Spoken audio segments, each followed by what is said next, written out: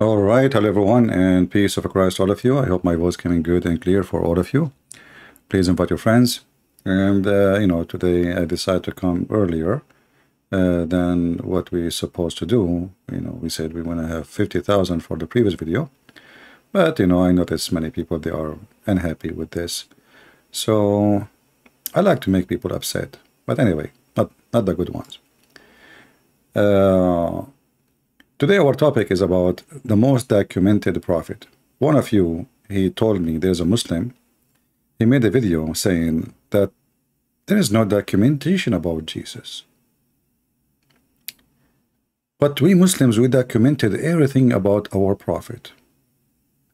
And I wish this potato would dare to call me so we can laugh about the documentation of their prophet. The funny is that if we ask the person what is the date today, he will say 2023, and they are talking about documentation. The whole documentation in history is written now by the date of Jesus, you idiot. So in the same time, when a Muslim he says that Prophet Isa, peace be upon him, is not documented, are you insulting your God or insulting who? Because why your God did not want to document Isa? You don't care for Isa? I mean, isn't it Isa right now in heaven and your prophet is dead? So, when the Mohammedan, they try to be smart, we laugh at what they claim. And the second we go and check the documentation they are proud about, they will say it is da'if. What? It's da'if. Da'if. Da'if. Da'if. Daif. Daif. Daif. But it says Sahih. For me, it's Daif. Okay? But it says in al-Bukhari, it's here, it's Daif. So the Muhammadan, they have a lot of documentation of their prophet. The second you read for them what their prophet said, they say Daif. We don't accept this documentation. And here you see the stupidity of this stupid religion, if I can call it a religion. Like Shaitan, he fart when he hear the adhan. Is that a Sahih hadith or not? It is Sahih, documentation. So now we have documentation proving that Muhammad is an idiot. He's a superstition person, he's mentally ill. But just to make you happy about speaking about documentation.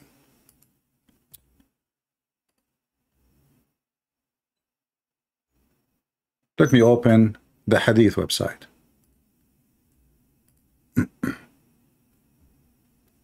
Remember, the Muslims are proud, but they have documentation of their prophet. Everything you do, even when you do poo-poo. But before we go there, we really want to get dirty. Let me show you something. Prove that Islam and the followers of Muhammad are really mentally unstable. I'm not insulting, by the way. I'm just describing the situation, and I will prove it in a second.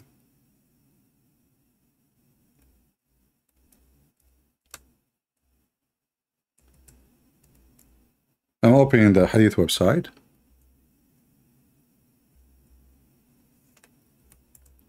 And now we will put it for you on the screen. They are proud about what? They wrote everything Muhammad he said in the Hadith. But by doing that, you disobey your God and your prophet. Because your prophet, aka Muhammad, aka Qatham, aka idiot, aka sunset in murky water, aka shake your penis 3 times, aka shaitan sleep on your nose, piss in your ears, play with your penis, go inside the woman's vagina, and make fire in her pubic area. All those your prophet stories.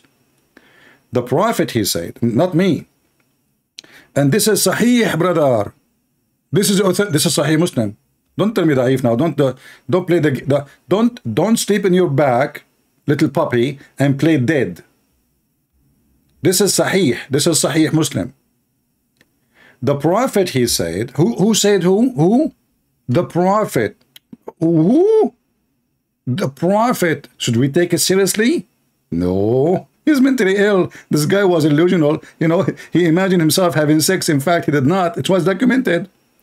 Not only that, somebody took some hair from his ass and he placed magic on him, and the prophet, he go have sex with the pillow or with the goat, but yet he think it's his wife's. It's documented.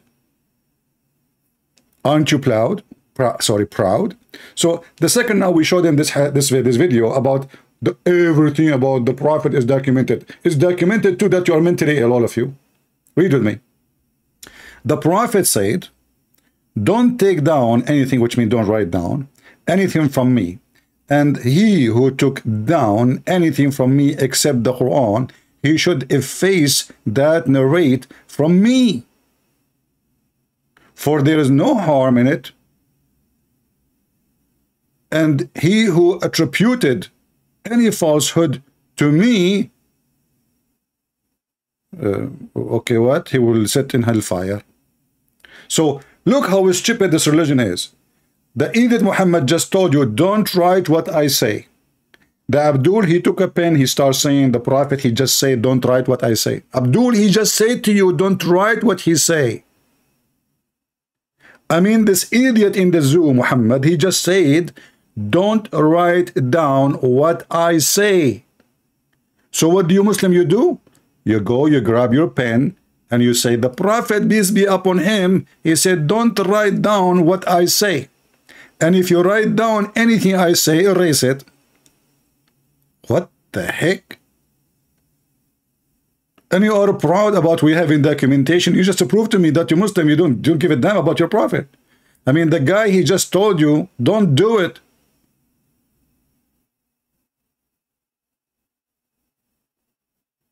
By the way, my Skype is open. If you are a Muslim and you are so excited, I will be so happy to make you flat tire.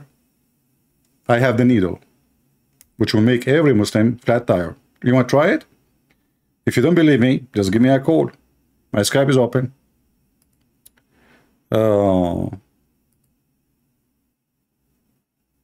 Let us see. I mean, people text me when I am not online, which is weird.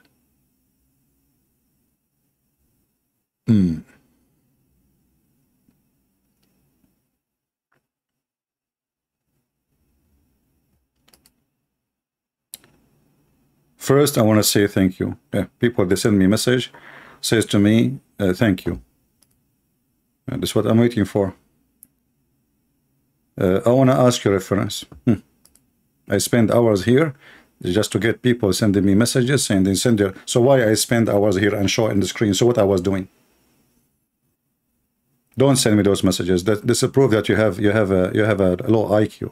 So what we have in front of us on the screen? Anytime you see anything in my videos in the screen, you can, even if it's in Arabic, by the way, you can use your Google phone, your search engine, open the camera, click search, and you can find the exact text as a page. Then you can go and you can translate the page. Same you can go do here. I mean, life is easy with the internet today and the technology. I remember, you know, first time I made videos in YouTube, I had to hold a camera. I bought a camera, very expensive at that time, hold it with my hand and record my screen with the video tape camera. And then to make the video, convert it will take 6 hours. And then to load the video, it's on mission impossible because we have like a phone connection, you lose connection, the file is so slow. I mean, now it's so easy. Going back to our topic. So the Prophet of Allah is very much documented. You know, just to give you an idea how much the Prophet of Allah was documented, Abu Huraira is the most famous reporter for the hadith, the father of the cat. Abu Huraira, I mean the father of the cats. He said, if I mention to you the hadith which the Prophet used to say in the time of Umar al-Khattab, he will hit me even with the cooking pot or even with the hammer. or even with anything. Umar al-Khattab, the second he hear Muslims quoting hadith, he hit the person who say that hadith. And here you need to ask yourself why. Umar al-Khattab, he don't like Muhammad? What is the reason? Maybe Umar al-Khattab, he hate Muhammad. Or maybe what the Muslims saying about Muhammad is not right. I'm just trying to find you the hadith. Let us see. About Umar al-Khattab beating Abu Huraira. It should be in Sahih Muslim, very number 1. But I want to see. Hold, give me a second.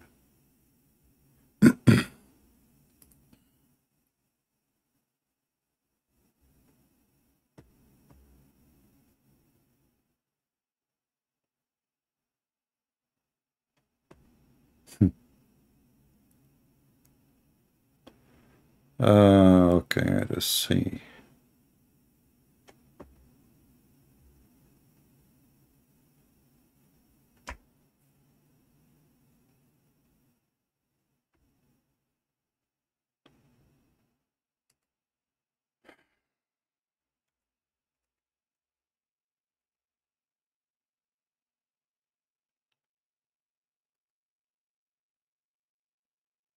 Where is the hadith?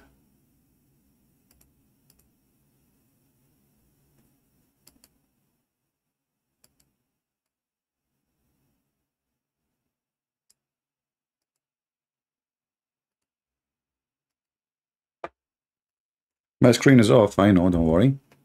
I'm just trying to find you.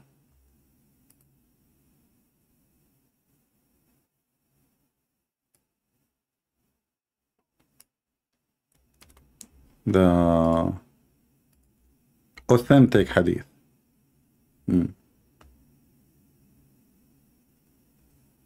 Let us see. If I could not find it in English, I will show it in Arabic.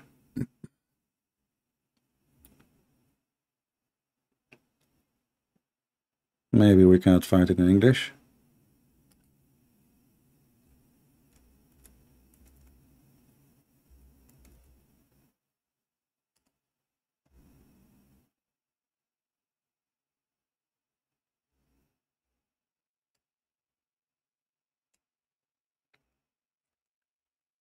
All right, maybe we have to use the Arabic. What we can do.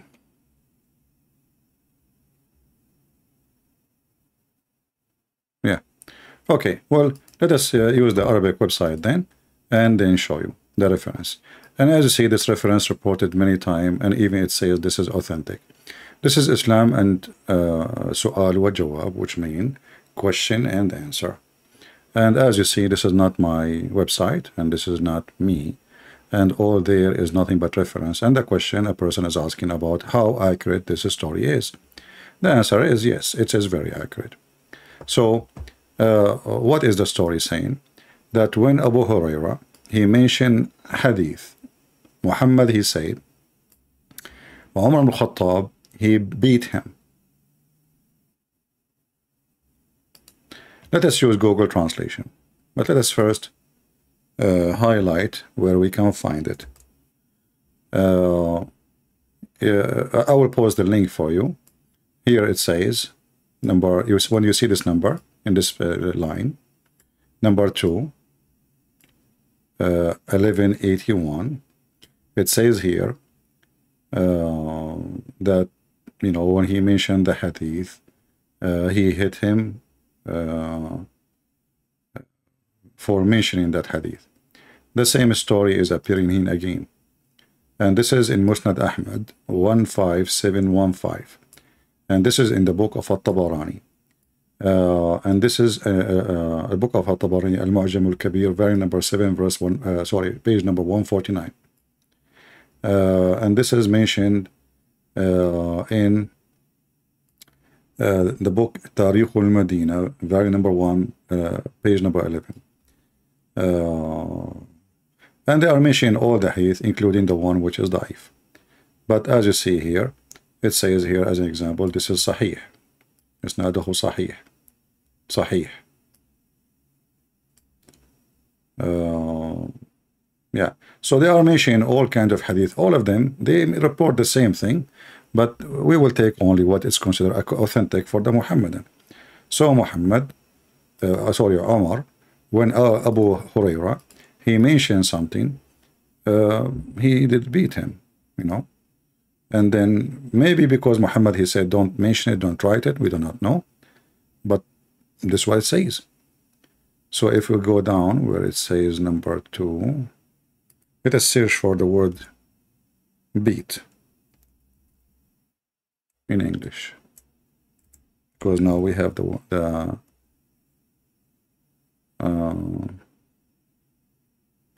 it doesn't show really in the English translation. I'm not sure why.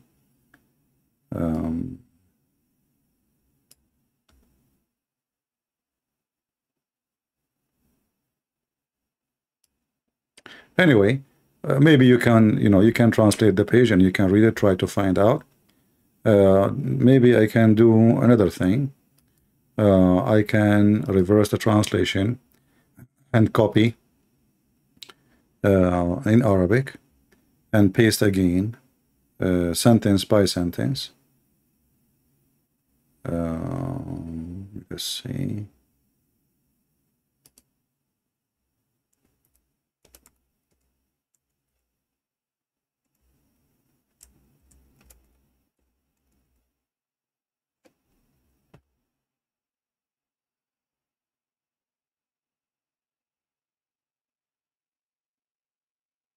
Okay. I will take one line at a time. And just to show you, give you an idea,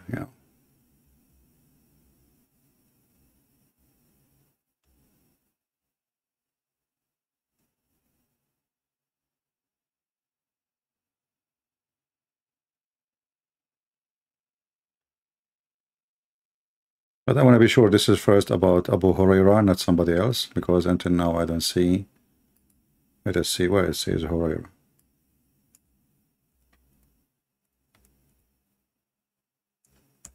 This is why. Okay, hold on. This is a different thing. Give me another minute, please.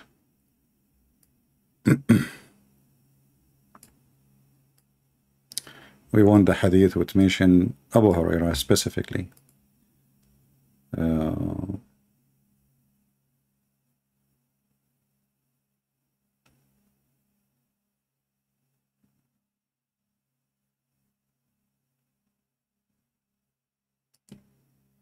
Let us see what we will see here.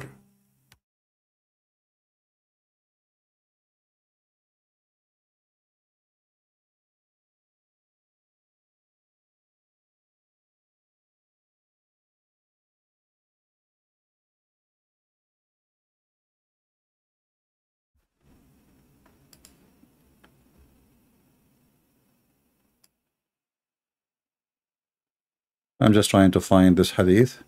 Give me a second. I know that you guys maybe you don't like to wait long, but sometimes we have difficulty to find what we are looking for.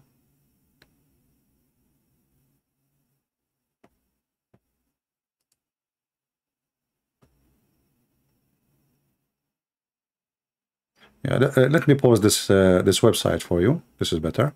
I found an official website. All right. Let me put it for you on the screen. And I will give you the link. So all of you, you can open it and you can do Google translation.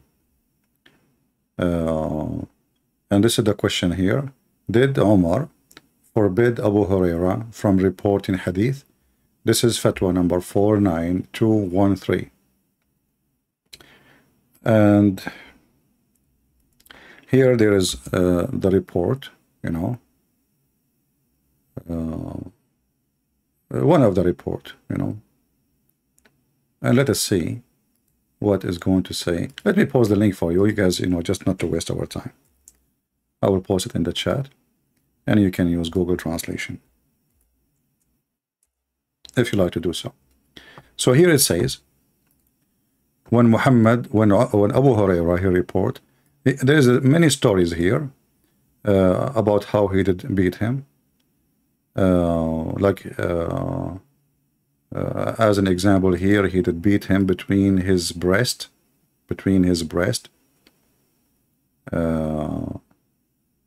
and here Umar, this is even in the time of Muhammad. Umar is beating Abu Hurairah in the time of Umar. Let's see.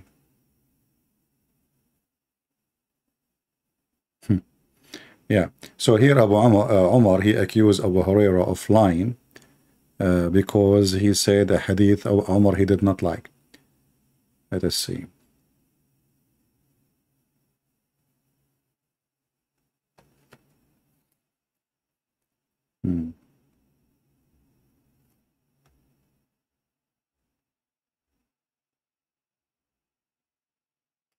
Yeah, this is one of the stories. There's many stories. Let us see here. I don't know why it's not translating. I click translate. It's not working. Try again. Translate the full page. There we go. So the question here, as you see, is it true that Umar he prevented Abu Hurairah from narrating hadith? The whole point is that the Muslims, they disobey their prophet when they claim that they documented what their prophet saying. However, we as a Christians, we are so proud of the Muslims for doing what they do. As an example, when Muhammad he said this is documented, proving that Muhammad is a fraud. And this is Al-Bukhari and Muslim. Muhammad he claimed that there is no disease can be transmitted. This is a lie. Muhammad saying, whoever say to you that a disease can be transmitted from a person to a person, that is a lie. All right? The hadith in front of you, this is Sahih al-Bukhari. This is authentic. This is authentic. This is authentic. This is authentic. This is authentic. Even here it says Sahih, you know, authentic. Read with me carefully. The Prophet saying, there is no infection and no evil. Actually, this is false translation. He did not say there is no infection. He says there is no transmission of disease. Not you see how they lie? I mean, look, it's the same hadith. Look, here they are saying no infection. The same exact sentence. Look here what they say. There is no transmission of disease. Do you see how they lie? It's exactly the same words. So if you ask yourself why they are translating differently, because one of them is trying to hide what Muhammad said because he noticed this is something stupid. Are you with me? Anyone in the chat will talk about Protestant, Roman Catholic, I will send you to Allah free shipping and handling. So watch your mouth. Don't come here, play between my socks. Little devil. We have a topic. If you are immature, if you are stupid, if you are a monkey, go to the zoo. So, when Muhammad said there is no transmission of a disease, and this is documented, and this is what they are proud about, this is a proof to us that the documentation proving that Muhammad is a false man. So I want to say to you, thank you very much for your documentation. And here you need to ask yourself why the Muslims lie and they say there is no infection and no evil omen. What does that mean? When the fact he says la adwa, la adwa. Look, there is no infection. Look how they fabricate translation. The same exact hadith. There's no infection, they say. But this is not what Arabic saying. It says there is no disease transmission, which means he don't agree what people claim that if somebody is sick with some kind of disease. Look, this is the same hadith. Look, here it says there is no transitive disease. Do you see it? You go up, the same hadith, they say there's no infection. They lie in order to duct tape their prophet. Let us see different hadith. This is a hadith about a Jewish man schooling Muhammad about monotheism, and Muhammad, he followed the Jewish man, not Allah. The Jewish man, he accused Muhammad and the Muhammadan in his time, in the front of his face, that he is associating pagan gods with God. What Muhammad he did, he agreed. It's documented, and this is Sahih, as you see. So how Muhammad is a prophet of God, yet a little Jewish man walking by, we do not know who is he. He's nobody, obviously. Schooling your prophet about how monotheism is, teaching him what to say, what not to say. And then Muhammad, he take what this man say for granted, and he tell the people, his people, to follow what the Jewish man said. So the question is, where was your God to teach Muhammad that he is doing wrong? And why Muhammad is taking his religion from a Jew to learn about monotheism if he was a monotheist already?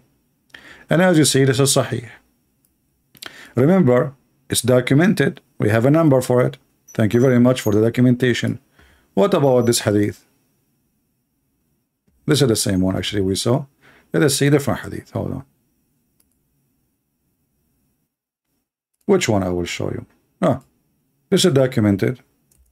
The Prophet, when he take a shower, when he wash himself to prepare himself to ablution, he jump like a pig to water, have dead dogs and women blood from period, and he have garbage. It's documented. Even here it says Sahih. Look, Mr. Documented. So the potato who is proud about his prophet, we know nobody in the world documented as Muhammad. We are so happy that you did. This is who is your prophet. He is a man who jump in shit, excuse my language, to wash.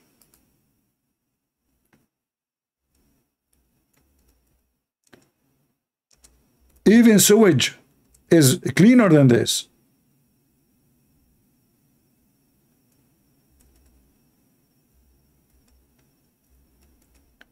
And when they ask him about his behavior,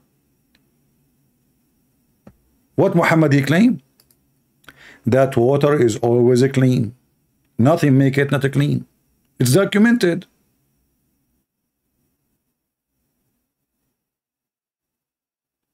It is documented. Aren't you the one who is proud about your prophet life is documented? We are proud about it too. Do you see it? Is that da'if? No. It says Hassan here. Hassan mean good. This one is the same. This is Hassan. The name of the grandson of Muhammad, Hassan, which mean good.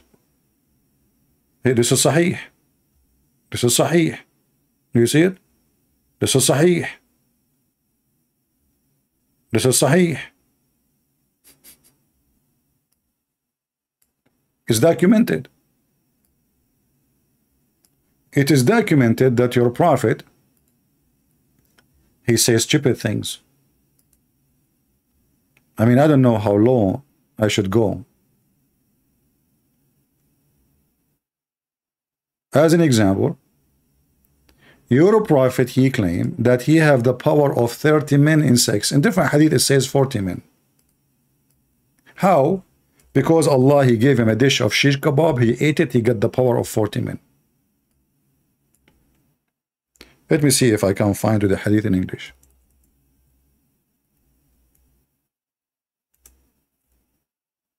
Documented.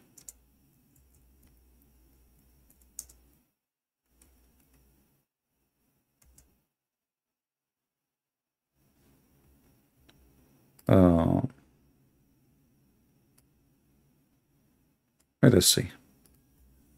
So when a Muslim, he says, we have everything about our prophet documented, we laugh. You are ashamed of it, you know.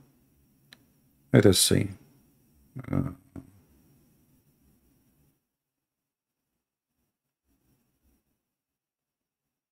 Here we go. Look at this. Look at this. This is Al-Bukhari. The Prophet, excuse my language, he F all his wives in 1 hour.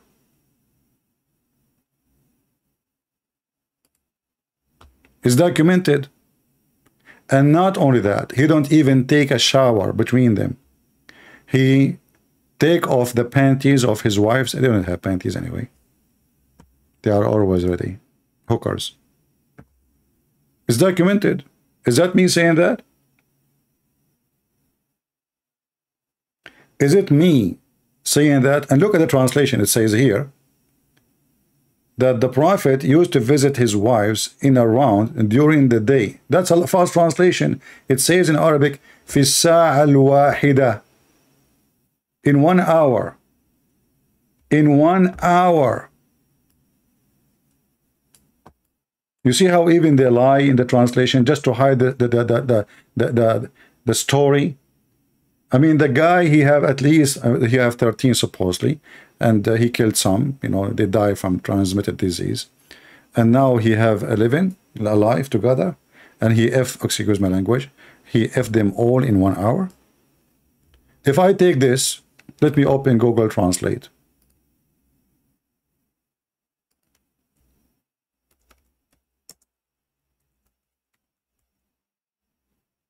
I will take it as it is, just to show you how they lie. This is why you cannot. You cannot trust Muhammadans. As you see, I copy in front of you. I will take it to Google Translation, paste. Translation English. The Prophet, may Allah praise on him, he used, the translation here is coming, visit, you know. No, this is about having sex. Visit his wives in 1 hour at the night or in the day. Like, doesn't matter if it's night or you know. And at that time, he have 11.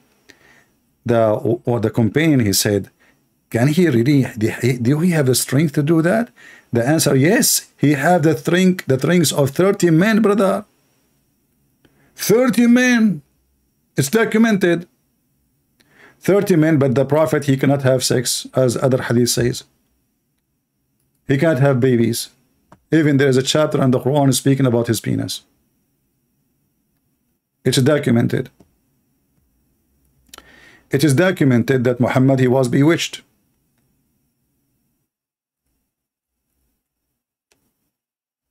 So, when you are proud about documentation, this is al-Bukhari. So if a Christian, he says to you, tell me about your bewitched prophet, are you going to be upset for what is documented? Are you going to be unhappy? Are you going to say to me, why you're insulting my prophet? I'm not the one who said he was bewitched. It's you Muslims. And he was bewitched to the point he cannot even recognize he is having sex with who? However, it's proven, documented, as you see, it's not his wives.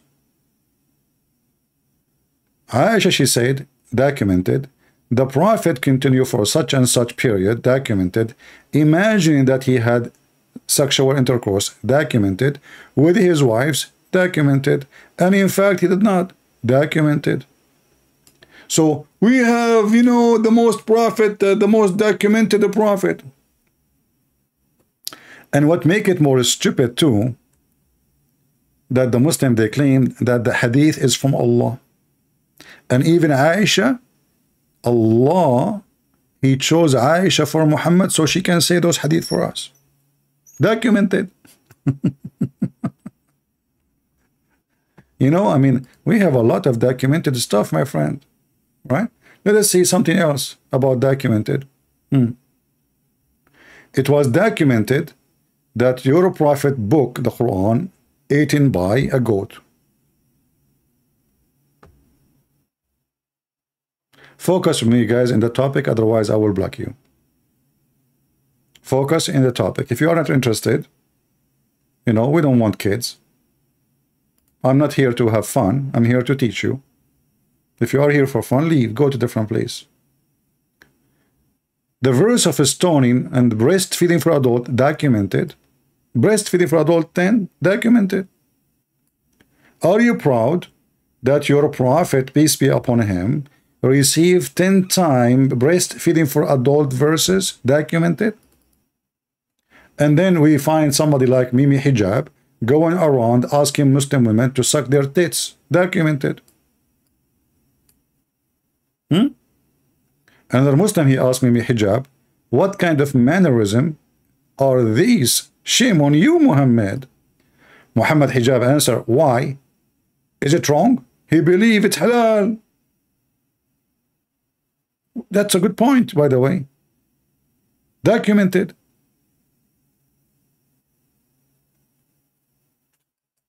So when one of you, he sent me, saying to me, this Muslim, he says documented, I want to ask the person who sent me this question. I mean, are you an idiot?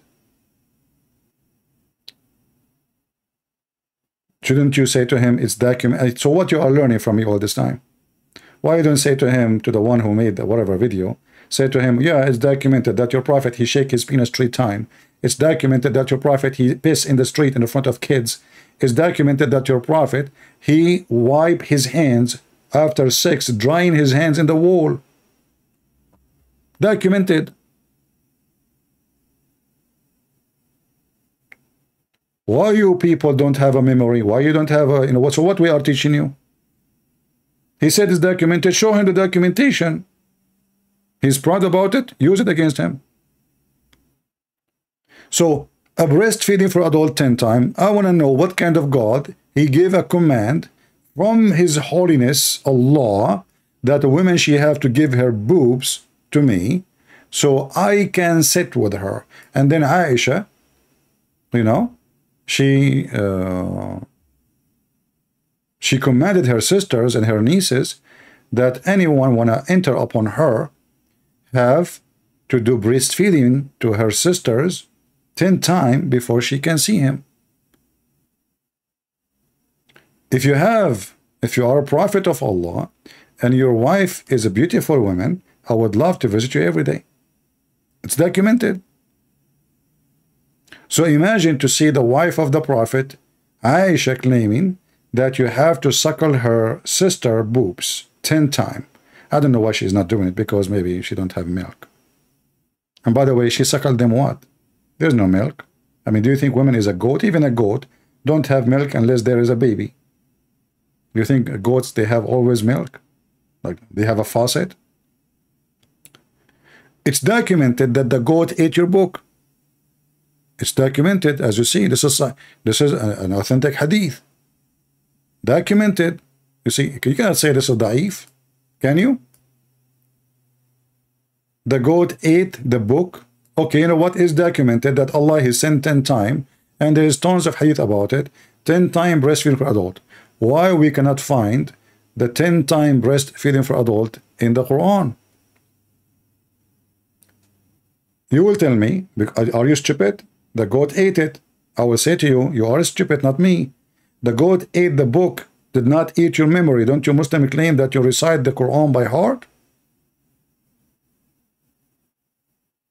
Don't you Muslim claim that Allah preserved the Quran? So the goat ate the book. Did the goat eat your memory? Maybe this goat is a Trojan horse. She went to your computer, your brain, and she started chewing your memory. All right? Let us see. We have somebody here supposedly as a Muslim. Maybe. Unless it is this girl, she changed her voice. Let us give her a chance. Hello? Yeah, it's her, mostly. Hello? Hello. Yeah. Can you speak louder, please? Okay. Can you hear me now? Hello. Go ahead. Go ahead. Can you hear me now? Yeah, I hear you now. Okay, so what do you think about the topic that your prophet life is documented? Yeah, but you told something, but actually you misunderstood so many hadiths. So, say again what? I think there is something, maybe there is something wrong from my speakers. Let me see. From my headphone, maybe. Okay, Can okay, I call you after a second? Let me change the headset. okay, okay. Okay, give me a second. You see, I have a problem from my side. I don't know why. So it's possible that there's a defect in my side. Let us see. Let me change this one here.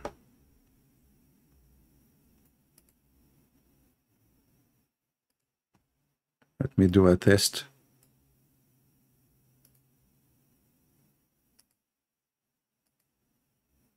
Okay, hold on. I will try to get another headset because I have a problem here and I don't know why.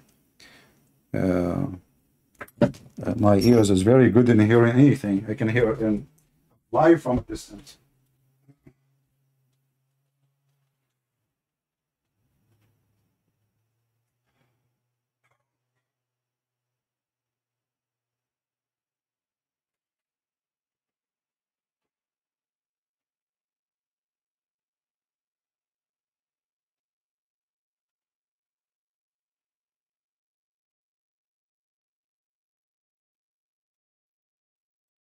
I bought a set of those. Those are headset like for phone. I don't like to use those ones, the big ear stuff. Let me see. I still have two here. Let's take one off from this container. I will mute the mic, guys, so you don't bother by my voice. I mean, the opening this thing.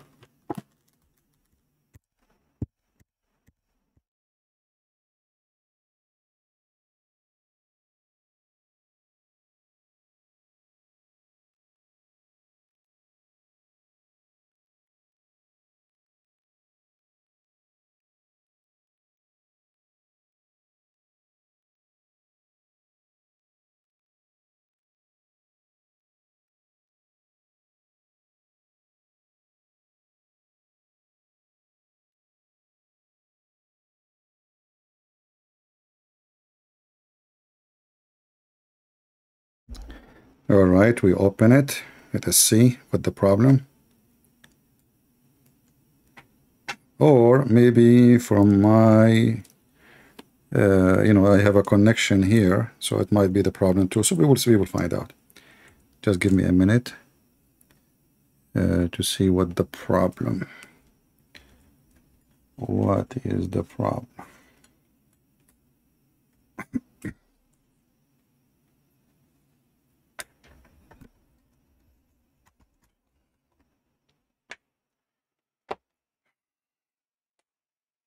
Okay.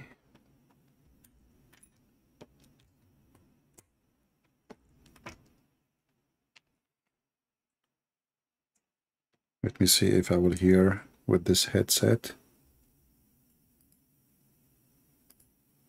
Okay, maybe I need to, let us do a test. I apologize, guys. Yeah, I found now the reason.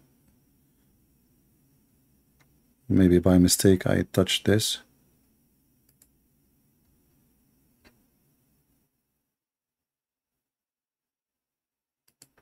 All right, let us call this guy. I think now we are fine. Yeah, it turned to be is not the headset really. This is like a cheap ones, they are not really expensive. Let's call him.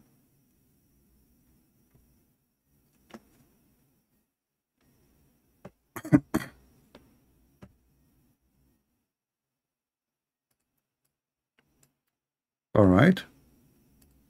Hello? Hello, yeah. Can you hear me now? Yeah, I hear you. Yeah, it's not from your side actually. It was from my side. Okay, okay, okay. All right. Got it, okay. So what do you think about our topic? What's your name? Your name is Fazlan? Yeah, yes. All right. So what do you think? Go ahead. I'm listening.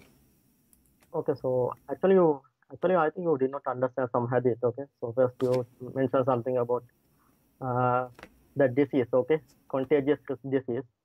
So the actual meaning of that one is because we believe everything happens with the will of Allah. So that means if it is a contagious disease, it is not going to spread itself unless Allah will. So that is the actual meaning. Okay. Because So I don't understand, you know. So is the hadith is something when the Muslim they say that the story of Muhammad life is documented.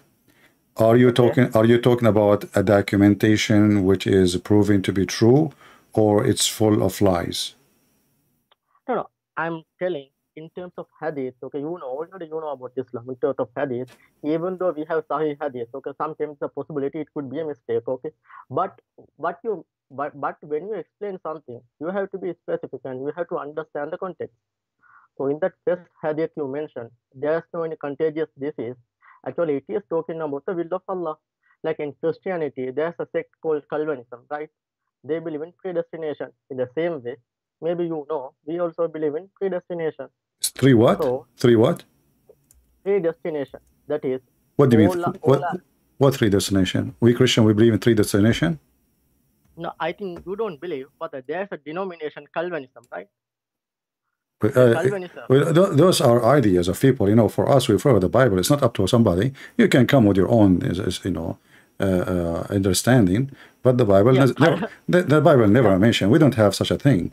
The Bible never mentioned this. So if somebody became a philosopher and bring his own philosophy, but you are trying to change the topic, my friend. We are talking about what is written in Muslim books, not understanding of the hadith. It's what it is written. Is it true? Is it false? No, it is true, but the actual meaning is different. The actual meaning is everything happens with the will of Allah. Like if the disease transmitted to someone else, that's happened with the will of Allah. So that is the actual meaning, right? So even in So Christianity, so hold on. So when Aisha she said that we were busy with the Prophet death, and a goat came and ate the hadith. Even this one need understanding. Like you Muslims can be confused about this. A goat ate the Quran. Okay, so now and there was 10 times breastfeeding for adult. So what do you think? What is your reaction for Allah sending such a hadith, and the goat ate it? And it's about what? It's about a breastfeed for adult. okay, so in Quran, Allah Himself says He has sent down the Quran, He will preserve it. So also, we know, because Aisha said something, I know there's a Sahih Hadith. But when Quran was compiled, the Uthman and all the companions, they agreed the Quran is complete. So we have well, nobody of the companion disagree with this. Can you show me? Prove me wrong. So all okay. This is why the hadith is reported from Aisha through hundreds of years supposedly, and none of you Muslims complain. So no, don't claim it's So I'm asking you now, a documentation saying that Allah He commanded Muslim women to give their breast and to feed a foreigner, a stranger, 10 times, and this was verse in the Quran, and the goat ate the Quran. Can you tell me what is the verse of a 10-time breastfeed for adult? Is in the Quran? No, because when the Quran was compiled, Uthman never mentioned that some words are missing. Because all the companion agreed Quran is complete. Because can you show me anywhere like Uthman or the people who compiled the Quran, some words was missing? That's my first point. And the second point, as a Christian, you can. What is the first point? I did not understand. Say it again slowly, please. Okay, my first point is when the Uthman and companions of Prophet Muhammad compiled the Quran, did they ever mention we missed something? Because sure, they mention a lot, because there's tons of hadith speaking that ma tayassara minhu, which means what we were able to collect, not all of it, and so it's documented too. So you see, you Muslims, you claim that the Quran is preserved. There's an Imam, Mimi Hijab, he just mentioned his name 20 times in the previous video. We prayed this at this time. As-Suyuti.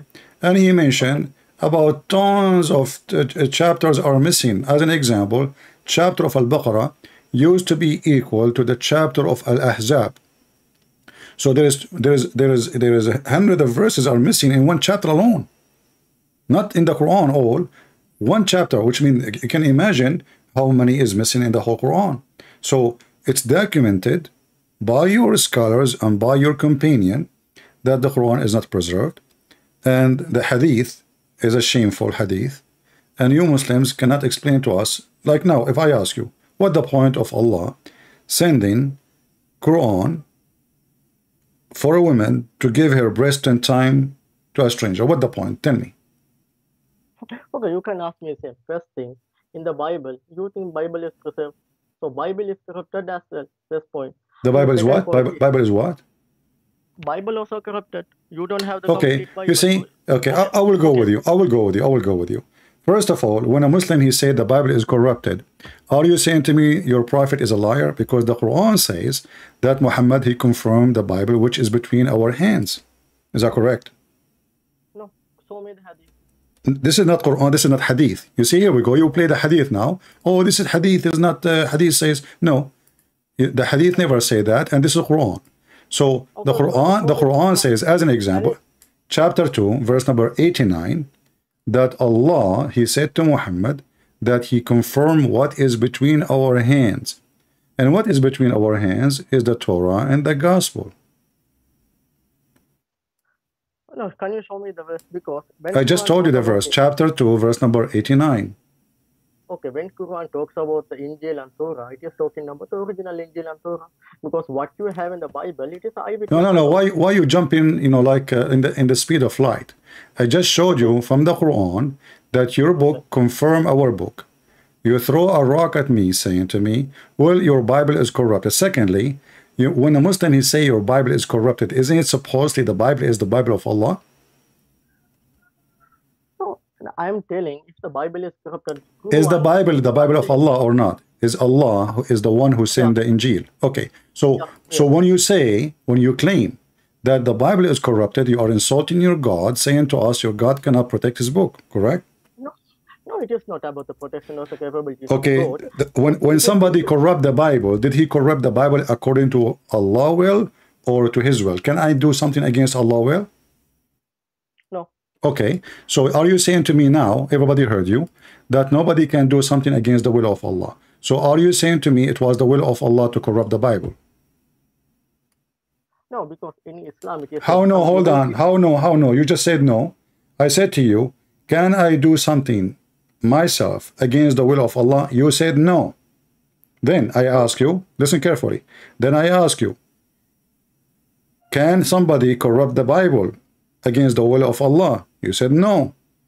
So the Bible is corrupted according to the will of Allah. So the one who wanted the Bible to be corrupt is Allah. That's what you are saying to me. No, I think that is not an improper logic, because according to Islam, whatever evil, it is come from the man. The evil deed, not... It's what? It's what? It's what? That means the evil deed, okay? Something good... No. You see, hold on. If I wanna... This is the book of Allah. This is not an evil deed. Yeah, I'm telling... Can I... Hold on. Can I corrupt the Quran? No, because in Quran... It is okay, hold on. Allah, so hold on. No, before we continue. So I cannot corrupt the Quran. Why? Go ahead.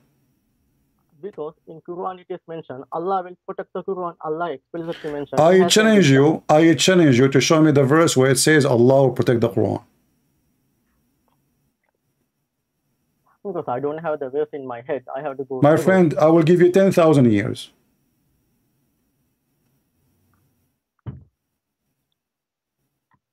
The Quran never mentioned Allah will protect the Quran. The Quran said that nobody can change the words of Allah, and the Bible supposedly and the Torah, according to Islam, is the word of Allah.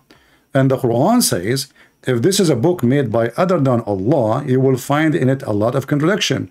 So if Allah say in the Quran, nobody can change or exchange the word of Allah, then nobody can exchange the word of Allah. Allah never said anything about protecting the Quran.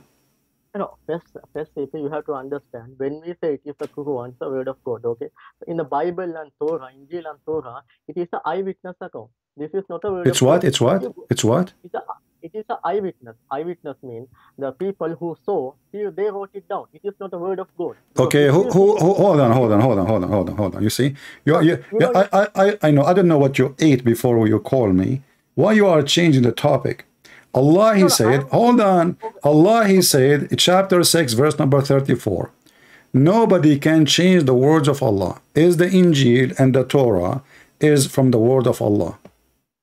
Nobody can change the word of Allah. The context is Quran. It is not talking about the Bible, no Torah. Okay, hold on. So, okay, hold on. How you know it's talking about the Quran?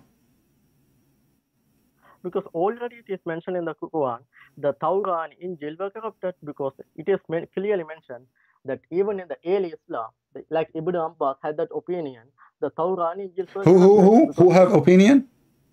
Ibn Abbas, okay. Ibn Abbas, okay, hold on, guys. Ibn Abbas have opinion. I say to you, show me what your prophet said.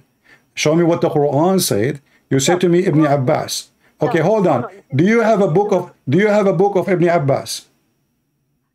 No, CP. It is in the Quran itself. No, listen. You mentioned to me opinion of Ibn Abbas. I did not hear it yet. We want to hear it, no problem. But do you have a book of Ibn Abbas? No, I am. So how you know Ibn Abbas, he said what he said? You are the one who's changing the topic. So why can't we stick to one topic? No, we are in the topic. You are the one who mentioned Ibn Abbas, not me. So I'm asking you, Ibn Abbas said, where you get what Ibn Abbas said from? It is from his tafsir. Tafsir. Okay, can you show me the Sahih Hadith from the tafsir saying the Christian, they change their book, which is Sahih, which means we can find it in the Bukhari, we can find it in Sahih Muslim, we can find it in any authentic. So we can take it into consideration. Can we? No, it is mentioned in the Quran itself. The Torah and Injil is corrupted. Where it mentioned that? Okay, if you can show me that, I'm going to shave my 25-foot beard. The Quran says, that will help you. You do not know your Quran, obviously. يُحَرِّفُونَ الْكَلُمْ عَنْ مَوَاضِعِهِ. They change their location. How? You read the interpretation, it says, a Jew, he put his finger over the verse. That's it. How that is a change? How that is a corruption? He put his finger, your prophet was sitting next to him. The Jew, he put his finger over the Torah. How that is a corruption? So now, if you are sitting next to me, and I put my finger over a word in the Quran, my finger, is that will make the Quran corrupt? No, let me show you the verse, okay? What? Because, okay. Let me show you the Quranic verse, okay? Okay. So, okay, let me tell you one thing before that one. So, in early Islam, okay, we had two opinions about the Injil and Torah. You have two opinion. You have two opinion. Yeah. Okay, why you have two? Why you have two opinion? Yeah, let me speak, okay? No. You see, we are talking, my friend. We are having a conversation. Take it easy. Yeah. Why you Muslims have two opinion about simple thing? I mean, are you saying to me that Muslims agree about not to agree? Why we don't have one? Why we don't have one opinion? Yeah, because in the Quran it is mentioned Bible and Torah corrupted, but it is not explicitly. Okay, so hold on. So in the Quran it mentioned, hold on. In the Quran it mentioned, and I challenge you to tell me where, that the Bible and the Torah is corrupted, and yet you have two opinions about it. How? Why? Yeah, first you have to let me speak what I have to say, because if you are going to continue to interrupt me, there's no way I can tell what I have to tell. So I'm very much into details, so you cannot escape what you say. And be careful, I'm telling you, whatever you say is going to be used against you. Now, give me the two opinion and give me the verse saying that the Bible and the Torah is corrupted. Okay, no, I will give you the verse. Before that, let me tell you the two opinions. The first opinion was the meaning, the text was not changed, but the people, the rabbis and the monks, they changed the meaning. See, now, look guys, the text did not change, but the meaning changed. How that can be corruption? Okay, that is the first opinion. Okay. Okay, hold on. You just told me you Muslims have two opinions. I can challenge you to find me one verse in the Quran. You don't have 1,000 opinions about it, which means 1,000 of meanings. So according to you, Islam itself is corrupted because the text did not change, but you have too many meaning. Everybody have his own meaning. Yeah, don't you think in the Bible you don't have different opinion? Okay, at first. No. You see. Hold on. You know, we cannot have different opinion about Jesus saying, "Whoever ask, I will give. Whoever believe and he die, he will live." whoever believe in me, you know, ask him my name. I am the Alpha, I am the Omega, I am the truth and the life. How that can even be opinion? You Muslims, you have different opinion about everything. Name one thing for me you don't have a different opinion about. And let me ask you again, please. Listen, you just agreed, everybody heard you, that the text never changed. And we changed the meaning. Can you give me an example? Okay, because you said there was no different opinion in the Bible. Because I have gone through the Bible history. Okay, if you see the earliest church fathers, they had so many different opinions about the Trinity itself, like Clement of Rome. No, there is no. That's not true. Those are not a Christian, my friend. No, my friend. Okay, hold on. You see, don't go there. Don't go there. I mean, this looks stupid. Let me make it simple for you. When you say to me that we have the book and the text never changed. So now if we open the book which we have between our hands, does the book mention clearly the Trinity or not? Yeah, look, yeah. Let me tell you the second point, because you never let me speak. This is the point. No, because I will not let you jump like a horse from place to place. No, when you say something, you have to prove it. And look what you just did. You just agreed. In the beginning, you said that the Torah and the Bible is corrupted. Now you said no, they are not corrupted as text. They are changed as meaning. Okay, I will go with you. Hold on, I will go with. Oh, I will go with you. Hold on, I will go with you. I will go with you. So when the God, hold on, my friend. I want you to explain to me one verse. Jesus, he said, "I am from above, you are from below." SCP, let me tell you the second opinion. My friend, give me your opinion. I want to see how smart you are. Jesus said, "I am from above, you are from below." Okay. What does that mean? You tell, what does that mean? Huh? It means many things. Okay. What? It mean what? Yeah, you tell what it means. You tell it is he's the God. Okay, then I can ask you. No. You see why you don't tell me? Here we go. You said to me you agreed that this is the book, never been changed. The text is the same. Okay. As an example. No. Yeah, CP, let me finish. Why can't you finish? Because how much time we have to spend? We have time. You see, on it, whatever you say, I'm going to hold you from it. I'm not going to let you go. I'm not going to let you escape with what you said. So now, when Jesus says, before Abraham I am, how you can explain that to me? You are the Muslim. Explain the Bible for me now. Go ahead. Oh, okay. Before, even the devil, Satan was before Abraham. So is he God? No problem. But Jesus is not Satan. Do you agree with me that Jesus is not Satan? Yeah, but it is. Okay, so why you are comparing Jesus to Satan? Are you being stupid now? Okay. Did Jesus say that before the world exists, he was exist? No, you are the one said before Abraham, Jesus was. I am telling you, if that is the logic, he is the God, then devil should be God too, because even devil was existed before Abraham. No, you say before Abraham, that means before all the father of the prophets, Jesus was. How he was, explain to me how he was, how he is claiming that he exists when he is born of Mary. How you explain that? Okay, I can say you the same. In Bible, Jesus said, only Father knows the hour. No problem. We can go there. We can go there. You see, here we go. You are jumping. I'm asking you now. We go to the hour. Your God do not know the hour. Jesus, he said, he did not say, I do not know the hour. He says, my Father. He just said, my Father. So you just said, admitted that the Bible is not. Hold on. Hey, hold on. Okay, hold on. So the question is, when Jesus, he said, my Father, did Jesus say that I am the judge in the judgment day? So the Father, he have a job to do. He is the one, he will announce the day of judgment. The Son, he will be the judge over mankind. So this is why we believe in Trinity. The Father have a job. Jesus, he said, I work and my Father work too. What is the work of the Father? When it's time, he will announce the day of judgment. That's why he called him the Father. The Father is the one who myself, I have my authority from him. We Christian, we don't believe that Jesus is the Father. We believe that the Father is a person, the Son is a person, the Holy Spirit is a person. Hold on, just wait. So what you are confusing yourself with, because you are a Muslim. You don't learn Christianity from us. You learn it from the dummy Muhammad. So when Jesus said, I am before the whole world as with you, was with you, Father, that means Jesus was exist from the beginning of the time. Do we agree? Because, okay, let me tell you. So in Jesus said, only Father knows the hour.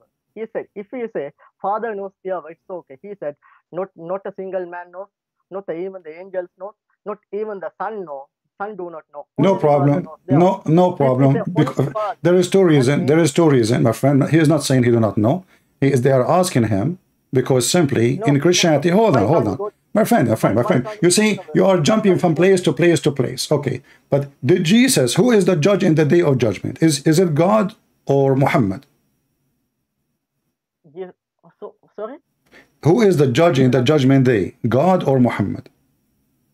It's a God. Okay, so how come you ignore that Jesus, he said in the same chapter that he is the judge in the day of judgment, but you see only that he said, my Father only know, because you are selective, you're trying to find a reason, and when we explain to you the reason, you don't want to listen. So listen. Why? Who is the one who forgives sin? God or Muhammad? Oh, God forgives sin. Okay, Jesus, he forgives sin. Who is the one? Who is the one exists before all mankind? God or Muhammad? God. Okay, that is Jesus. Jesus says, I was with you, Father, before the whole world exist. So how come you don't see all of those things, but you see only that Jesus, he said, only my Father know. But he just confirmed this is his Father. The Father. So who is the one who know? The Father, not Allah, not Muhammad. And Jesus, because simply, he said, everything I have is given to me from my Father. So the authority belongs to the Father. The Son is born of the Father, not the opposite. So what's wrong that the Father is the one who is having the authority over the day of judgment? But the one who will be the judge, you see, listen, the Son have a job, the Father have a job. Now let's go back to zero. You said to me that the Bible never changed as text, but we changed the meaning, and you failed to give me how we changed the meaning. I gave you a question. I said to you, okay, I'm going to ask you, please give me the meaning of the Bible. You are the Muslim now, and you are a person with good deed. Can you explain the Bible for me? Okay, CP, I simply humbly ask you, when I say something, let me finish it. I'm not going to take you too much time. I will take you 1 or 2 minutes. Then I will finish it. Then you can explain. You can say whatever you need. Just give me the time to finish what I have to say. I will promise you, I will never take too much time. So when I say there's a 2 opinions, first opinion was the meaning was changed. Second opinion was the text was changed. So Ibn Abbas had the opinion, the second opinion, the text was changed. Okay, which one you take? While you are wasting my time, which one you take? I take the second one. Thank you very much. Okay, guys, he take the second time, so thank you very much. So all this drama is about what to say to me, that even the Muslims are confused. Hold on. The Muslims are confused if the text is changed or not. That means the Quran is a stupid book, because shouldn't the Quran make it clear? If this is, hold on, shut up. Isn't the Quran the book of Allah, and he is your guidance? It's not Ibn Abbas, it is Allah. So in the Quran, obviously, nowhere it says that the Bible is changed. Otherwise, all of you will agree that the Bible is changed. But you just gave me 2 opinions. Half of the Muslims say, oh, you know what? Not changed. It's only the meaning. The other half say, oh, the text changed. And so why the Muslims are confused? Because obviously the Quran is a stupid book. Thank you very much for saying that. However, what you just said is against the Quran. From the beginning, I told you, the Quran said that I confirmed the book between their hands. So how Allah confirmed the book between our hands, yet you Muslim, you take the second opinion? Yeah, it is our hands. It is talking about the Quran. Because no, we're not talking about the Quran. Talking about the book was before you. مصدقا لما بين يديه. مصدقا لما بين يديه. Do you know the Arabic? Go to the verse. Chapter 3, verse number 3. Okay, let me go there. Okay. In the meantime, you tell we have a different opinion. That means Quran is wrong. No, that means Islam. That means the Quran failed to explain itself. The Quran failed to explain itself in a very sensitive topic. that the book of Allah is preserved or not. Because when the Muslim, they accuse the Torah or the gospel to be corrupted, they are accusing Allah that he is weak, he could not protect his book. Anyone can give Allah a finger and change the book. Yeah, Okay. that's what you are saying to me. Okay, when you say something like that, maybe you clearly know the Christian history. Even in the Christian history, you could not agree on Trinity. That's why you have the church fathers. They have different opinions. Who? As an example, Who? yeah, I mean, in your Christian history, okay, Yeah. you have the church fathers, okay. Yeah. In the early church fathers, until the Council of Nicaea in 381, Yeah. they could not agree on Trinity. No, You have the- this is stupid of you to say, No, because okay. that cancel is not about the Trinity. That cancel is about if Jesus was exist from the beginning or not. If he is exist with the Father, hold on. If he is exist or later he was born, that it was. So all of them, they agree that Jesus is God. Hold on. All of them, both party who they are debating, they agree about Jesus being God. Is that correct? So that's why you have. So you see, you're being stupid now. So even when debate, they are not debating. And secondly, you see, hold on, no, those are, for us, if somebody go out of the line of the teaching of Jesus, we don't call him a Christian. We call them heretic. We call them a cult, like Muhammad. As an example, Muhammad, he made satanic verses saying that his God told him that I will give you women, go and sleep with this and this and this. What does this have to do with God? If Muhammad is from God, he will not even get such a verse. Now, read for me chapter 3, verse number 3. Because listen, you just destroyed your religion. You Muslims, you believe against your Quran. You are insulting your God, making fun of him, and I love it. Okay. Now the thing is, you do not. My friend, don't waste my time. Not the thing, not my thing, not your thing. Let us go to the Quran. Which one is more accurate, me or you or the Quran? No, let's see. Okay, even if in the Christian history, okay, you have the first Clement of Rome. Then my friend, we don't have. This is not a Christian history. This is not a. That's false. That's false. This is not a Christian history, because in the Old Testament, not only in the New Testament, the Trinity exists. Isn't it David? Isn't it David? Jesus, he said to the Jews, what you say about the Messiah? He said he is the son of David. He said, then how David, he called him God in his spirit? This is in the Old Testament. So don't be stupid. You're ignorant. You are ignorant. David worshipped the Messiah before the Messiah even come into this earth to be between us, born from Mary. Now go, my friend. Don't waste my time. Chapter 3, verse number 3. No, you are lying. Can you show me single church father who believe in Trinity? Give me a single name who believe in Trinity. Can you show me what? Can you show me what? Can you give me one church father, name of the one church father? All of them. Trinity? All of them. Isn't it John from the church father? Isn't it Paul from the church father? Isn't it Matthew from the church father? How farther we can go? Are you stupid or what?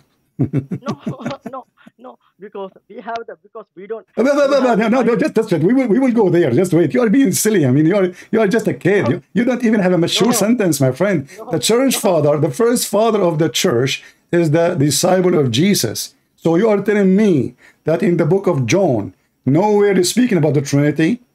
Are you saying to me in the book of Matthew, nowhere it says to speak about Trinity? Are you saying to me in the book of Luke, nowhere is speaking about the Trinity? You are just a fool trying to make to play smart. So now listen, why you don't want to read for me the verse? Why you don't want to read for me the verse? Why you don't want to read for me the verse confirming that every single Muslim is a fraud? Chapter 3, verse number 3. No, because you are lying. Because okay, read it. Okay, read it. Let us finish what you said just now. You said that John, Matthew, Luke, it is talking about Trinity, but the early church fathers, they had a different opinion about that one. Nobody, that's a lie. That is a lie, because no church father, you are being stupid again. Because a church father, in order to be called father of the church, he have to follow those books. There's no other books. We don't have Sahih Bukhari. You're acting like a monkey now. Listen, we don't have. The Bible says anyone who bring other than the scriptures, let him be cursed. So any Christian who follow anything else except those gospel, he is no Christian. And the gospels are so clear. The gospel confirm the gospel confirm that Jesus is God? Yes or no? No. Okay, so hold on. You just said the gospel never said that Jesus said, I am God. Is that correct? Yeah. Okay. After we read this verse, I'm going to show you a list of verses, and I challenge you. I will show you one verse now. Also, Bible says he is a man. So how are you going to reconcile? Because Bible, some verses say he's a goat. Okay, according to your argument. Some verses say he's a man. So what? He is God. He is a God. Your God is a man. No, he's not a man. Okay, we will go. Okay, we will go. Let us finish this verse, my friend. We will go. We will show how Jesus can be man and God in the same time, and how God, Allah, the God of Islam, cannot be God because he's a man. He cannot do what God can do. So Jesus, when he is a man, he can forgive sin. He can make the blind see. He can walk in water. He can resurrect people from death. Even he is a creator. Is that correct? No. What do you mean no? Jesus did not. Jesus is not. Jesus is not the creator. CP, shall we do one thing? No. Answer me. You said no. I said Jesus is the creator. You said no. Are you sure? Yeah. Yes. So there is nowhere in your religion teach that Jesus create life. No. No. You cannot do it because if he does something, it is with the permission of God. Because if you say Jesus resurrected dead, so even the prophet hold on, one by one. Don't speak fast. I can understand you. Okay. Right now, as I know, there's birds flying in the sky created by Jesus. Is that correct? It is done with the permission of God. Like if you hold on. Now it is by permission of God. How you can prove to me and why God he gave permission to Jesus, not to Muhammad? Secondly, now we have, by permission or not, we have two creators. We have Jesus who have a permission of God to be creator. This is what you just said. Everybody is laughing. And we have Allah as a creator. So now we have two creators. No, if you give the permission, that's when he is not God. Does the Quran say? If he is a God, why he need to take permission in the first place? Do you think? First of all, did Allah give me permission now to laugh at him? No, you are going out of the topic. You are using a stupid logic. No, you keep saying permission. How you can prove to me that your God gave Jesus the permission? We have a proof that Jesus, he do what nobody can do, only God. Can you prove to me that your God can do anything and he can give a permission to do anything? Because in the Quran, it is clearly mentioned, he resurrected dead. He gave birth. But the Quran is a word of a man. He claimed to be a prophet. He never met Jesus. He never saw Jesus.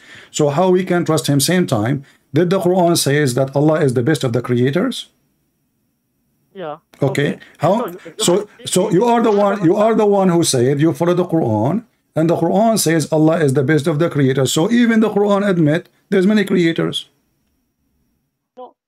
What do you mean no? What do you mean no?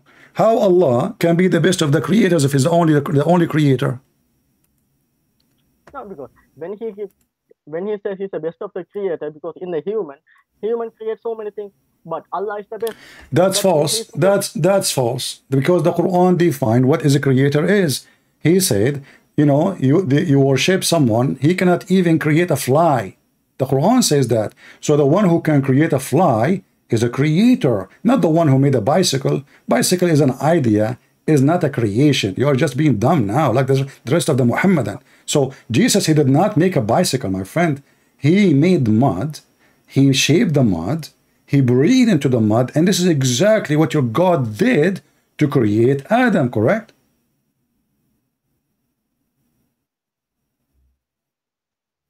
Yeah. Okay, so what do you mean, yeah? What do you mean, yeah? When Jesus, he breathed into the mud, from the breath of Jesus, life is given, correct? It is with the permission of God. Go to you keep saying that. You keep saying if there is anyone in the world beside Jesus being given permission from Allah to create like Allah. Yeah, before the Elijah, Prophet Elijah, he used to resurrect it. Who? Prophet Elijah.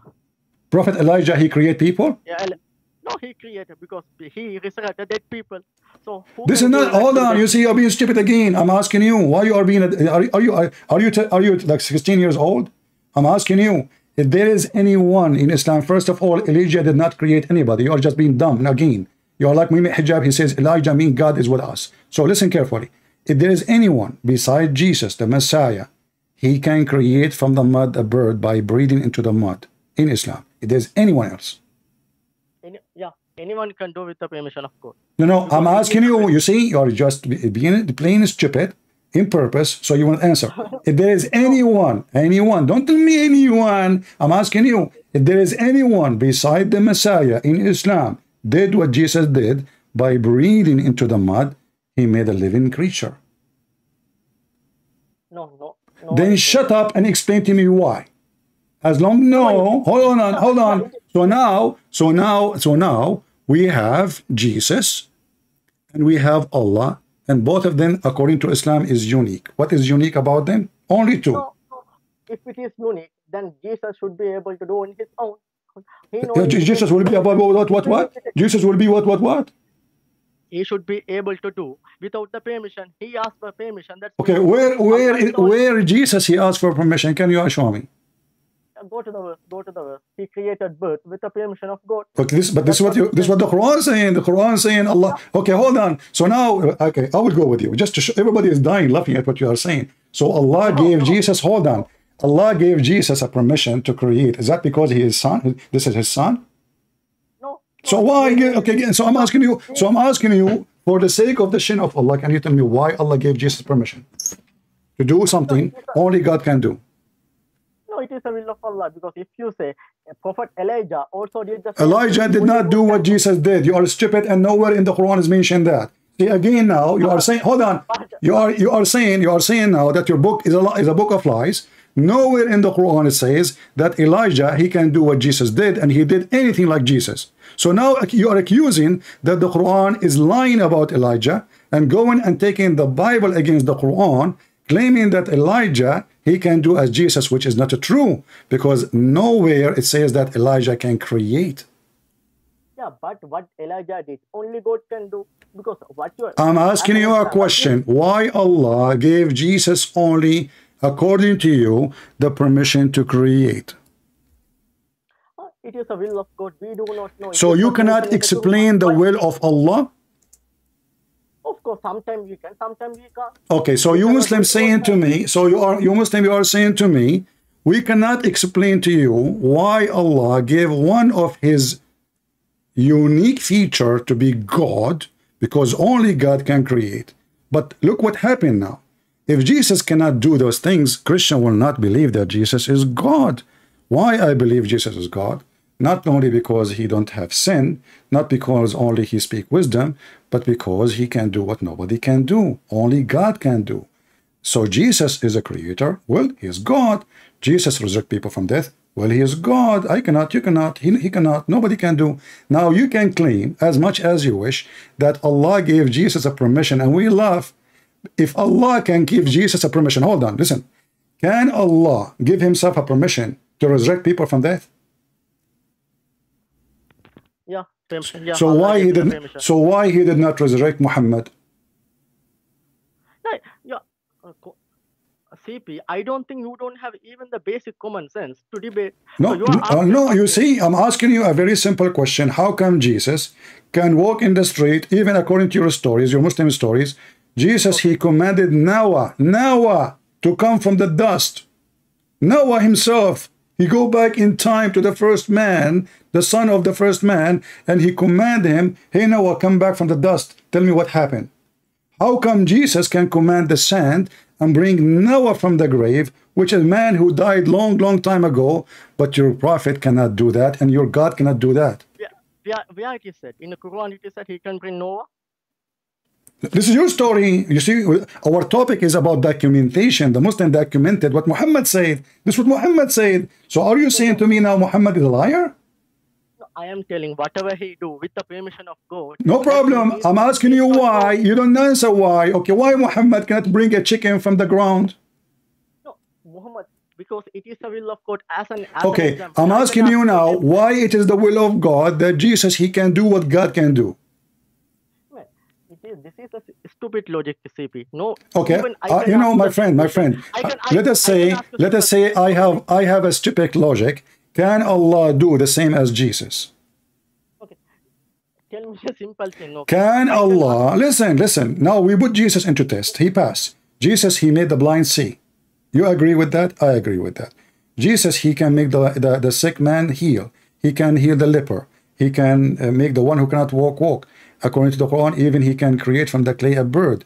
He can resurrect people from death. He can tell you even what you hide in your houses, and only Allah knows the unseen. Can Allah do any of those things Jesus did? Man, Allah is the one who gave the You keep saying to me, Allah gave the permission, but the whole Quran saying Allah could not do anything like Jesus. As an example, Allah decided to be smart.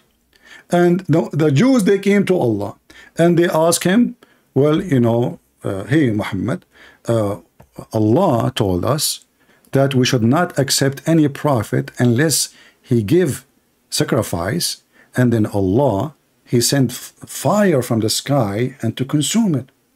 Muhammad, he agreed that Allah told him that. But how come Allah could not do it?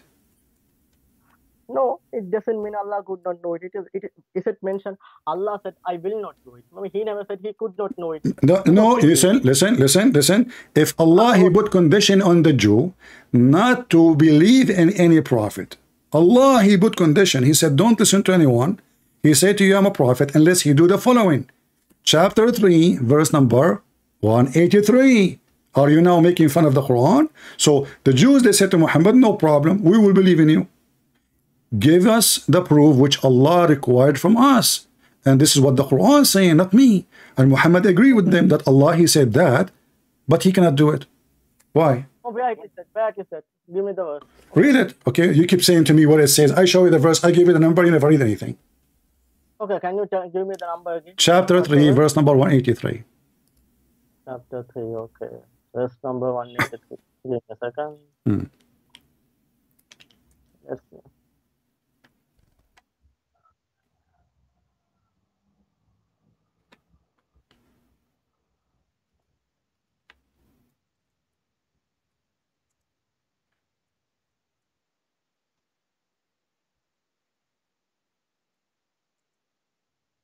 Some Quran, those verses are missing, by the way. So I don't know what kind of Quran you have. No, it is not there, yeah. Okay, let me go to a different version. Okay, I hope you have the right. Do you have the Quran of Zakir Naik? Okay, read for us. 183. Very simple test. They are not asking you to do anything. Just put a goat, make a slaughter, make a lamb, put it in the ground, and God will send fire if you are a prophet. And this is what Allah, he told them not to do except any prophet, unless he do this. No, it is not mentioned. What? I have gone. Okay, what is the version you are using? What's the verse? 159, right? Chapter 3, verse 183.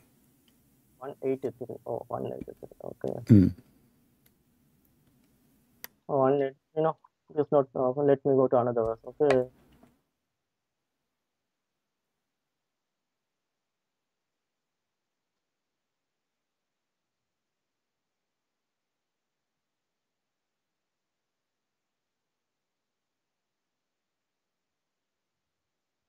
Oh, it is not there. Can you show me in your screen? You could not find the verse? I told you the Quran you have is messed up. You could not find it, right? Are you sure you are opening the Quran, not yellow pages? Chapter 3, verse 183. What the problem?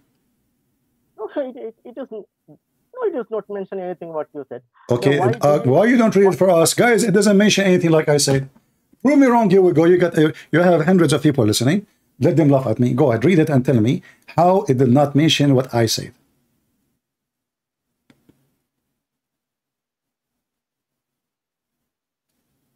Why then did you kill them if you are truthful? What? Oh. Don't talk to yourself. Read it. People want to. You have a nice. You are the Muslims are the best one. Actually, the Quran, by the way, is so beautiful when you read it. Read so look and we laugh. So does it say that the Jews, they say to Muhammad, Allah told us, he took our promise, mithaq, ahd, that we will not accept any prophet unless he give a sacrifice, which is a lamb, and he make an offering to Allah, not to the pagan god. No, haram, haram. Allah is not pagan. Yeah, make a sacrifice, and this Allah condition that we will not believe in you unless you do that.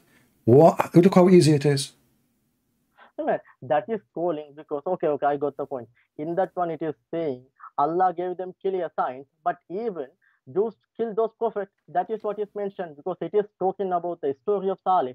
In that one, God gave them a camel, and even the clear sign gave them, they killed that camel. Okay, so now you make it more horrible. Can you give me one prophet the Jews they killed from the Quran? Yeah, because who? Before, due to the action, they killed John the Baptist. Who? Was killed by who? Where in the Quran it says that John the Baptist was killed by the Jews? Are you mentally ill? How about Jesus? He was killed by the Jews. Oh, so now Jesus was killed under Muhammad, and Muhammad lie.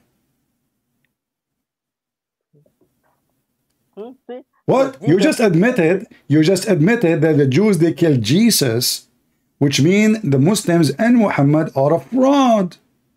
No, because that was the purpose of the Jews. Even John the Baptist was killed. Listen, no, not according to Islam. You are a Muslim. You are making things up now. So, and the Jews did not kill John the Baptist, you donkey.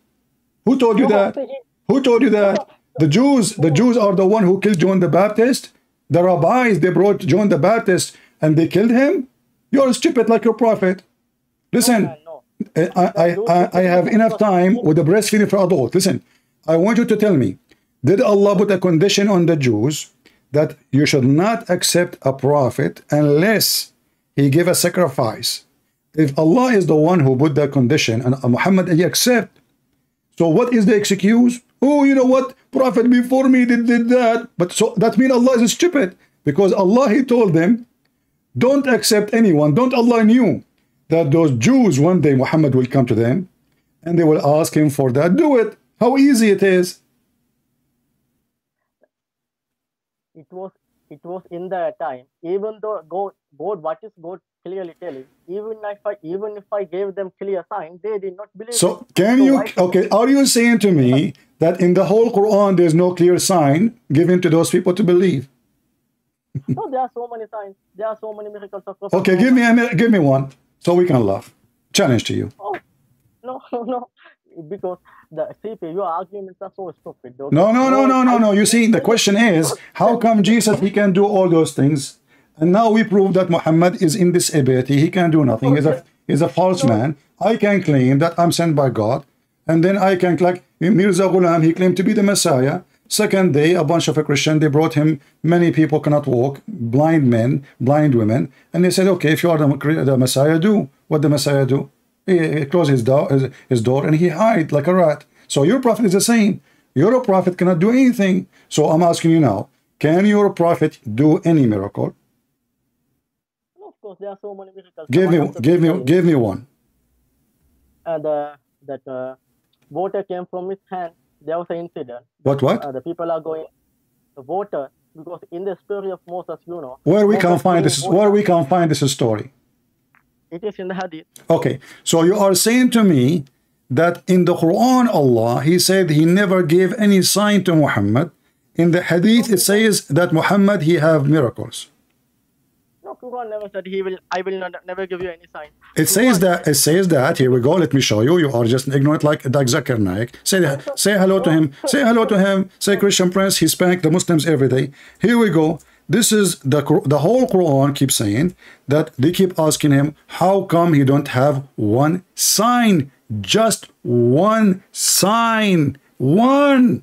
Even at the end of Muhammad's life, still they're asking for the same thing. How come he don't have one sign? So are you against the Quran? Are you against the Quran? Are you against the Quran? Are you against the Quran? No. Okay, so why they are asking for a sign if Muhammad, he made a miracle about the water, as you said? Yeah, not one, there are so many. Because we consider why in the Quran, hold on, you see everybody is dying laughing at the fabrication of Muslims.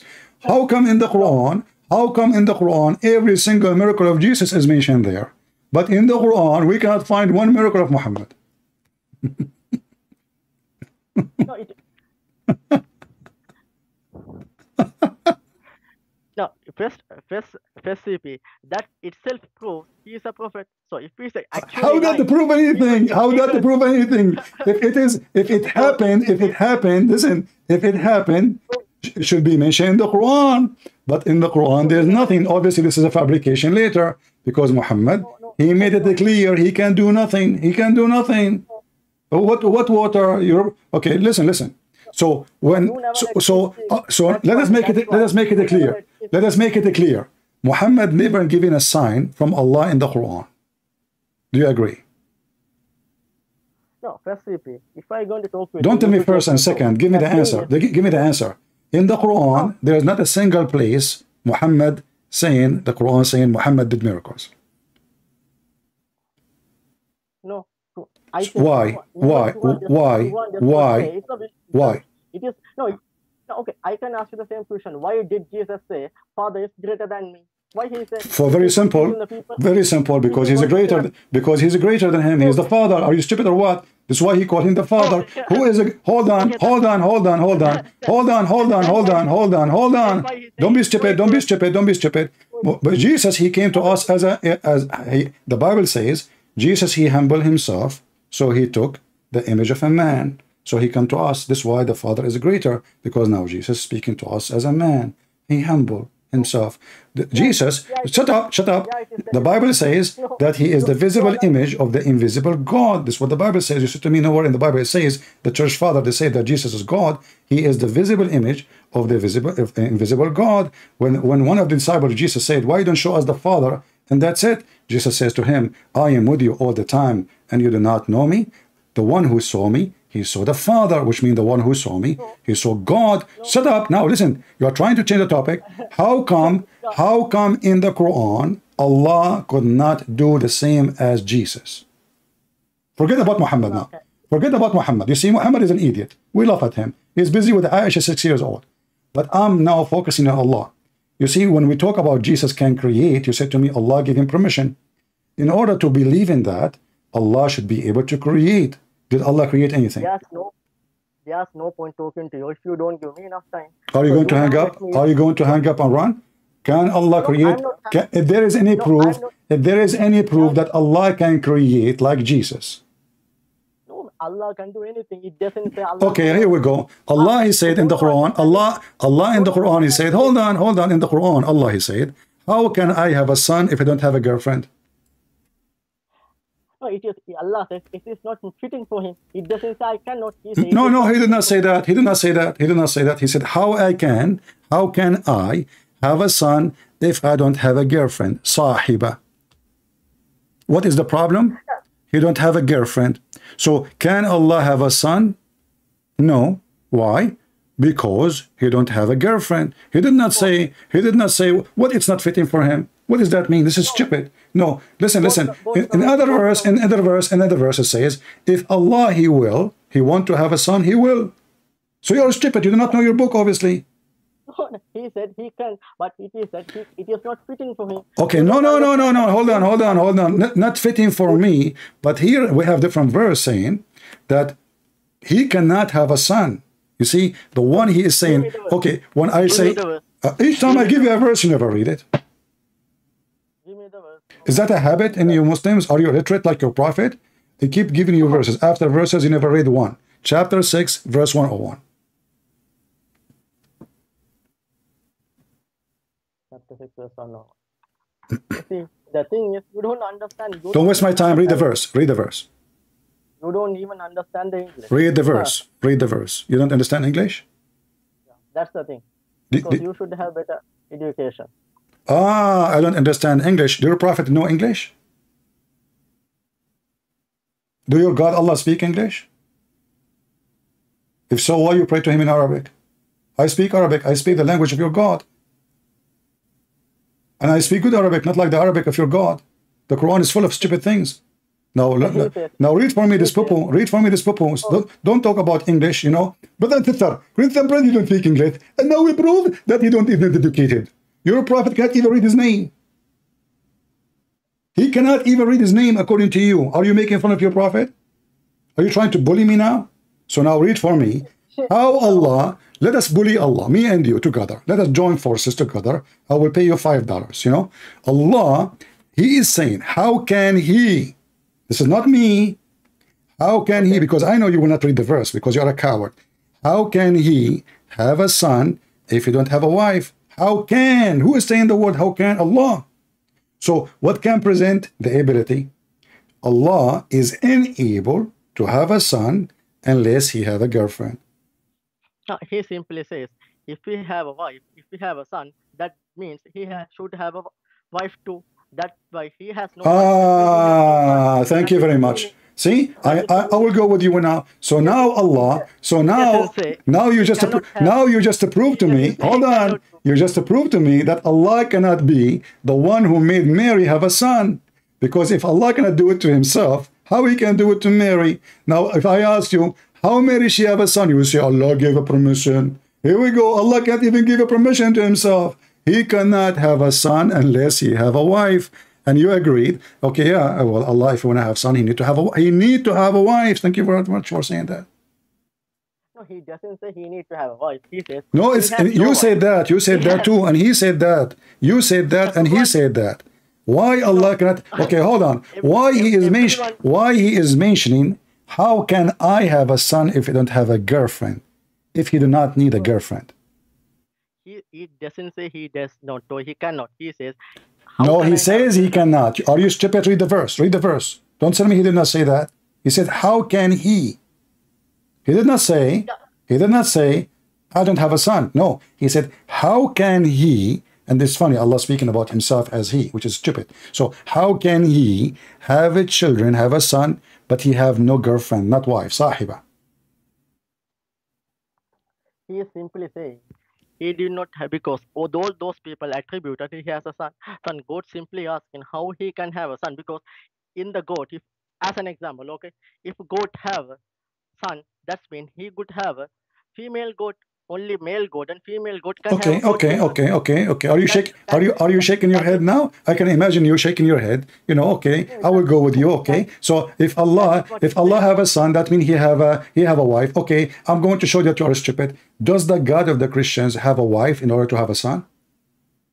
That's why we say it is wrong. That is the logic. See, you're just being stupid now. You just say to me, he is showing them that in order to have a son, he need to have a wife.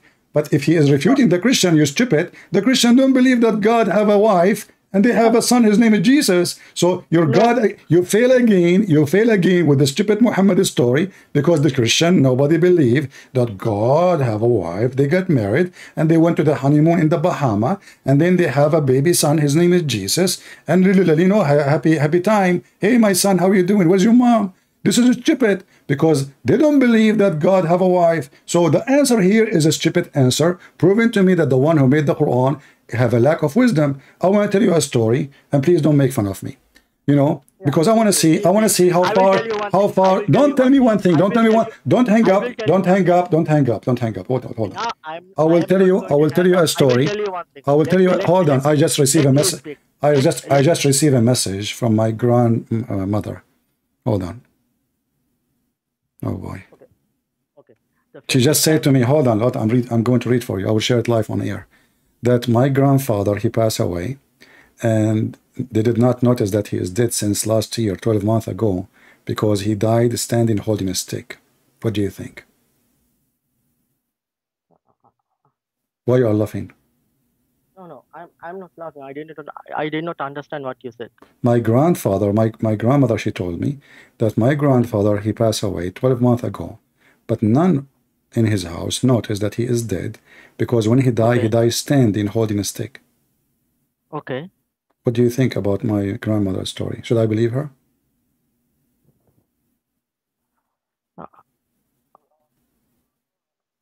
Because simply I'm telling you, when you say something, don't change the topic, please. You are hurting my feeling now. I'm talking about my grandfather, please. Should I believe her that my grandfather, he died 12 months ago, and nobody noticed that he is dead because he was holding a stick standing? She come to the room, she speak to him, he didn't answer. She did not notice still, because he's standing for 12 months. Shall I believe in her story? No, you cannot. You cannot. That story in the Quran, you idiot. Huh? This is story in the Quran. Everybody heard you saying, no, you cannot believe it. So now you just buried your prophet. Your prophet is a fraud. He is a liar. He said Jesus gave him permission from Allah. Here we go. You should not believe this story, but this is a story is in the Quran. Nobody noticed that he is dead. Hold on. Nobody noticed he is dead until the termite, they ate his stick and he fell down. And you are saying, no, you should not believe in it. Everybody heard you. It's recorded. You cannot take it back. It is recorded. Open the Quran. No, open the Quran with me and let everybody laugh at the false prophet who claimed he's to be prophet. He bring us fiction stories. Even you as a Muslim, you refuse to believe in it. No, because CP, the thing is, you never let me speak. That's why it is like you are winning. You never let me speak. If you give me at least... I let you speak, you said no, everybody heard it. I tell you the story. I repeat the story 3 times. I told you it's sensitive. You hurt my feeling, and you think thank you very much. You did not hurt my feeling very much, but you hurt my feeling very much at the end because you accused my grandmother that she is lying when she said to me, my grandfather died for last 12 months and nobody noticed. And I asked you, should I believe her? You said no. That is a miracle, okay? Even in the Bible, it's a miracle. It's a miracle. Hold on. A second ago, it was not a miracle. Why it's not a miracle about my grandfather? Maybe God want him to stand like this. And how it can be a miracle? A person is dead. It depends. Hold on. Don't tell me depend. A second ago, it was a false story. A second after, it's true story. Listen, if a man is dead, let us say it's a miracle. I want to go with you. Can a termite destroy the miracle of Allah? How? Can the termite, listen, can the termite, ants, Allah, when I conceal his death, his wife, this guy is a king, he's a king, he's have a kingdom. So all the people, they come, they see a guy standing up, let us say for the sake of argument, a human being standing for a year, his body did not decay. Your prophet, he stink after 3 days from not burying him. And then it was Ibn Abbas, and you mentioned Ibn Abbas, he said, ادفنوا صاحبكم فإنه يأسن كما يأسن البشر. Bury your friend, he stink like all a human, they stink. But your prophet, he says, we prophet, nobody, God, he forbid our body from decay, from being decayed. So he exposed himself again. Even his death was an expose to him. But listen what happened now. Allah want to conceal the death of Solomon. He made him stand holding a stick. Who in the world want to believe? Hold on. Let us say I go to the room of Solomon, and now Solomon is dead. He's holding a stick. How I will not find out that there's not something wrong? First day I came to him, he did not answer. He did not talk. He's not moved. He's dead. Second day I come back. He's not moving. He's not talking. He's not answering. Third day, fourth day. 1 year, and nobody noticed that the guy is dead until the termite, they ate his stick. Do you have termite at home? Yeah, first, you should give me enough time so I can come up with a reply, because you never let me speak. We have similar stories in the Bible also. There's a story of the people of the cave. So they sleep in people of what? Why you are jumping like a monkey? You're trying to escape from stupidity to say in the Bible it says what? In the Bible it says there's a guy, he dies standing for a year.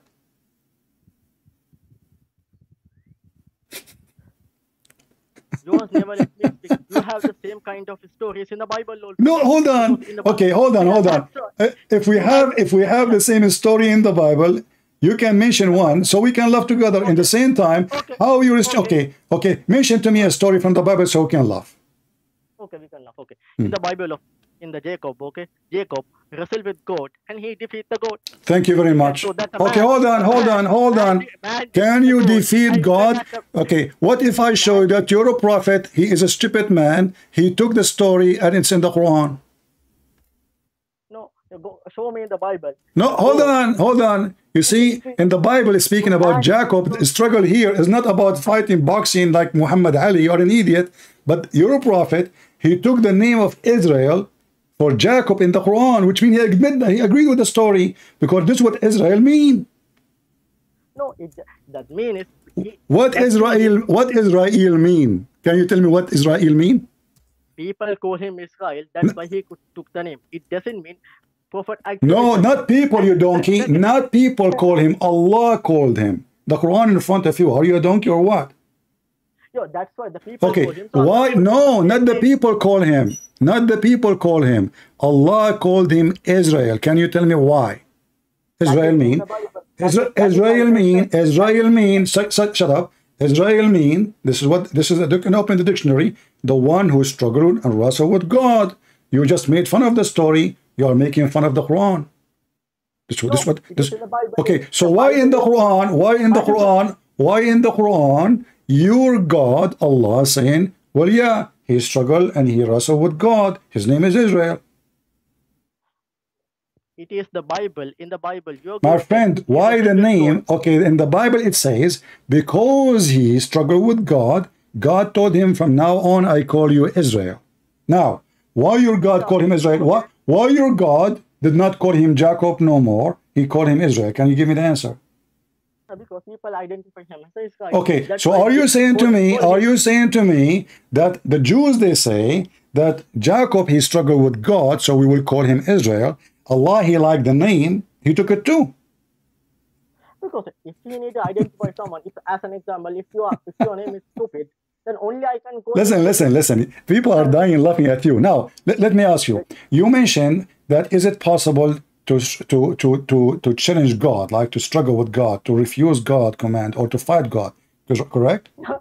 Yeah, that's mean. Okay. It is illogical. If Allah, okay, my friend, I love it what you just said. You just said it's illogical. So it's logical that Shaitan, he go inside your anus if you don't say the prayer before you enter the bathroom. It's logical Shaitan go around your penis when if you don't have a prayer before intercourse. It's logical that Shaitan sleep in your nose, piss in your ears, and jump in your mouth.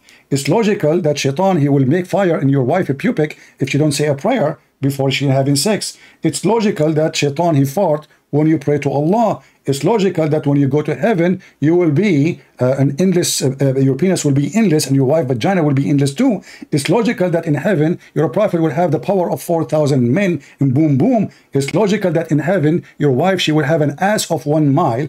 It's logical that in heaven, your wife, she will be see-through, which is an X-ray, disgusting, stupid. It's logical that you will have 80,000 little boys to serve you and they are naked. It's logical that every woman, she have 70 maid, and the 70 maid, they have 70 maid, and the 70 maid may have 70 maid. You end with billions of women for sex. Shut up. It's logical that you will have a tent. It's logical to have a tent in heaven. It's the distance between it. It's from Damascus all the way to Yemen. It's logical that your prophet, a bunch of black men, they did ride him like a donkey all day long.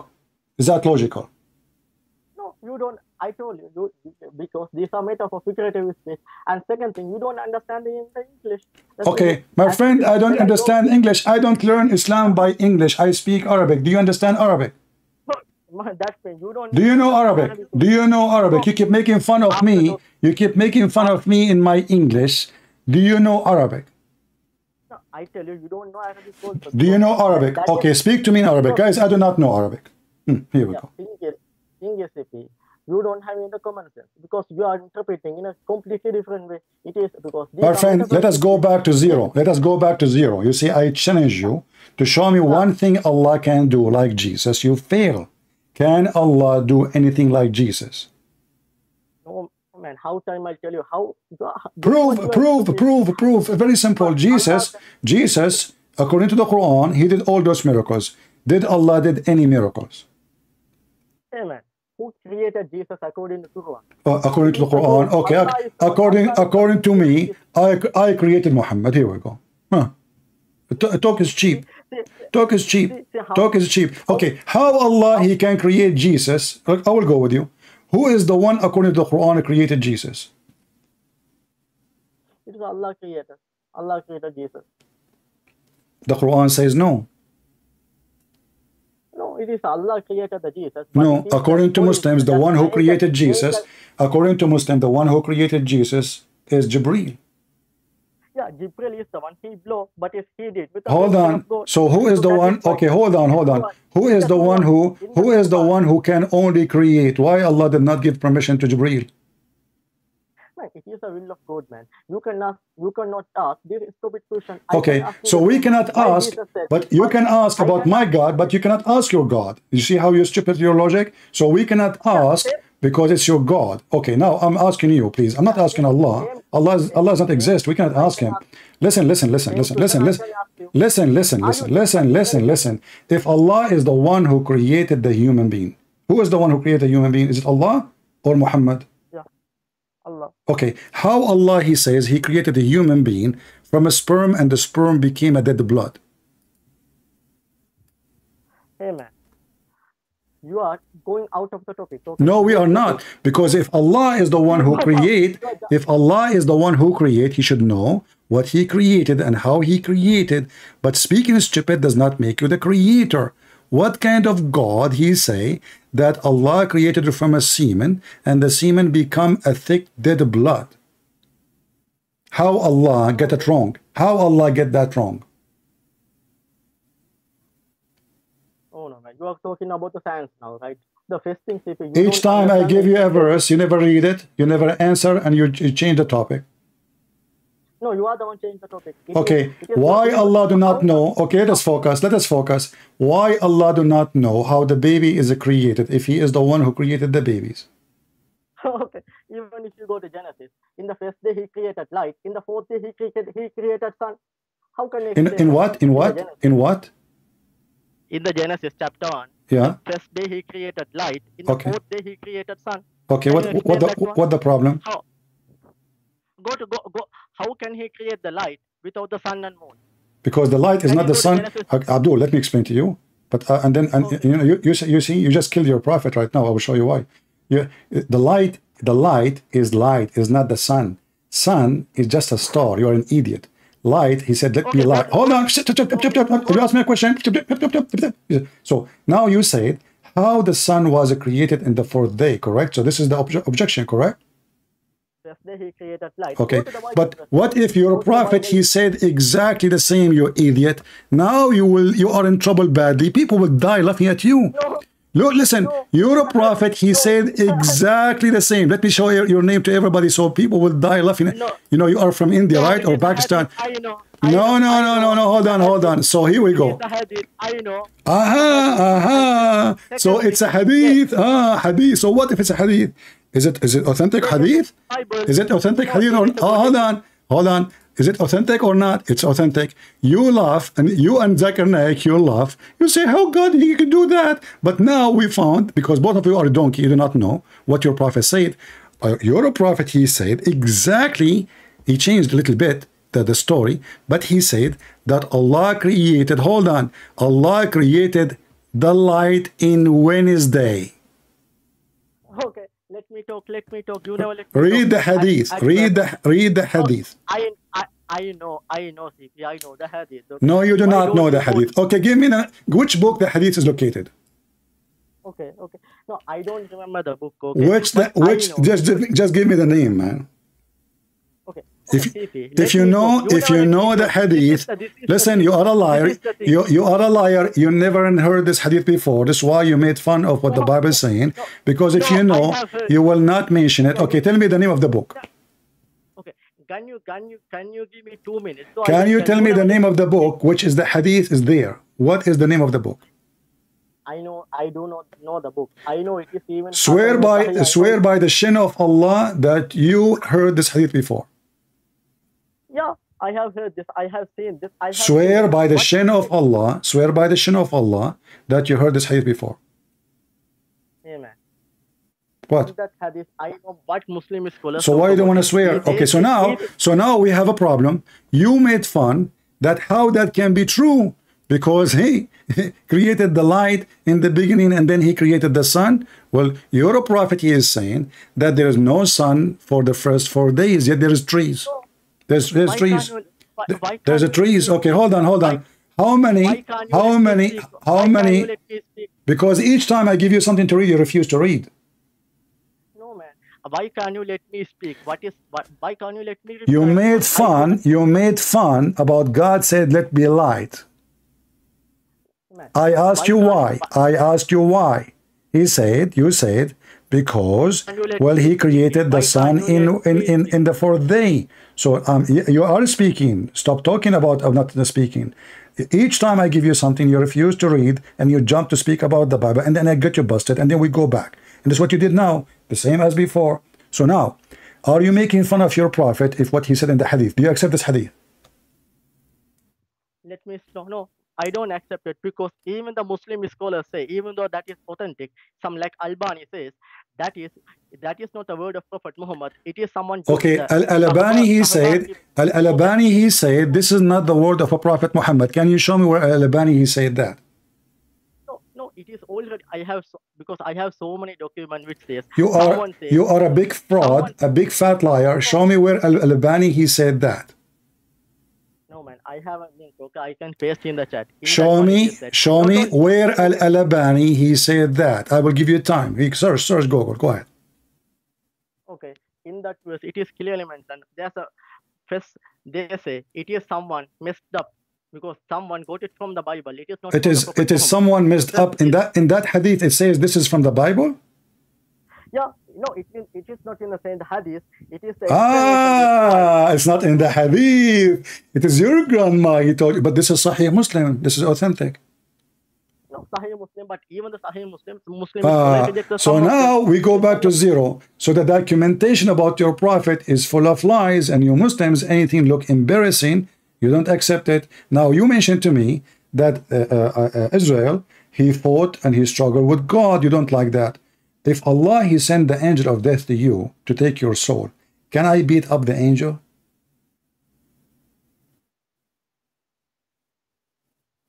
It depends who I am. Oh, if you are Bruce Lee, you can beat the angel of Allah. No, I don't know. Maybe if a prophet can do with the permission of God, it is possible. Okay. Show me where it's. So, are you saying to me Allah is stupid? So Allah, he sent his angel to take the life of Moses. Hold on, to take the life of Moses, but Allah do not know that he gave him permission to beat the angel and not to die. No, show me the verse. Show me the verse. Show me the verse. So you never heard this story before? No, thing is, you are misinterpreting. I told you, you don't understand. So I'm asking you now, if Allah, he sent, when Muhammad, he died, can Muhammad beat the angel of Allah so he can avoid death? Yes or no? First, give me the verse. I know, you don't understand. You will change the answer. You will change the answer when I give you the verse. I'm asking you, can Muhammad, he is a prophet, can Muhammad beat the angel of death if he come to Muhammad to take his life? Allah send the angel. Allah send him. Send him to Muhammad. Can Muhammad beat the angel and he refused to die? Yes or no? Okay, if the human beat the God in the Bible, then the human can defeat the angel. No, nowhere it says you are a liar. Nowhere it says that a human defeat God. You are stupid. Go to the Bible. You are a liar. Nowhere it says that. Nowhere it says that. You are a liar. You are a liar. Okay, I will go with you. I will go with you for the sake of argument. So are you saying to me, I can refuse the command of Allah and beat the angel of death if Allah command my death? Yes or no? Go to the verse. Okay, get lost. You are just son of Mut'a like the rest of you. Coward. You have no dignity. Go to the verse. I show you the verse, you refute it. It's in the front of you, you potato. Go do muta. Don't call me. I don't have time for kids. Why you are calling me back? Are you going to read or not? No, I know you are stupid. Give me the verse. Okay. I keep saying to you, I keep, each time I gave you a verse, you never read it. Did you read one of them? Because you don't give me time. No, I keep asking you. Okay, here we go. It's in the front of you on the screen.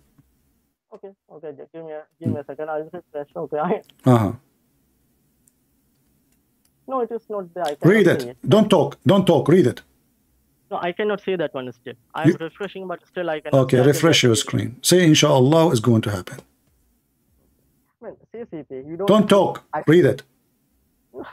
You should give me enough Read time. it. So we will laugh at you and your God. No. Your God cannot even make his decision happen. He decided to take the life of Moses and Moses did beat the ass of his angel, and not only that, he broke his wing, and he took his eye out, and the angel went back to Allah, complaining, saying, you send me to a slave, you don't want to die. No, it is not there. Where it is in the hadith? Read it. Read it. Show me the verse. I'm simply asking, show me the verse. I know you don't understand. Just get lost. Send me the verse. Send me the verse. Send me the verse.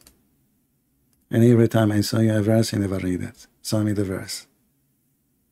When your God, you stupid donkey, he accepted the name of Israel, he accepted the story. Because this is what Israel mean.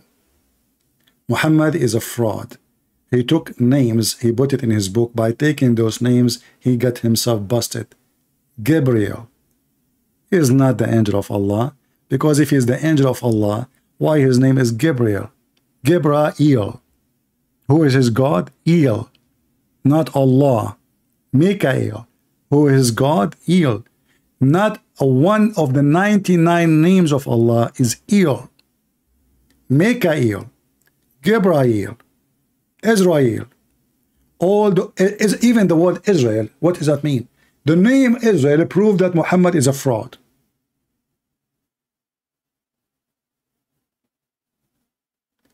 The word Yahya proved that Islam is a fraud. What Yahya mean? This is a name taken from the name of Yahweh. But all of us, we knew that the Muslim, they have 99 names of Allah.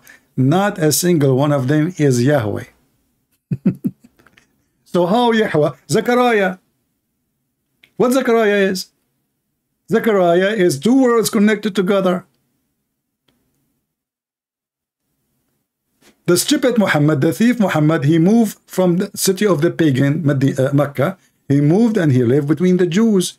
And there, when he lived with the Jews, he learned about those stories. First time Muhammad, he saw the Jews ever in doing practice of religion, he saw them fasting when he came to Medina. He said, why you are fasting? They said to him, this is the day where Moses, he passed over the sea. Muhammad never heard of it before. How a prophet of God do not know what Moses did?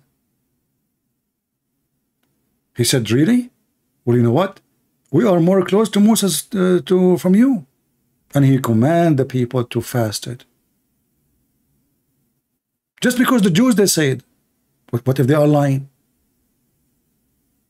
What if they are not telling the truth? Fraud. If we ask Muslim what Moses mean, they do not know. Okay, what Isa mean? They do not know. What Yahya mean? They do not know.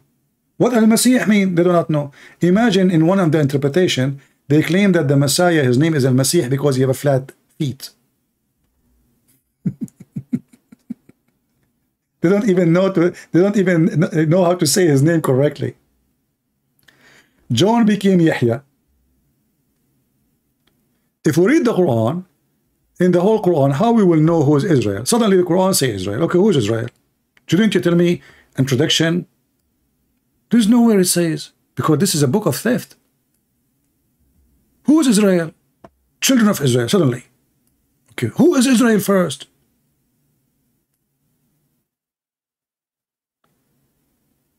Muhammad is trying to establish a religion, and he steal everything from somebody. The black stone from the pagan Arab before Islam, they worship the vagina. Even the hadith says that Muslims used to go around the black stone and they are totally naked. Muhammad, he never have a verse in the Quran about it. Never. Why Allah did not say, don't do that? From the beginning, the first day he became a prophet.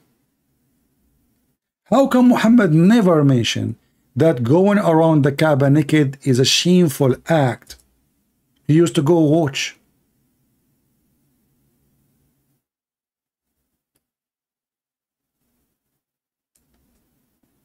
He watch.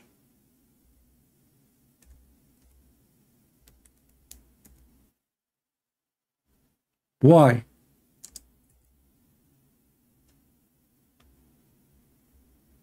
And by the way, until now they are naked, practicing the same as the Arab. They practice. Let me show you the hadith about walking around the Kaaba naked. naked. Totally naked. You need to ask yourself, what was the religion really? Which Muhammad family adopted, and he adopted too. 40 years he was not a prophet. So what he was worshipping? He's pagan. We have even the ketchup boy, we have his recording saying clearly that Muhammad never was Abrahamic. Never was Abrahamic. They lie. They say Muhammad was Abrahamic.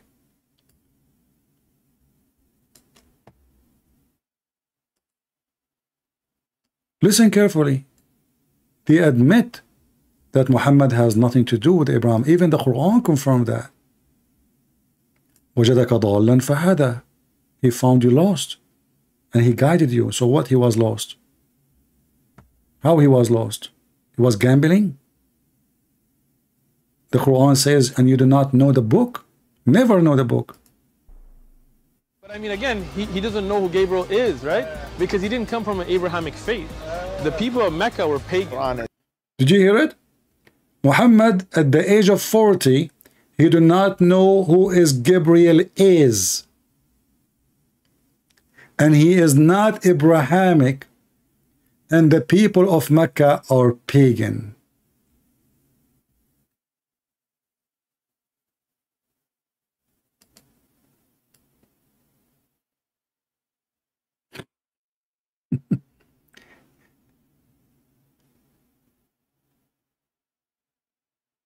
What a stupid religion.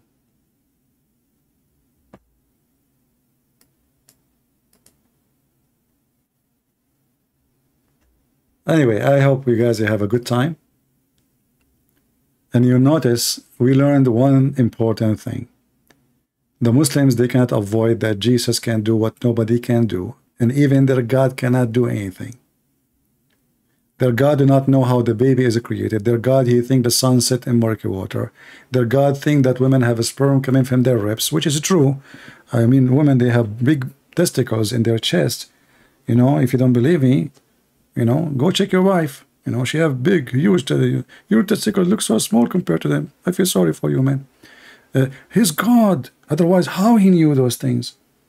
And when the stupid, he start making fun of the Bible, he just, each time he says something, he shoot he's a prophet. He shoot he's a prophet. How God, he said, let be light. And then he created the sun in Wednesday. Or in the fourth day.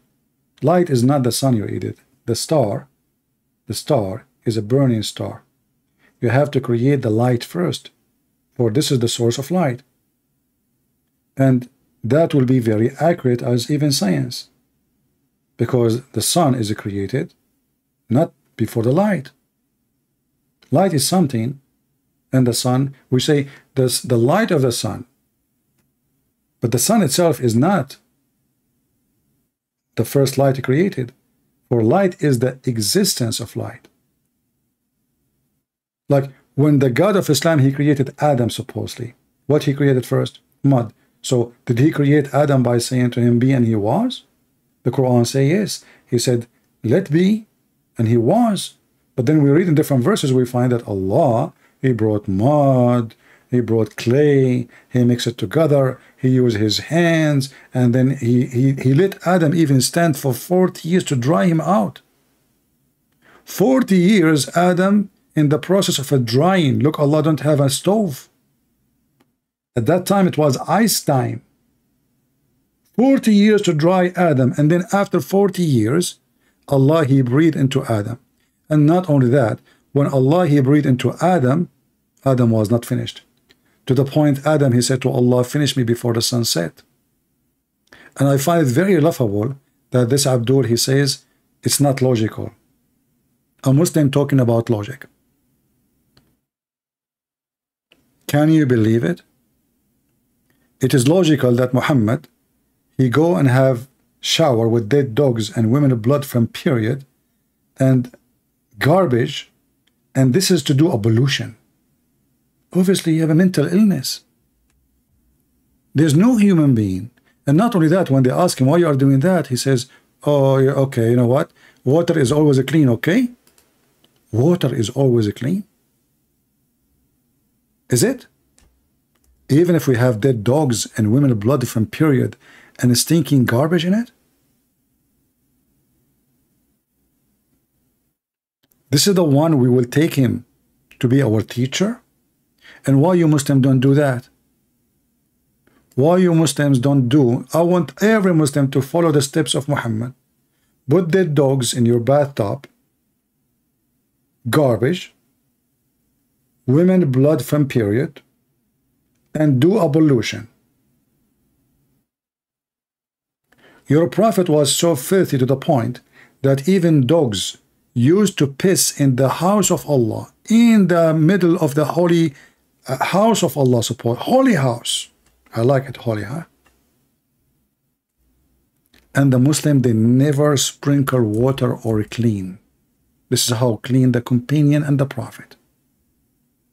Jesus, when he saw the Jews in the outskirt of the yard, you know, the temple have many yards. They are not even in the yard. They are outside. He flipped their tables and he said to them, you made the house of my father a bazaar? Muhammad, dogs get in. They lift their legs up, they piss, and this is where the Muslims, they put their head down to pray. Not only that, even men, they go inside the mosque, standing, grab their penis, and they start pissing during the prayer. And Muhammad even forbid them from talking to the man to stop him. This is Muhammad, and this is religion. And then those potatoes, they want to say to us, look how easy to hijack the miracles of Jesus. Allah gave the permission to Jesus. Who in the world want to believe in such garbage? If Allah gave Jesus permission, Allah should be able to do what Jesus did. The whole Quran in front of us. Allah is in total disability. He cannot even understand how the baby is made. Allah, he thinks the sun set in murky water. Allah, he claimed that Zulqarnain, he found where the sun set and he found where the sun rise. Allah, he claimed in the Quran that there is a prophet, his name is Zulqarnain, which means Alexander the Great. He built a dam between the human being and Gog and Magog. And go watch the video of Yasser Qadhi and see how it is stupid to believe in Islam. Even the Muslims are leaving Islam because of those stupid stories. Gog and Magog. Oh, bring me copper and iron. And those people who do not speak the language, they said to him, build for us a bridge, a dam, and we will pay you. I mean, the guy, he just occupied them, and you want to pay him? Alexander the Great become a contractor? Hey guys, I'm going, sorry, I have to make a phone call. I'm going to call Elon Musk. I want him to build a wall for me. The guy, he just occupied their land. He have the biggest army in the world. And they say to him, build for us a dam and we will pay you. They will pay him what? He owned them already. Hey, Alexander, hello? Can you wash my dishes? Oh, sure, sure.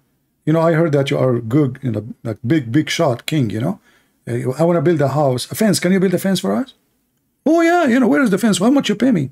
Oh, come on, you know, I mean, you know, your wages is so nothing, you know. You are just Alexander the Great. And we will pay you. And then he built for them a dam. And until now, we cannot find the dam, damn you, Muhammad. Who is the stupid one to believe in such a garbage?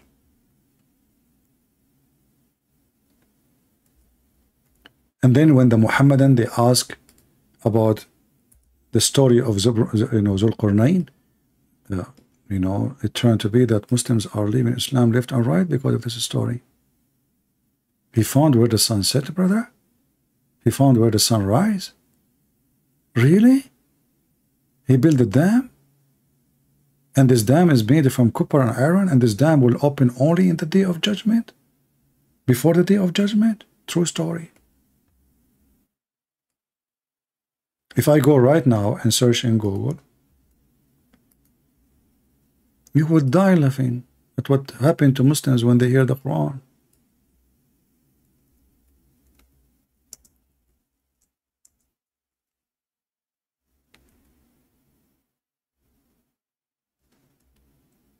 Let me see.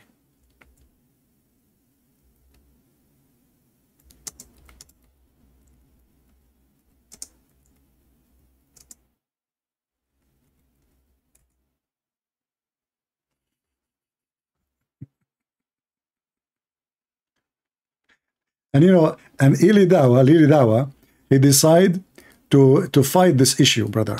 Okay? So, you know, he said, Lili Dawa, okay, you know what? We can solve the problem. Why we need to be logical? Before I start, I want to let you...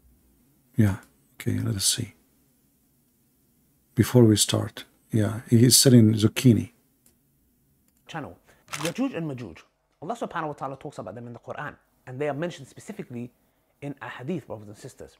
Now, one thing that a lot of people make a mistake, which I've seen, you know, people of knowledge, is that they try to comprehend and understand who is Yajuj and Majuj? Where are they? How could they stay in a cave for so long and dig, and just when they're about to come out? And obviously there's issues, some say there's issues with that narration, etc. Some parts of it, you know, are not authentic, whatever it may be. I'm not trying to get into that, okay? You know, and then Dhul Qarnayn, and you know, there's so many speculations, etc.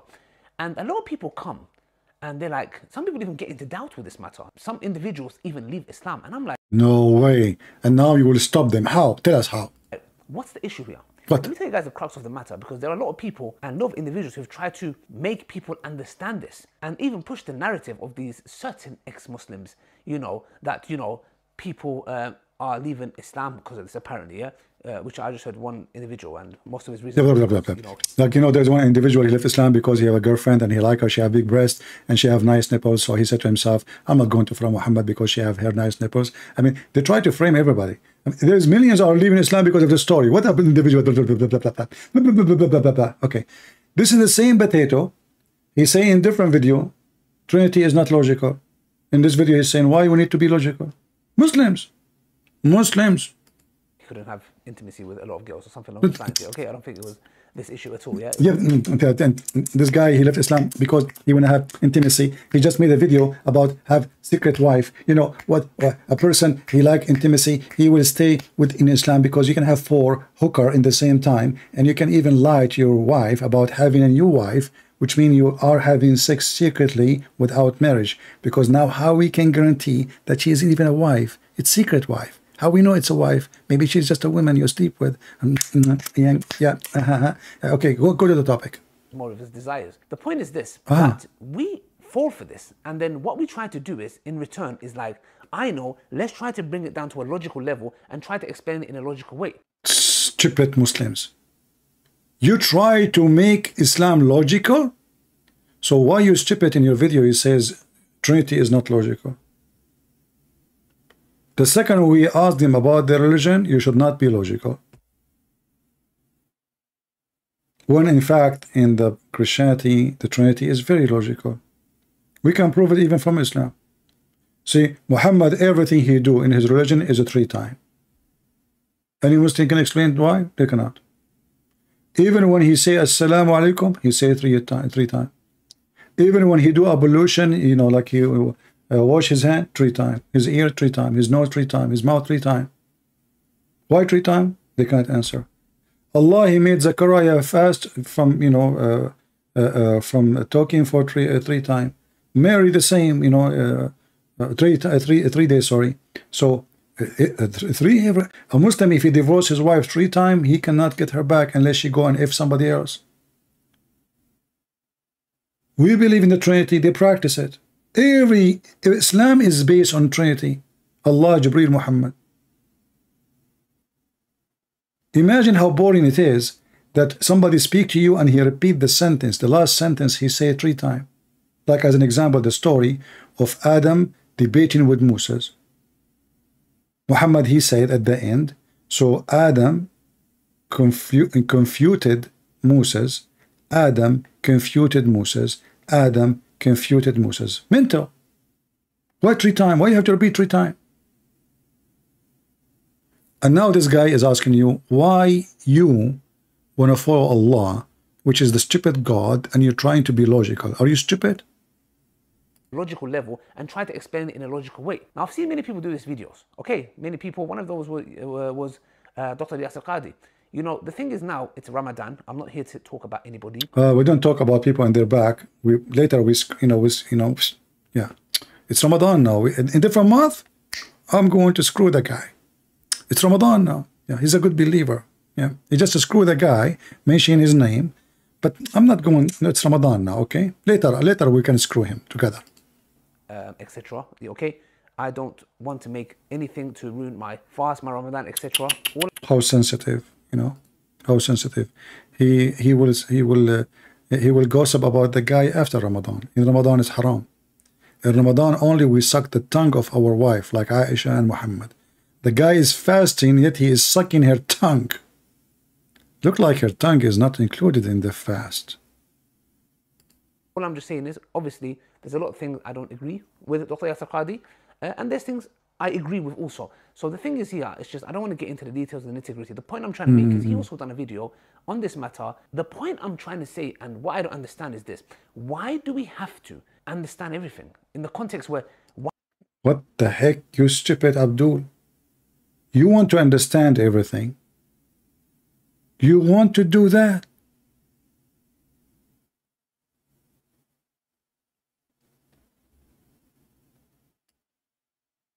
Look at this face. I understood not to understand. Why you are doing that? Why we are trying to understand everything? Why? What's wrong with you? Okay, the story doesn't make sense. We cannot find the dam. And how those people will stay behind the dam, and they are 1 to 1,000, which means if we are now 7 billions, they are 7 trillions, yet we cannot find one individual. And they are not under the ground, they are behind the dam between 2 mountains. And now we have satellites, and we can see everything. And you are trying to understand everything. Are you stupid? Are you? Why does it always have to be logical? The same guy, he says Trinity is not logical. The same guy, he said, well, God cannot be inside his creation. In different video, he says Allah is inside his creation. So this is why we laugh at this religion, and we find it hilarious and stupid. We show the guy that, okay, is the Bible corrupted or not corrupted? Is it against the will of Allah or by the will of Allah? They cannot answer. Oh, Allah did not say he will protect the Bible. He said he will protect the Quran. Okay, show me the verse. And then, is the Bible corrupted? There is 2 opinions. Which one you take? The second one. So why the Quran says confirming what is between their hands? No answer. Read the verse. You don't want to read it. Oh, I cannot see it. We jump to the second topic. I don't debate Muslims. Because you cannot debate a liar. You can only get them busted. And this is what I do. I don't debate them. They are stupid liars. They are not, I cannot say even they are professional liars. They are stupid.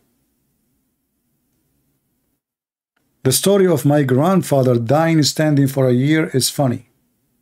The second I said it's in the Quran, it's yeah, it's true. How God created the sun in the 4th day. According to the Quran, actually, Allah created the sun in 1 chapter in the beginning of the creation. In the other chapter, go to chapter 41 and chapter 79 and compare. You will die laughing. 1 chapter says Allah created the mountains and the land and the water and the trees, and then at the end he created the lamps, which is the stars. And the other chapter saying Allah created the sky first, he made the light, the stars, and then he started working in the earth. Very simple. Do we have any other Muslim who is not so stupid so he can call me? I mean, this guy, it's, you know, we had fun. And, you know, now we will make him famous. So everybody will laugh. He will be proud about what he said, by the way, in front of his children. Do we have any Mohammedan? He want to give it a try. Maybe you can play with me.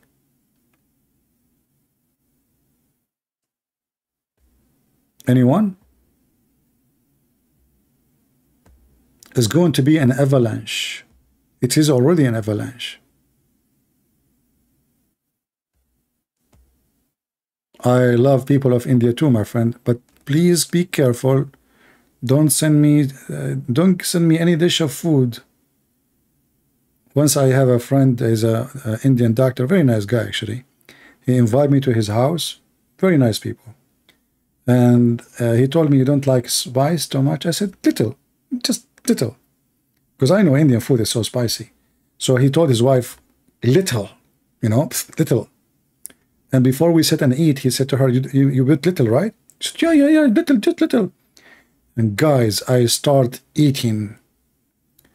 I felt fire going from my ears, from my nose, from some other locations I cannot tell you. And I keep drinking water like an elephant. My lunch became water. He say, so you like the food? I can't even talk. My voice is not coming out. So yeah, it's good to eat little spicy Indian food. Just little. So now if you're an Indian and you invite me to your house, excuse me, I will bring my sandwiches with me. Don't even think about it. Do we have any Mohammedan? Okay, do we have any little Mohammedan?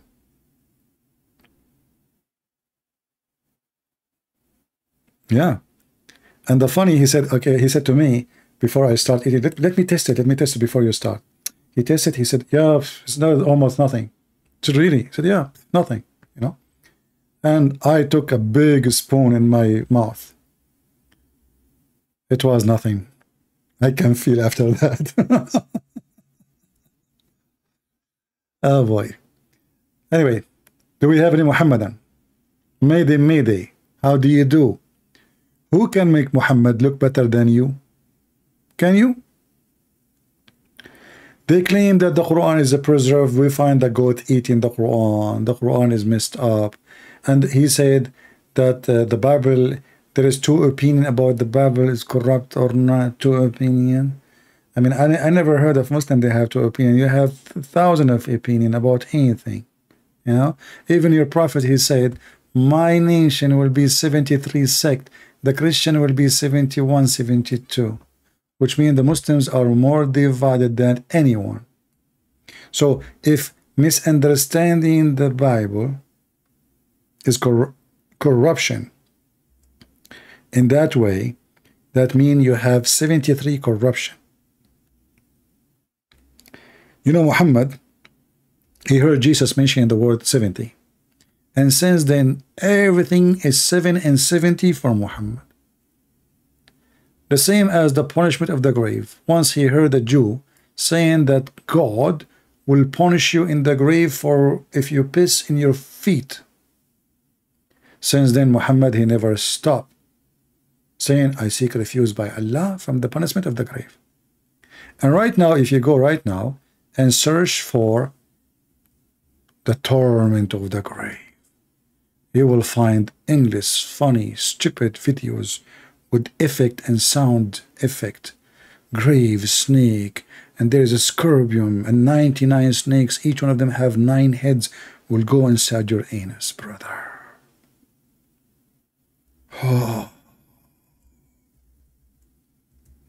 You are dead, and now the angels, and they speak about logic, by the way. You are dead, and the angels will ask you 3 questions. Even in the grave, 3 questions. I mean, if the Christian, they say that, I say, okay, there are people who believe in the Trinity. The angels, they will ask you 3 questions. Why 3 only? What about we make it 4? 3 questions, brother. Grave punishment. Oh, why Allah punished them people in the grave before the day of judgment? Sound like a horse. What the heck? Why Allah punishes people in the grave, as there is a possibility that this person may get acquitted on the day of judgment. Similarly, a person who is not punished in the grave may be found to be guilty on the day of judgment. The question posed by Riyaz is that why does Allah subhanahu wa ta'ala punish the person in the grave? Maybe. Hey, by the way, I have an idea for the woke people in USA. Why you don't bring Zakir Naik, put him on your TV, like CNN, CBC, NBC, something like that? I mean, this guy fit perfectly with you. All of you are mental. I'm sure if you wear a skirt, you will accept him right away. Just put a wig, a skirt, and Assalamu alaikum warahmatullah. My name, let me introduce myself. My name is Zakir Naik, and I'm wearing a wig. And today I'm going to wear a skirt, and it's blue, because I like blue. Excuse me. Allah, He made the sky blue. I like the skirt, which is the blue. By the way, I'm not going to tell you what kind of underwear I'm wearing, because it's haram in Islam to tell you, but I can tell you, and I can assure you that I have a nice underwear. Thank you very much. And now the first question. Okay, first question. Tell us about the punishment of the grave. Why Allah want to punish people in the grave if it's going to be the judgment day? It's logical. Why Allah will punish people in the grave if it's going to be a punishment in the day of judgment, brother? What the heck was that? 2 punishment? 1 guy? What? Maybe on the day of judgment he'll be acquitted, so won't it be injustice? And maybe you may not punish a person in the grave and he may be held responsible on the day of judgment. So isn't this wrong? Allah subhanahu wa ta'ala says in the glorious Quran, in Surah Imran, in Surah Al Imran, chapter number 3, verse number 185, that kullu nafsin zaiqatul maut, every soul shall have a taste of death. So how Jesus did not die?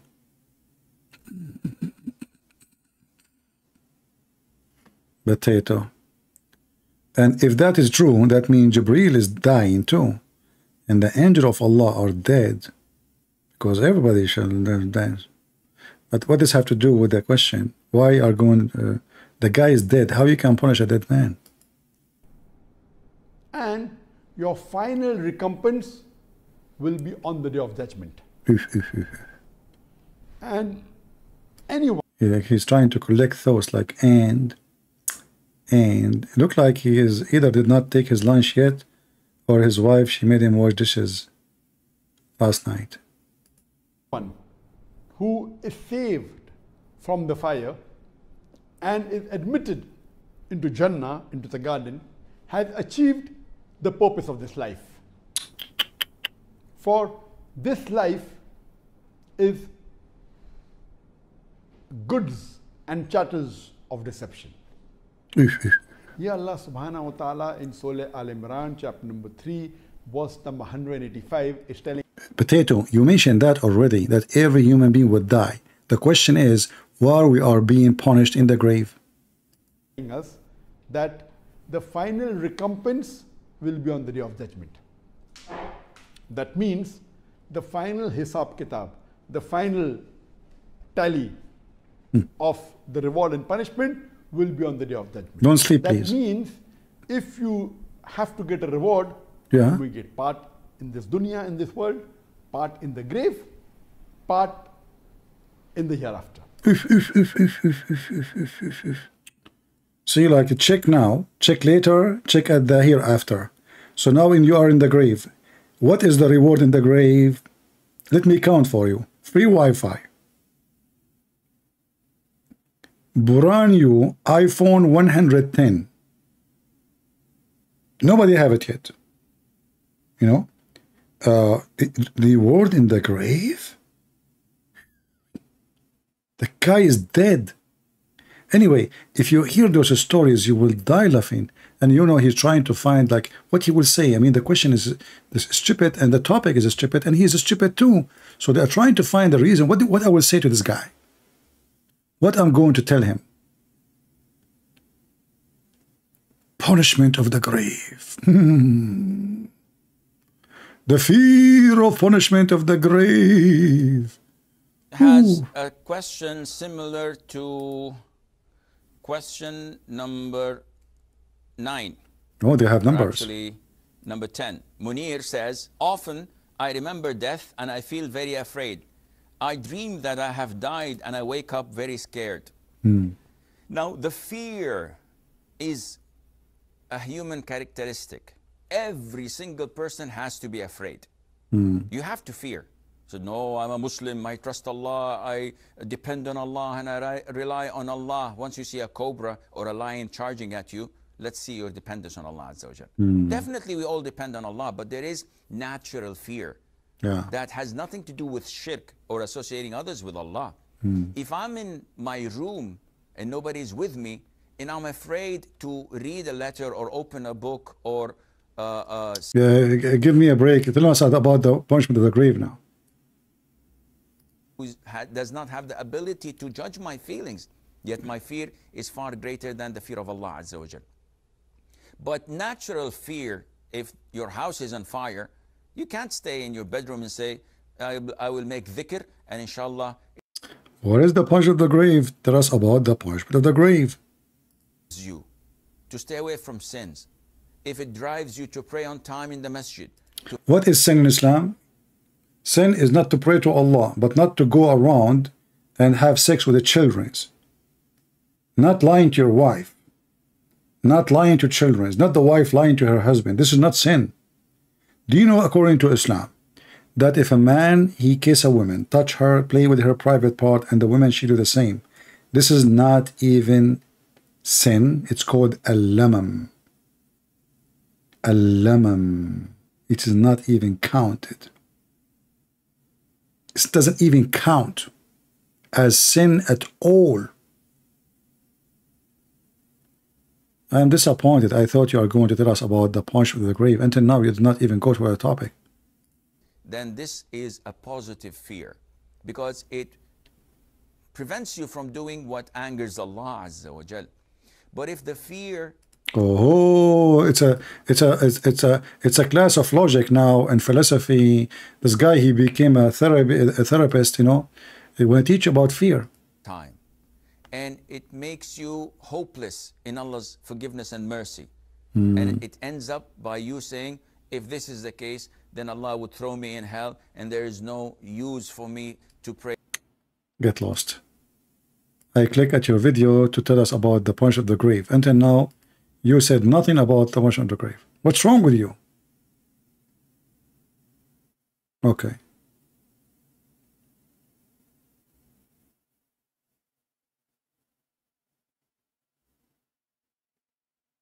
I'm trying just to push the video. All right. The punishment of the grave, this happens to all of us.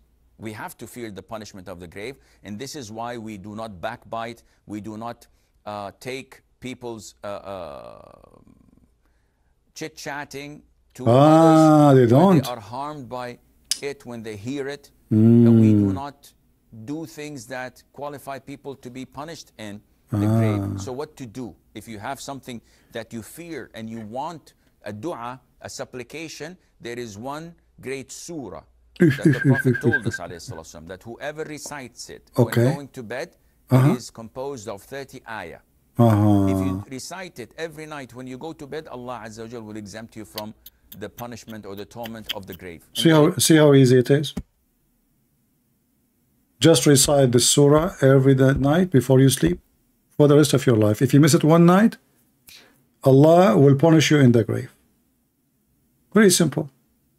But look how easy it is. You know, even if you are, your name is a Christian prince, say that surah, every day before you sleep. That's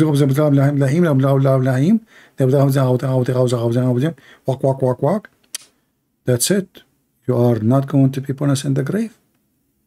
The angel, they will ask you, oh, you are, oh, look, he recited these verses before he sleep every night. Go, go, go. It's okay, you pass, you pass. What the heck? I know, we should find different Abdul. You're enter to the grave. Look, they make videos with the voice, sound effect, and music, and graphic. There's actually a video of a guy from Pakistan. I played it long time ago. I don't know if I can find it. You will die laughing. Look at this idiot here. Bird screaming from the grave. This guy is the biggest scam ever. Trying, to make money from the Mohammedan. The punishment, look at this guy. Punishment of the grave. Oh.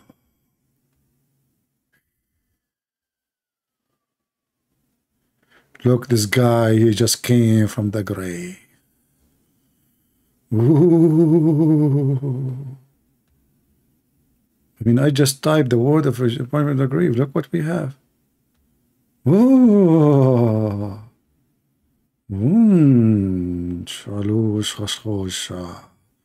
Oh, look at this guy. This guy must be fun. Hold on. I never play videos of this guy.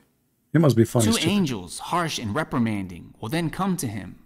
They will reprimand him and will sit him up and ask, "Who is your Lord?" The believer will reply, "Yeah, my Lord is Allah."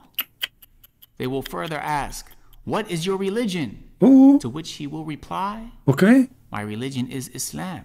The two angels will then ask, "Who was that man who was sent to you?" He will reply, "Liar, it doesn't say that." They will show him a picture of Prophet Muhammad. "He is the messenger of Allah." They will finally ask him, "And what did you do?" The person will say, "I read the book of Allah, I believed in it, and I considered it to be true." Guys, so now we knew the three questions and we know the correct answer. How in the world anyone in the world is going not to pass? Listen carefully. The angels, they will ask you three questions, and based on your answer, you will be punished or not. And now all of us, we knew the answer. So Christian Prince, he go in the grave. The angels of Allah will say to him, "Christian Prince, who is your Lord?" Christian Prince, "My Lord is Allah." "Okay. And what is your religion?" "Islam." "And okay. And who is this?" "This is the Prophet Muhammad." "Okay. You pass." What the heck? You are giving me the answer for the questions to pass from the punishment of the grave, and you publish it for the whole world. Is that like a shuku magic? Like you say those words like the Prophet, he says, if you eat 7 ajwa, no magic can control you. What about we eat 7 ajwa before we die? What do you think? Punishment of the grave. What? It must be true. How many of you, and look at his face, serious. This is serious topic. The guy is almost doing poo-poo in his pant. Punishment in the grave. Oh. Ooh. And that is the last trial the believer will experience.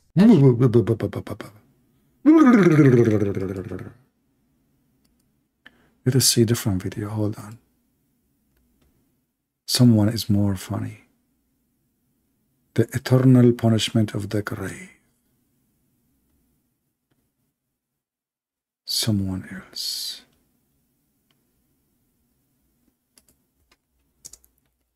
Let us see. I wish I can find you that Pakistani boy. I mean, I remember we played this video We used to die laughing, literally. Hilarious.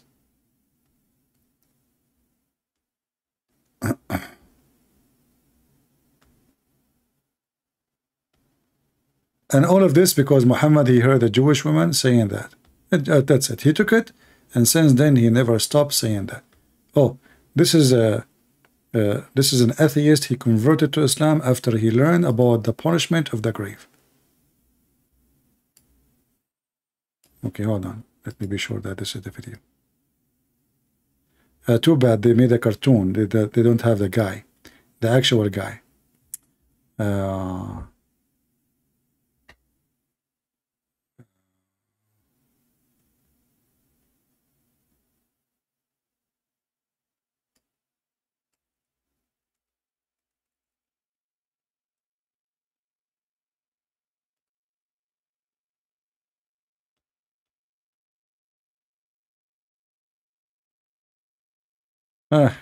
I cannot find the video. Maybe it's for your benefit, because I don't want anyone to have a heart attack from laughing.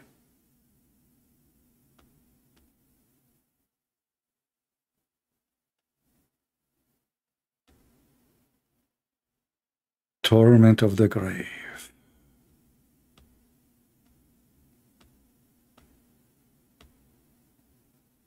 Yeah, it's going to be hard to find this video because there's a million videos about this topic. Those people, mental. Crazy. And Muhammad, he is supplying them with all superstition and stupid stories. And those people, they believe,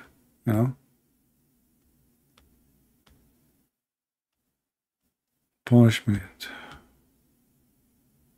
Would we be lucky if we can find the video of this guy?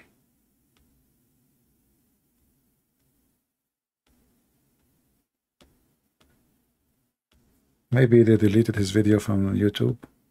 It wasn't a very old video, so.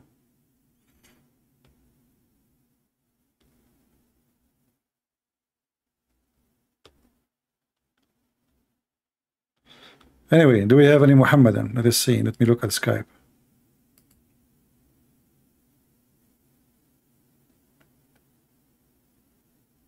I want to debate you. You are a filthy liar. A Muslim, he want to debate me and calling me filthy liar. Let us see.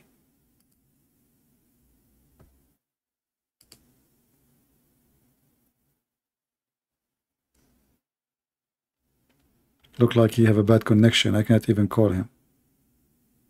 Oh no. I found the video.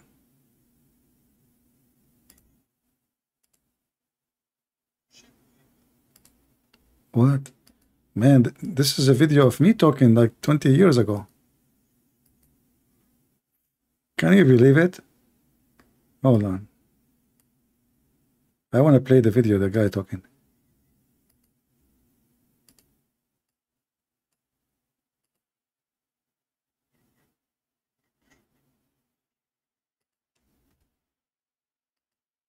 I found a very old video of mine. Like the quality is really bad. And this is the guy. I want to play his video. I don't think so. You tell me. There is this is a true story, by the way, that once in Saudi Arabia, there was a person who once hit a camel. And it is famous about the camel. It's a fact about the camel. If you hit the camel is gonna take revenge. Ooh, be careful. So there was this guy in Saudi Arabia. He once hit a camel, and then at night when he was about to sleep, he remembered that, oh man, I hit that camel. And when he was speaking out of the out of his door, he saw the camel standing outside. And he knew that camel is gonna catch me, man. I need to run. And he was in a tent. He was not in a house. So he began running, and while running, the camel started to follow him. And the camel was following, and the man went to a graveyard. And in the graveyard, he saw a grave. Here, the action started. That's it. The punch of the grave. Listen carefully what will happen. Which was a little bit weak. I mean, it was not, you can say, hard or firm. Yeah, yeah. So he broke the grave and he went inside. And inside he saw a scorpion, a small scorpion, a strange kind of scorpion, and he was stinging the dead body. Oof. And he got. There's a scorpion and is stinking the dead body. Look what he's busy.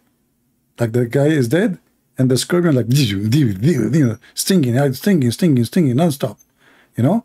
Look at his face. Look at his face. They believe in this garbage. This guy believe in it. You know, he's serious. You know? This is not paid by me, but from Pakistan, brother. Got a little bit afraid. That scorpion came out of the grave, and he saw the camel coming. He sting the camel, and the camel all of a sudden died. And it is famous about the camel that if a snake or any deadly animal bites or stings the camel, yeah, it takes at least 7 to 8 days for the camel to die. Yeah, because camel absorbs the poison very slowly. Okay. And when the scorpion stinged him, he died at once. And then the man came outside. He saw the camel is dead. He got happy and he kicked the camel. No way. With anger. And when he kicked the camel, his feet till the ankle melted. Brother, this is a true story coming from Prophet Muhammad for sure. So now the scorpion did sting the camel. The camel, which was chasing the Saudi guy. The camel now is dead because the scorpion sting him. He died immediately. The Saudi guy is so excited. He come and he hit the camel with his foot. Big mistake. Big mistake. His feet and his leg melted. Like melted. You know what melted mean? What's wrong with you people? Why you are not believing? What's wrong with you? I mean, look at his face. Do you think this guy is saying that story not true? The camel is dead because of poison. The guy hit the camel. He thought he is Macy's. You know? Like you pay him money, he will go like a hooker anywhere. So he hit the camel, and now his foot and his legs melted, brother. This is how bad those scorpion in the grave. Those are not like normal scorpion. This is not like your wife, she sting you, you know, or your mother-in-law, or your husband. There's many scorpion around us. This is different. This is a scorpion in the grave. You name it. Animal bites or stings the camel, it takes at least 7 to 8 days for the camel to die, because camel absorbs the poison very slowly. And when the scorpion stinged him, he died at once. And then the man came outside. He saw the camel is dead. He got happy and he kicked the camel with anger. And when he kicked the camel, his feet till the ankle melted. No way. Because of the poison. I want to skip my voice, guys. Sorry. I'm talking here. I don't want to hear myself making comment again. Let us move where he start talking again. Where is the story continue? Hold on.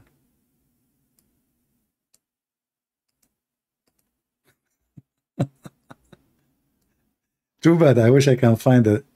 I wish I can find the exact video. Like alone without my comment. I mean, it was not, you can say, hard or firm. So he broke the grave and he went inside. And inside he saw a scorpion, a small scorpion, a strange kind of scorpion.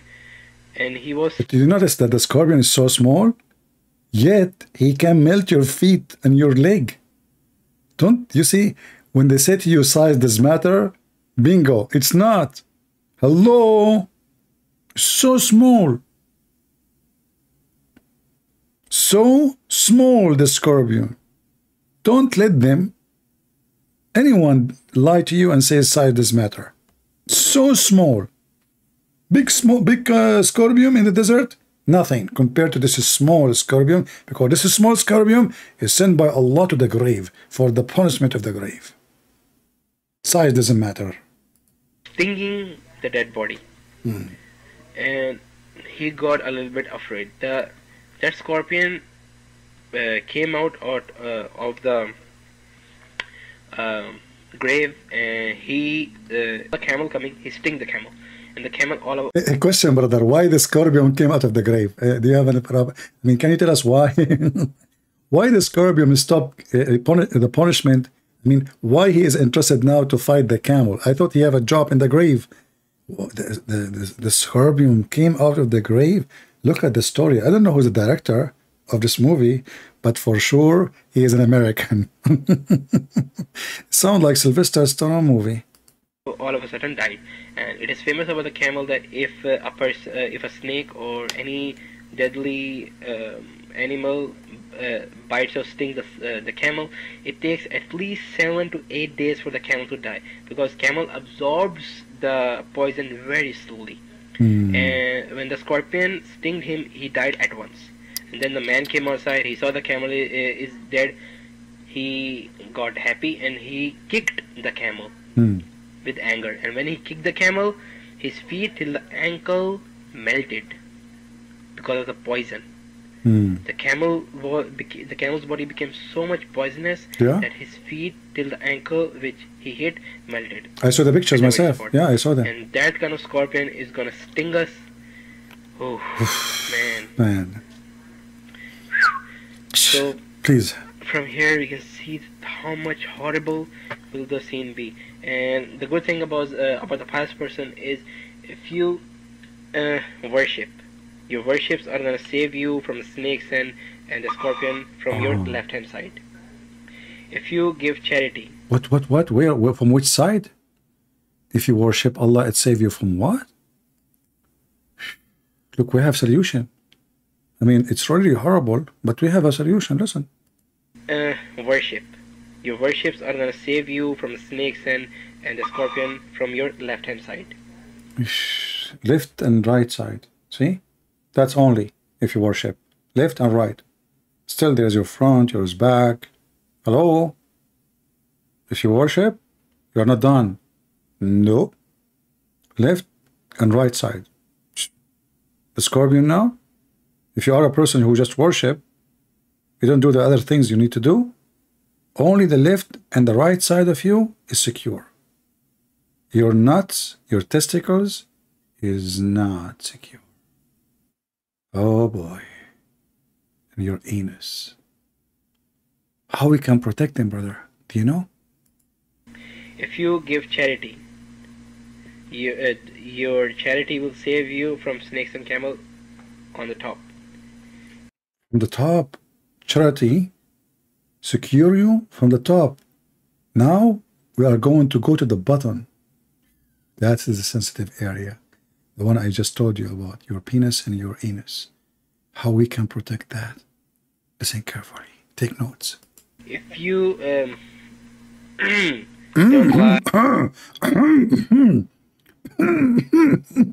I mean, it's a sensitive topic, you know. Yeah, we are going down. We are going really down now, you know. So your charity will save you from snakes and camel on the top. If you don't lie, speak truth, and do righteous deeds, those will help you from the snakes and scorpion coming from the right hand side. And if you read the Quran, that will help you from the bottom. Shut up. The Quran will protect the penis and the anus? Are you serious? I read Quran every day. Trust me. Every day. My private area is for sure secure. Look at those eyes. Those are the ones you are talking to. This guy, he called me. He looked like this. This is the stories believe in, you know. And they want to tell you that Islam is a religion. This is what Muhammad told them. This is not a story told by a kid. This is what Muhammad told them. This is why you find tons of Muslims making videos about the punishment of the grave. They believe in it. This is what Muhammad said. And then you need to ask yourself, if this is what Muhammad he speak of, who is Muhammad?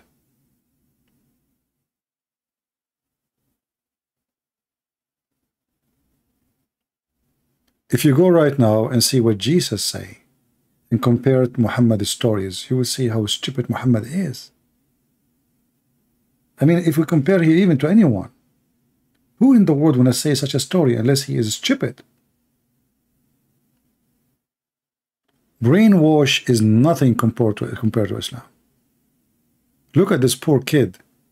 He is serious. Islam is based on fear. Muhammad is trying to make them follow him based on fear. If you enter the bathroom without saying a prayer, Shaitan play with your anus. If you don't say a prayer as he say, Shaitan will round, and you have sex with your wife, Shaitan will round himself around your penis and he will do your wife, and your son will come mute. Tons and tons of fiction stories. So brothers and sisters, who in the world, be honest please, who in the world can come with such a story unless he is a prophet of Allah? Huh? Who? Nobody. Nobody. This must be from God. How Muhammad he knew those things if he is not a prophet of Allah? Ooh. Muhammad, for sure, he is a true prophet.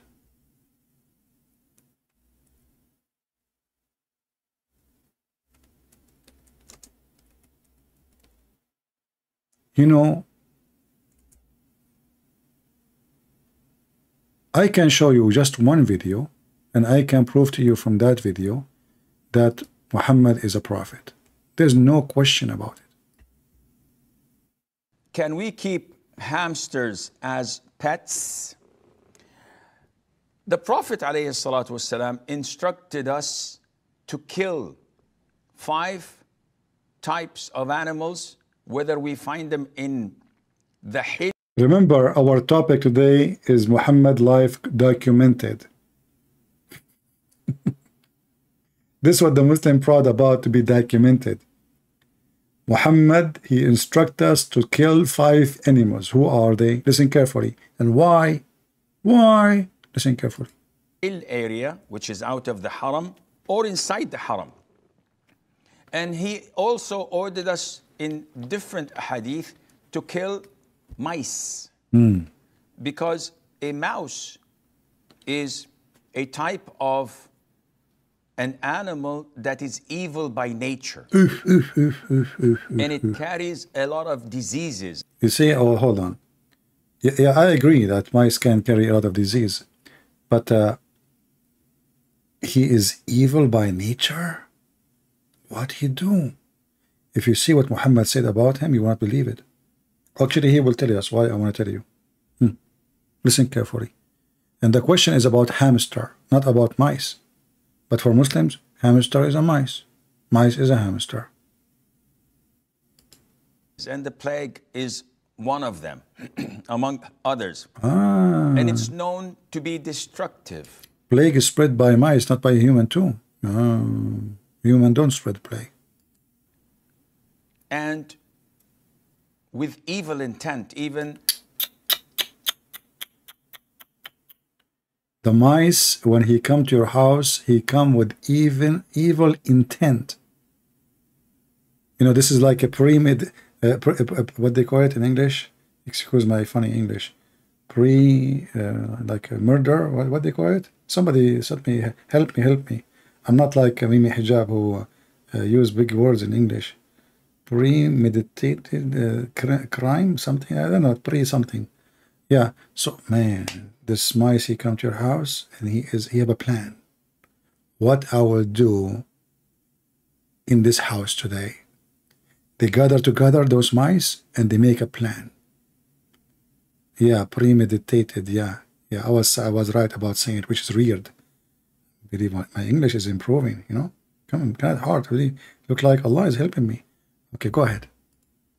It may take a piece of thread and get it burnt from, or set it on fire from a candle or fire in the house, and take that thread and burn the whole house with it. Look at this evil mice. She take a matches, you know, from the fireplace, and she go to the curtain. You know, okay, now we go to the kitchen. What an evil mice. I mean, this is why the Muslim, they have fatwa to kill Mickey Mouse. There's a jihad against Mickey Mouse, the cartoon. Yeah. And they reject it in the Middle East and Islamic countries. They are trying to make us love the enemy of Allah and Mickey Mouse. Your kids now, they like mice. Haram. With it. So mice are evil, and we are ordered in Islam to kill them.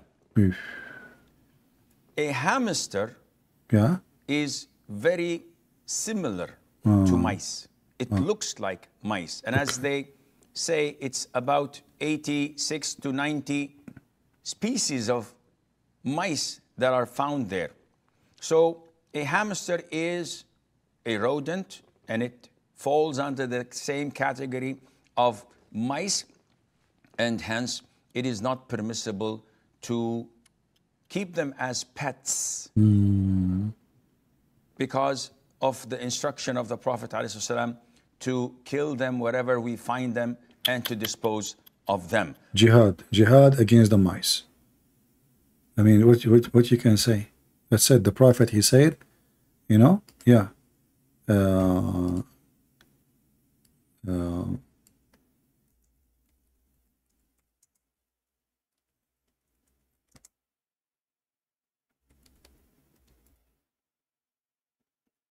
Should we have enough for today, guys? Or you want to have more time? And now, we know, we finished. Nobody watched the video as usual. Only a couple of thousands. Killing the house lizard. That's a good topic. Serious one. Aisha says, can you please explain the hadith about why we should kill the house lizard? Yeah, First why? of all, the house lizard, I think they call it salamander or something like that. I'm not sure. The house lizard is an insect that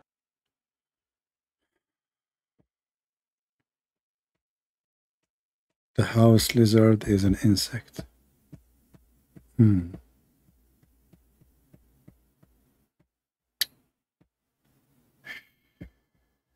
That's beyond. The house lizard is an insect. And I was wondering, I mean, why the house lizard look like this? It looked like an insect. Insect. Shia sect. Sunni sect. Insect. I got you, brother. I got you. I know what you mean. Those Christians, they think something else. They think you are saying insect, like a fly, cockroach. No, you are saying this lizard is from insect, like he is, you know, from those sects, you know, like, you know the thing. An insect that is harmful. Yeah. Some of it cause a lot of diseases. And some say that it intends to walk over the food and the drinks and to poo, where it puts a lot of its illnesses and diseases in people's food. So, in general, it is a dangerous creature. Insect, what that creature? Only brings harm to the people in general. And if you notice that anything that is harmful, Islam tells us to kill. So Islam tells us to kill a wild dog that bites and attacks people. Muhammad, he have a phobia from dogs. He ordered to kill all dogs, not wild dog, you liar. And then when people, they complain, he said, okay, kill all the dogs except the guardian one. It tells us to kill mice because they spread all types of diseases. Plague is one of they are most infamous for. And also they cause fire in houses. As in the hadith of the Prophet ﷺ, it tells us mice do heinous things. Heinous. Though people nowadays are so fond of them. We're told to kill the crows. A crow that also carries diseases and eats. Just because he's black. That's the whole story. Because he's black, you kill the crows. Okay. Dead meat. Well, all animals, they eat dead meat, you stupid. What's wrong with you? All animals, they eat dead meat. I mean, except the ones who eat grass only. All birds. Chicken. Oh, you know, what? Just because it's black, Muhammad, he says, اقتلوا كل أسود بهيم. Kill every pure black. As we know, he's very racist. We're ordered to kill snakes. We're ordered to kill scorpions. He told them to kill the snakes because they are genie.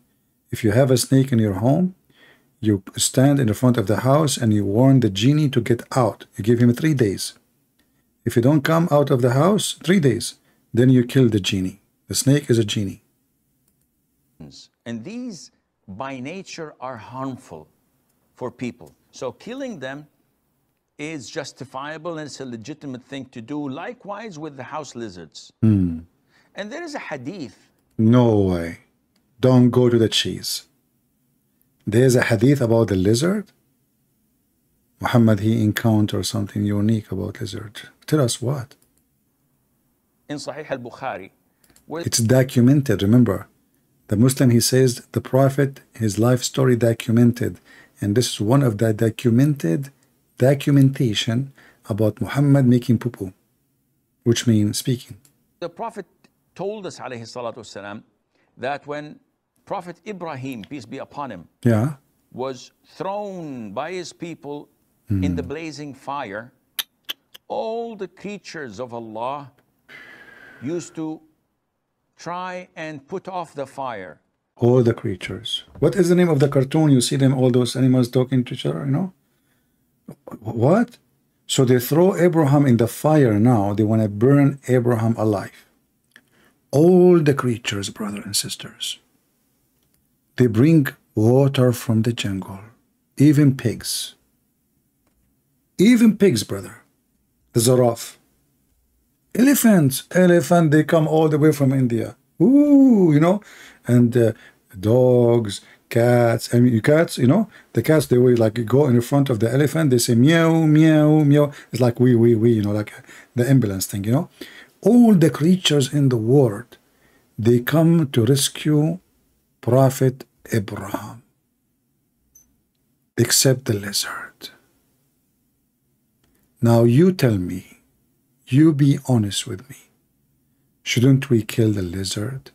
Look at his mouth. Look at this. Look, let me zoom in. Let me zoom in.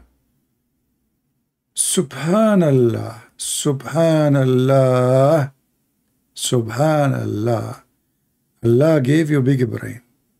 Big brain. Okay, what happened? What happened? Can you please continue the story? I cannot go to sleep without hearing the rest. So now, Abraham is in the fire. I hate it in the TV, you know, when like, you know, like, okay, now the story, like they put Abraham in the fire and bingo, the end of the series come tomorrow. Like, what the heck? Or they play commercial for you. Hamburger.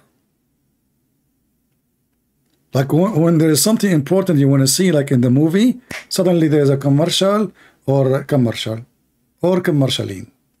Depends on who is in control Sheen. If you have Joe Biden Sheen, you are messed up. So, okay, so now Abraham is in the fire.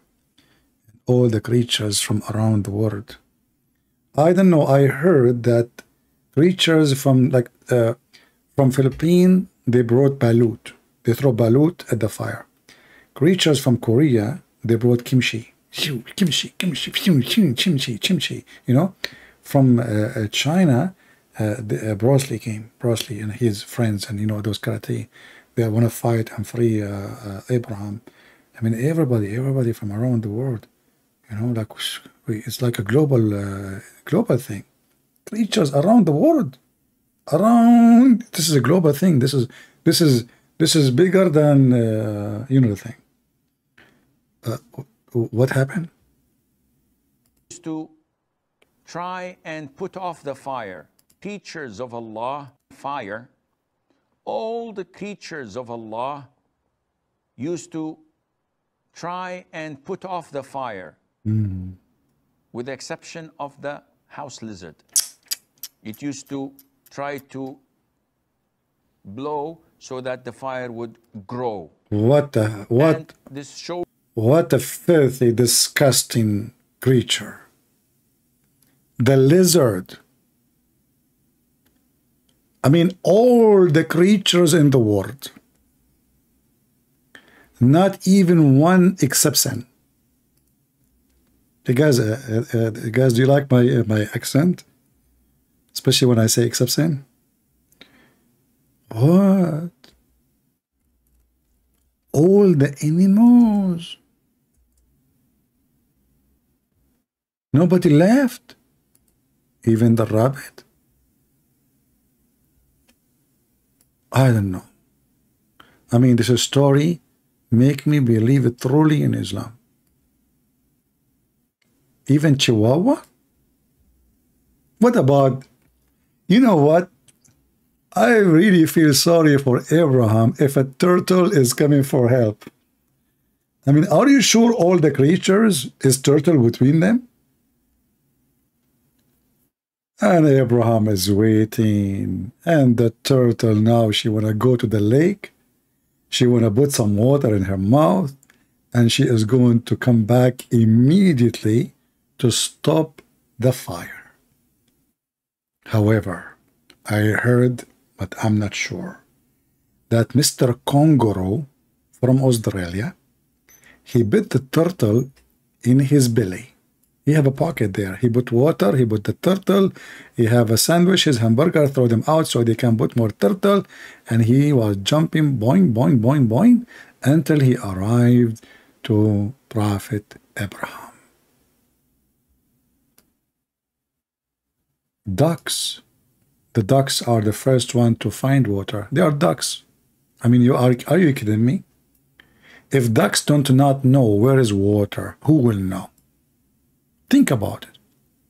So I heard that when they saw Abraham in the fire, a rabbit spoke to a chicken. The chicken, she spoke to a rooster. The rooster made an alarm. Cuckoo, cuckoo. The ducks, they heard from far distance because rooster at that time, they can go far with like a radio station. I mean, they have even short wave, according to science, and long wave. So if you are a chicken, you can hear it. If you are not, you hear only the short wave. Scientifically proven to be true. So the ducks, they heard the rooster. The ducks told the other ducks, and she told them like, walk, walk, walk, walk, which means Abraham is messed up. We have to do something. So all those animals, even chimpanzee, they look around them, they are in the jungle, there's no water. What they do? They brought coconut. They start breaking coconut and open the coconut in the top of Abraham. Coconut after coconut after coconut, and Abraham, he is hungry, he drink it. They said to him, Abraham, what are you doing? This coconut should go on top of you to stop the fire. Don't drink it. I mean, they open the coconut, they make a hole, and the liquid is coming, and Abraham opened his mouth like, that's good. What are you doing, Abraham?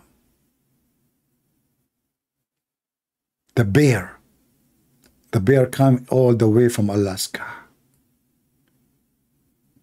He asked for the help of Solomon, his enemies, but now all the animals are united, you know. All creatures, they came, all the creatures of Allah. This is not just one person job.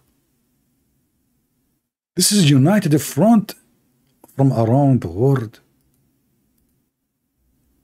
Very beautiful. This one too, when he heard the news, they told him, do you know who is in fire? Right away he started telling everybody. He started looking at the wood. So maybe someone, I heard, I don't know, he was looking for David wood. That's why they call David wood David wood. You know, like you look at the wood, David wood is there. So he went to David wood. David, you know, Abraham, you know. He missed the address, by the way. He thought David is the same David. David wood is the same as David in one mention, you know, like Solomon and David, you know those stories, yeah? So he got the wrong address. However, he have a smart cousin. He thought, you idiot, what are you doing? This is the house of David wood. This is not what we are looking for. You know? And then, like, you know, so right away they start like, okay, you know, and then they have a consultant, which is this guy. They ask him, can you tell us the fire is from which direction? Because he have a big ears. Like at that time, this was the radar. He said to them, sorry, I'm so short, I cannot really hear it. I'm going to ask my cousin. And this is what happened. The cousin, he said to them, I'm going to take to my uncle. He is wise and he have wrinkles. The uncle, fire. He starts sniffing around the world where we can find this fire. And you know, things getting so complicated because the story, and then the parrot came. The parrot, my friend. He told them, you are doing everything wrong. This is not how you save Abraham. The first step, we have to call the fire department. Yes, fire department. You might say to yourself, in that time, there's fire department. I mean, who is going to believe this? Nobody. There is. This was the head of the fire department at that time. I mean, like through time, fire department changed, you know? Like, it is something different today. Like they have big cars, etc. Yeah. And then when the fire department, they've been informed, the captain, he came and he started like giving orders. They don't know what to do. They are, you know. So like it was like a multitask power of work. And then, you know, like, okay, still we are short of numbers. So they send, you know, there's a guy, his name is Happy Feet. I don't know if you know him. Happy Feet, you know, they call, hey, hello, Happy Feet? Abraham is burning. Can you bring some ice? Ice is very important. It's a crucial. This is the time you need ice, you know, because ice not only will stop the fire, can fight the burn in the skin of Abraham. So they called them and they brought, you know, and you know, if you don't believe me, by the way, I have a witness because she is so big, her head is so high, she was able to see everything. They call her giraffe. So, I mean, I don't know. The story is true story. I know that your face look funny now, like this, because some of you don't want to believe in such a magical, amazing story. However, that's because you are an infidel. If you are really a smart person who have little logic, a little brain, you should accept that this story is a true story. But what I can do to you? You don't have the qualification, neither the inspiration. All right? Yeah, all of you look like this now. Like, yeah, here we go.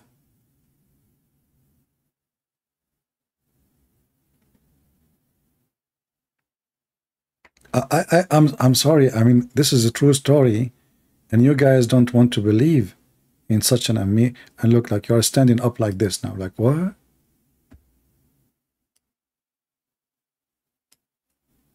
Huh? What? You know? You need to believe. It's time to believe. Even the pig, he brought water. But, you know, he did not really bring water. He started pissing. I mean, what do you expect? He's a pig. Hello? Don't blame a pig for acting like one. Do we have any Muslim here? He wanna, you know? So all the creatures in the world, they came to rescue Abraham? Are you sincerely sincere? How I'm going to stop those Christians now from converting to Islam? I'm serious. How I'm going to stop them? They will be driven by such a truthful story. How many of you would like to take Shahada now? Oh, look, I have two husky. They agreed. Ooh, two gorillas discussing the option. Now, this is after saying Shahada. And the gorilla is looking to Allah in the sky, like, Alhamdulillah, thank you Allah. Islam is a blessing. What's wrong with people? Why they don't want to believe? Satan is not allowing you to see the truth. I feel sorry for you. This story is very well documented. Even there is an organization, it's called Nasuka in America. You know, those Nasuka, they do make Pepsi and they send it to the space because, you know, American crazy about Pepsi. You know, they wanna do commercial for the alien. So they send Nasuka, and you know, they call it Nasuka, NASA something. They send Pepsi, you know, Pepsi Cola to the space so they can make the alien drunk and they can occupy their land. You know, because you drink Pepsi, you go crazy. You know, like I know what happened in Afghanistan. They drink 7-Up and they jump 7 times after that. You know, because they 7 steps and jump. So, brother, what happened in the story? Like, can you finish the story? We're ordered to kill scorpions, and these by nature are harmful for people. So killing them is justifiable and it's a legitimate thing to do. Likewise with the house lizards. And there is a hadith in Sahih al-Bukhari where the Prophet told us, alayhi salatu wasalam, that when Prophet Ibrahim, peace be upon him, was thrown by his people in the blazing fire, all the creatures of Allah used to try and put off the fire, with the exception of the house lizard. It used to try to blow so that the fire would grow. Okay, hold on. I mean, you might think this is not true. But would you please take a second and take a look at the lizard? Why you are not believing? Let us take a look at the lizard so we can understand the situation. I'm trying to help you, by the way.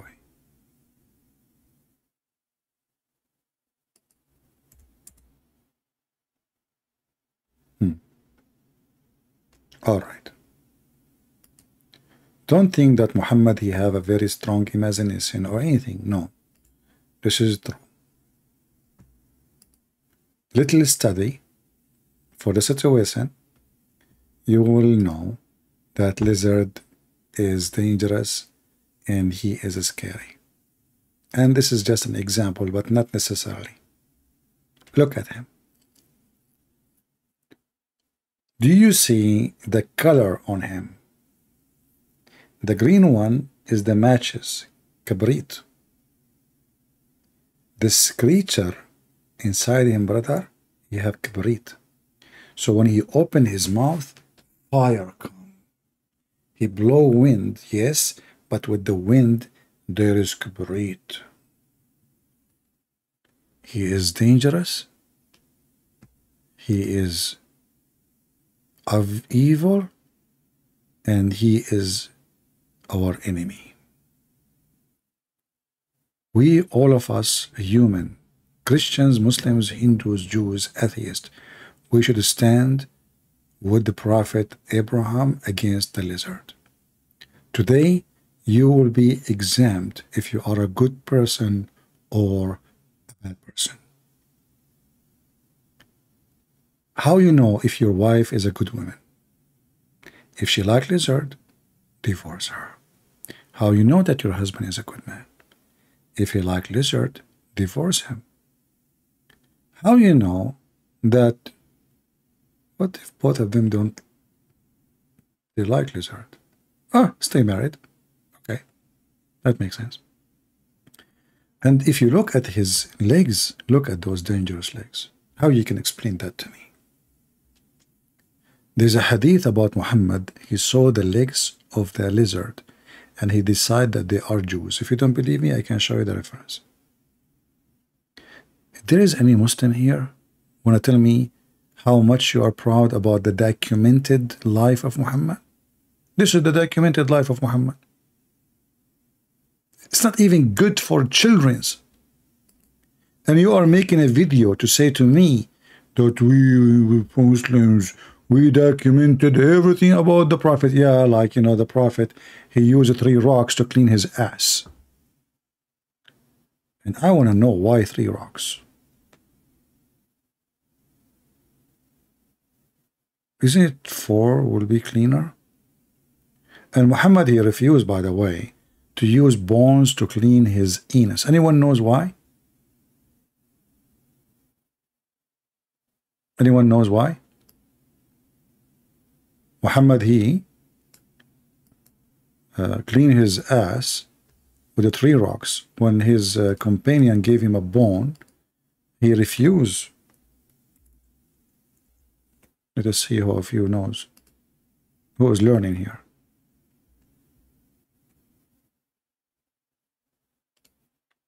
You are a Muhammadan? Okay, let us see. There's a guy here is saying. This guy, he called himself, why don't answer my call? Okay, this guy is excited. Let us see. Hello? Hello? Hello, how are you doing, my friend? I'm doing good. You hear me good? Yeah, you are a Muslim, you said? Yes, I am. Did you speak to me before? You know who this is. Your voice is familiar. You are not a Muslim. You know who I am. You know exactly who I am. I've come on here before many times. Yeah, I don't know. But you spoke to me, but I think you left Islam, right?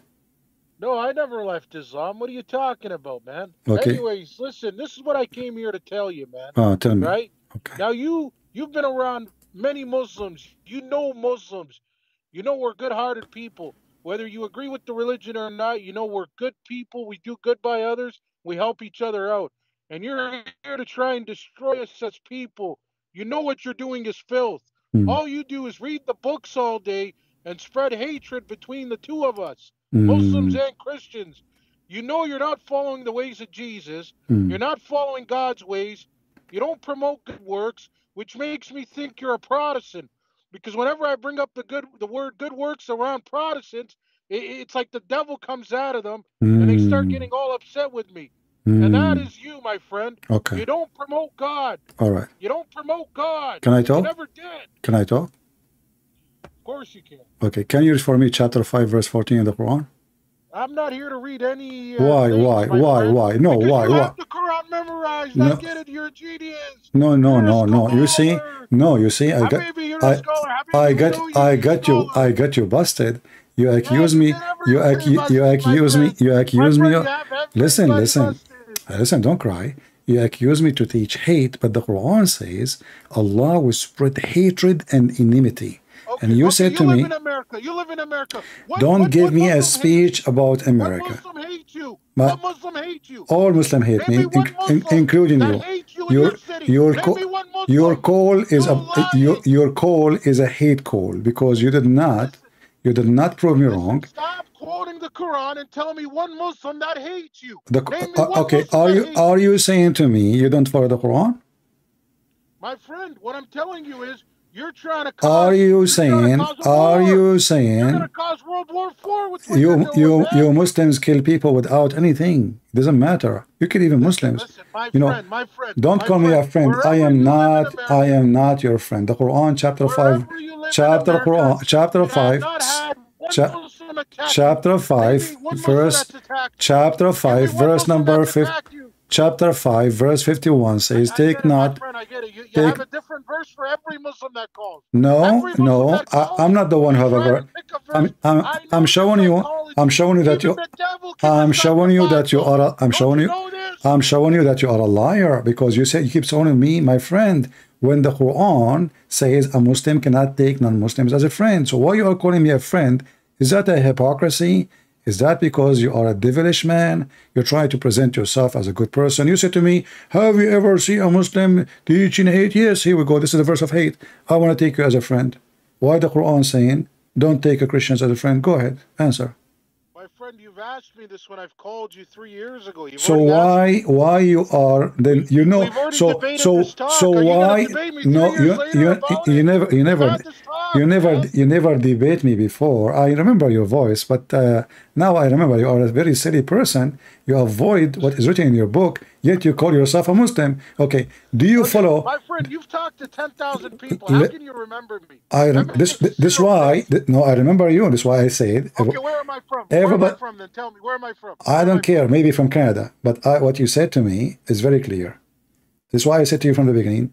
You called me before, right? Even though you are using a new name now. I never saw a call from you before. Today, only the call.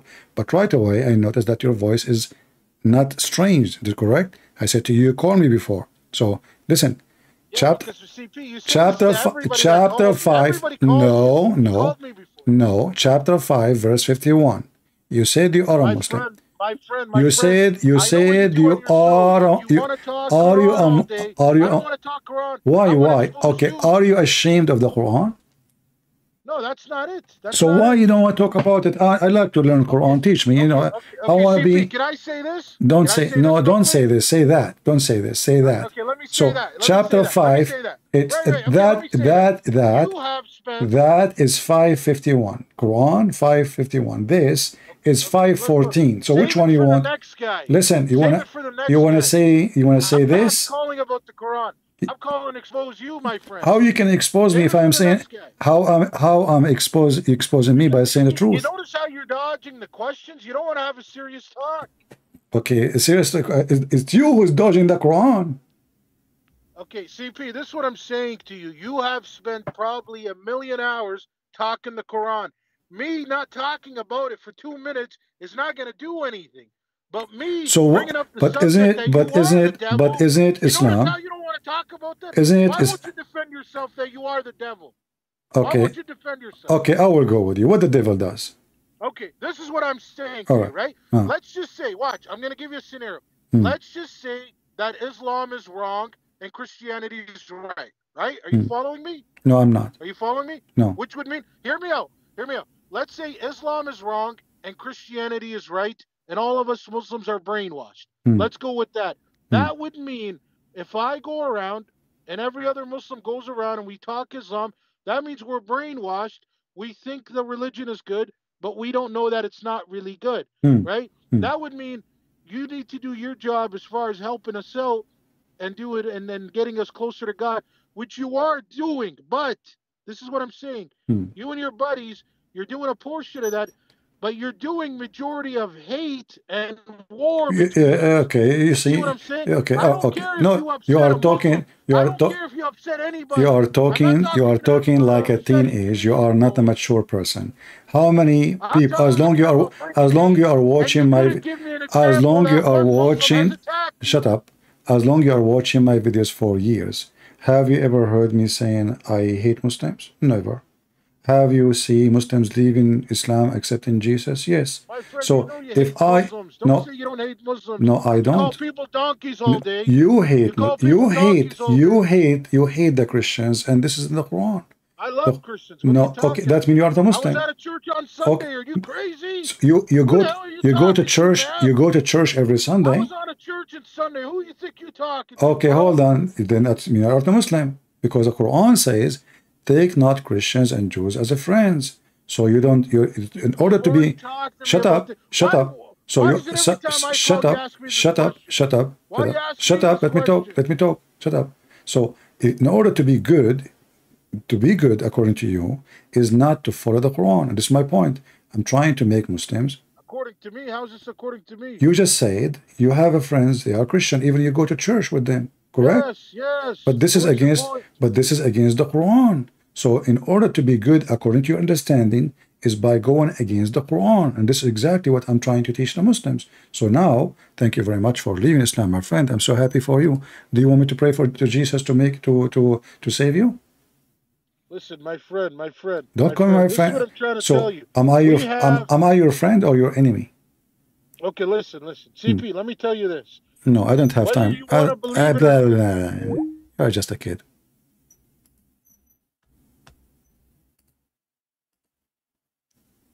This is the same guy who called me? He said we Muslims, we have good deeds before.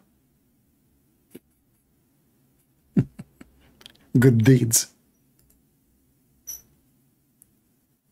It's in hate, you know. Okay, the Quran says Allah spread hatred and enmity between the Christians. Allah, He said He will spread hatred and enmity between the Jews. So the second we read for them their book, so we are teaching hate for reading your book, for saying the truth. How that can be? It must be the book of hate then. Thank you very much. I don't have time for kids, my friend. I don't care what you say. And the funny is, you are watching me for many years and you keep coming back. But you don't like what I say. Weirdo. You know, I don't know what kind of hashish you are talking. Okay, my friend, I want you to prove to me that you are what you claim, that you are a good person. I want you to buy a lizard, give him a kiss. Okay? To prove to me that you are not following the hatred of Muhammad. Even a lizard is your enemy. I mean, there is anyone in this world is safer from Islam. Monkeys, you stone them.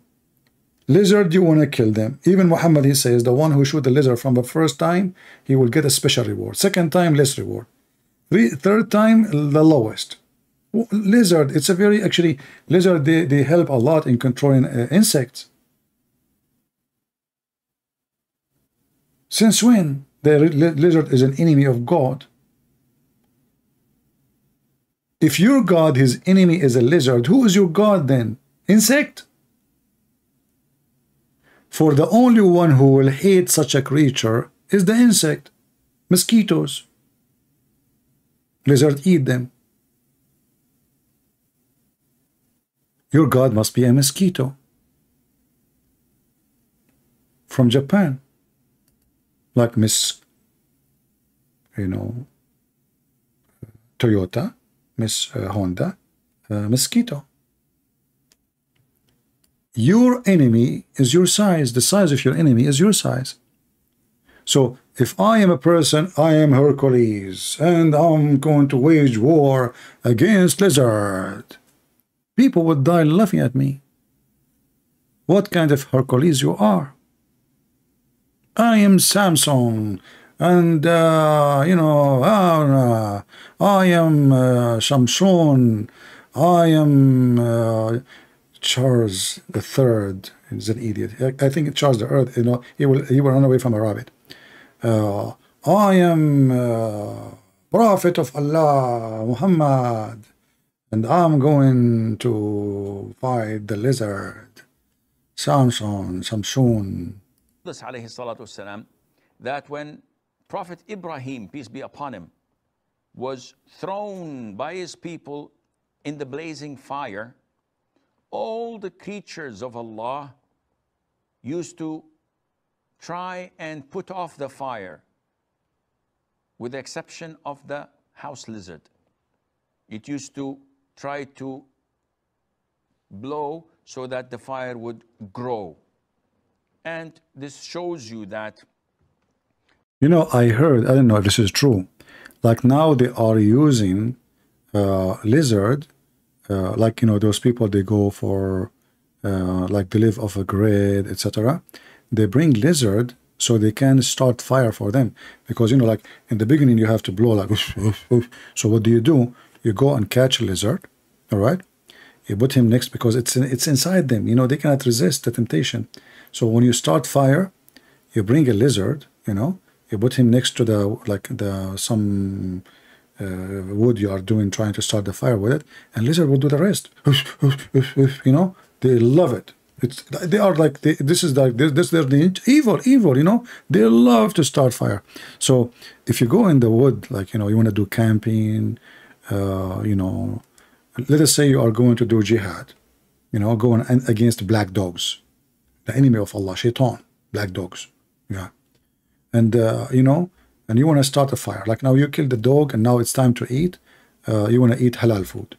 All right? Like you want to boil some camel piss. I should actually just drink it raw or not boil. Okay, you want to boil the camel balls. So what do? You need to start a fire. How you do it? Simply you just get a lizard and the lizard will do his job. You know, lizard, he does what lizard does. Chicken does what a chicken does. You know, I mean, every creature do what this creature does. Just listen. Wisdom. In Sahih al-Bukhari, where the Prophet told us, alayhi salatu wasalam, that when Prophet Ibrahim, peace be upon him, was thrown by his people in the blazing fire. Actually, I heard, I don't know if it's true, that Ibrahim, he have a book in his, like when he died, his wife, she put his book in auction. It says, the book title is My Story with the Lizard. You know, very sad story. How Abraham being captured by the enemies, his people want to burn him alive because they don't believe in their idols, and how the lizard, he brought all the lizard from around the world, you know, big army of lizard. And the funny is that the Muslim, they want to kill the lizard today because their grandfather, he did blow wind at Abraham. And the Muslim, they say, it is not justice in Islam to pay for the sin of others. I mean, do you see the stupidity of this religion? Brother, it's not right. It's not justice. Everyone will pay for his mistake. Only you don't pay for the mistake of somebody else. So why you want to kill the lizard today? Let us say, for the sake of a stupid potato, tomato, hummus, that there is a stupid lizard in the time of Abraham. He have a big mouth. He decided to do bad stuff to Abraham. Why you want to kill all the lizard in the world because of that guy? Who is the stupid here?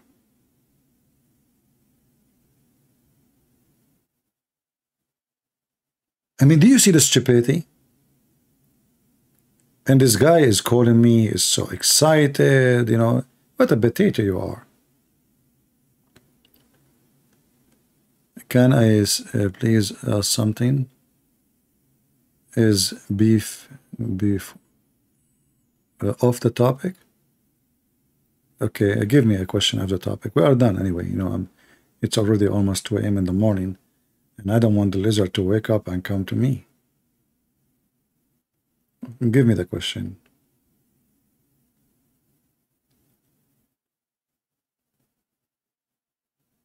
Let me exit from Skype so we don't get many more calls no more. All right, we are out of Skype.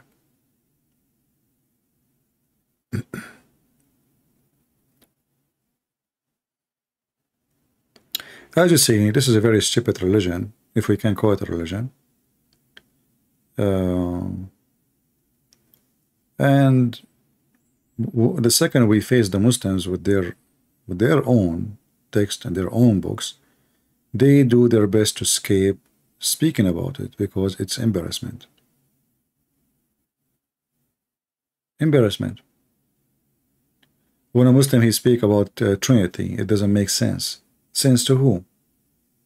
I mean, a Muslim talking about making sense. You see, if an atheist he come to me and he say something, I will say, okay, you know, an atheist. But a Muslim talking about making sense. And by the way, in graduation, atheist, it turned to be that the Big Bang theory is a fraud. Did you watch the last discovery from the Webb, James Webb? You know, all the drama about the Big Bang theory, and you teach it in school. It turned to be all of it, you know, is nothing but a stupid thing, you know.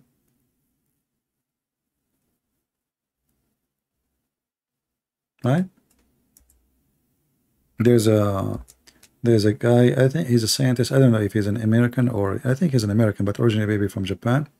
I think they call him Kako something. Yeah.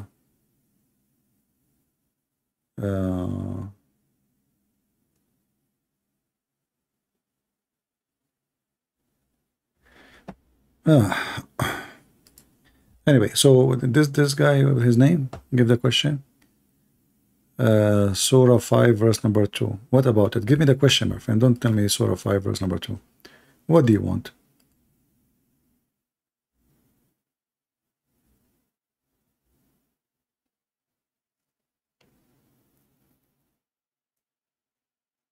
You want just explanation? Open Ibn Kathir and read the explanation. I mean, you know, if you have a question for me, at least give me something valuable. This is not really important. It's just a stupid pagan practice.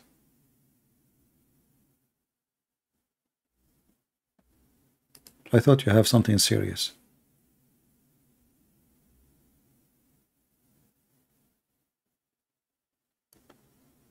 Do we have, actually we cannot take any more Muslim, that's it, we exit Skype.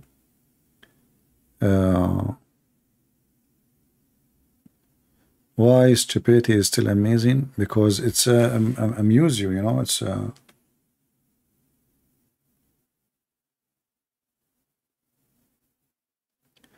there's a grand mention, it's a pagan thing. Everything in Islam is pagan. Everything in the Quran is pagan. The Quran, you know, in that verse, confirm what the Arab used to do before Islam. It's the same, continue. The black stone, the sacrifice, the practice, the forbidden months, this is all from the pagans before Islam. This is all, you know, is a continue of the paganism before Islam. So not only that, everything in that verse, and the verse before it, and the verse after it. All right. So guys, download the video, cut the calls, the Muslim they call me. I mean, this guy, the last one who called me, is not worth it. He's just silly, stupid. I feel sorry actually for him. I mean, he have the same argument. You want to start war? I mean, you curse me 5 times a day. Each time they pray Al-Fatiha, you say, Allah, please don't make us the same as the cursed, the lost Christians and the cursed Jews. 5 times a day. We are the one who start war.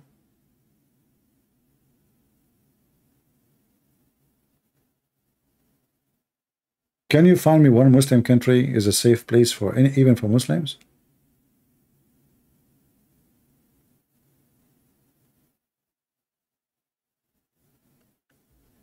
Have you read the new study about the shroud of Turin? I'm not really interested in those studies because those studies can be true, can be false. My friend, all studies, people, they choose what to believe too, and they call it, to make it sound authentic. Let's say they are saying to you the shroud is true, or even a study saying it's not true. So the one who is a believer, he will take the study where it says is true, and the one he is not a believer, he will say he will take the study where it says is not true. However, are we Christians because of that? No. Who care? Why even I should care for this? We don't believe in Jesus because there is an image of Jesus somewhere. If it exists or not, that will not change anything. And for me, I never, and I will never, believe in studies, because mostly studies is based on agenda. You know, the decency is very rare you know, between those who make studies. Very rare. Like, you know, for how long they are teaching your kids about the Big Bang? They don't even agree it's a study. They call it a fact. The fact, when the fact it is a theory, is not a fact. And now they start discovering that all their theory is a fraud, is a stupid. They study how many years can take for a galaxy to be exist. It turned to be all the numbers was wrong. Based on what? Based on a new study. And then later, another study will prove that the second study is false, not only the first one. And then the third, fourth study, fifth study, and seventh study. And then they keep, you know, upgrading their studies because simply all those studies are a fabrication. All of them, they are based on theory, not in science. We send a telescope to the space, but did we really, can the telescope discover anything? No, pictures. Sometimes even pictures can be illusionate. Like as an example, the black hole, they teach always that those hole, it's a hole, it's empty. And now they are saying, no, it's not empty. So all this time we are teaching children that it is empty hole. Massive, empty, black, dark. It turned to be, so, I mean, don't be driven by faith. Have nothing to do with the study of science. The one who tried to prove to you the image of Jesus, it is the image of Jesus, are scientists, right? I will never take what they say for granted. Because never mentioned that Jesus, in order to prove himself to us, he will leave something like this. All the miracles Jesus did, and now we will believe because of an image on a tower? A human being, when he is weak in faith, he looks for anything. He's desperate to prove himself. The atheists do the same. The Christians do the same sometimes because they have weak faith. And Muslims, they do the same. Your faith is your challenge. And most of people, they want to see. They don't want to believe without seeing. Even Jesus, he come to this earth, still don't want to believe. And then the one who believe, sometimes because they have paganism in their mind, they want something, literally something in their hand to make them believe. A Christian person, he believes without any of those things. God is good, my friend, for he did good, he said good, and he is good. Not because there is a good scientist trying to prove to me that my belief is true. That's not why we believe. In fact, if you believe in Jesus, you should believe that science does not agree. That if you put some mud on the eye of somebody who is blind, you can make him see. Do you need scientists to prove that to you? So if you base your belief in science, then you should not believe in Jesus. For the miracles of Jesus is totally against science.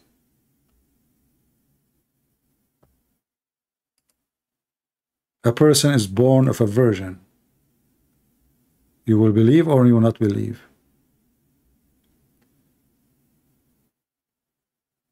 You know, don't do the same mistakes as the Muslims, who they are trying to find legitimate reason to believe in Islam by fabricating science fit with the religion.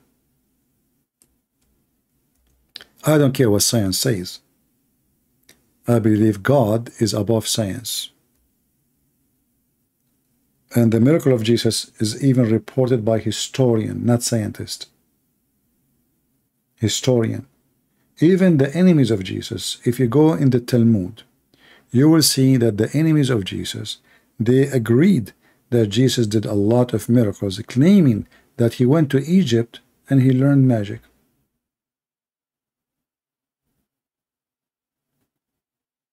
Even the enemy of Jesus, in the most hateful book against Christ, the Talmud, they agreed that Jesus did miracle. Historian. You know what this guy, his name, Barat Harman, whatever his name.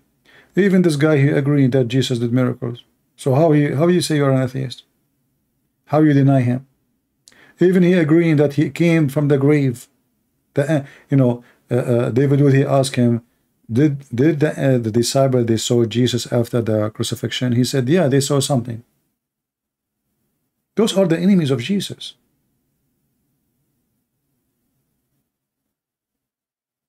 But I'm not going to believe because he agreed.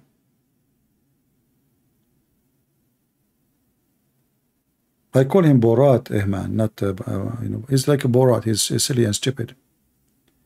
The second you listen to those people, 2 seconds, you will see how you can you can conquer their argument from their own words.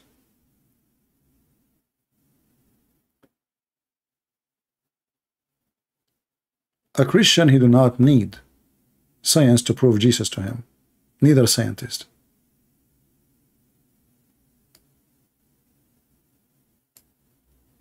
Because God is something and science something else. Science actually, the purpose of science when it's come to creation is to make you believe in theories, not in facts.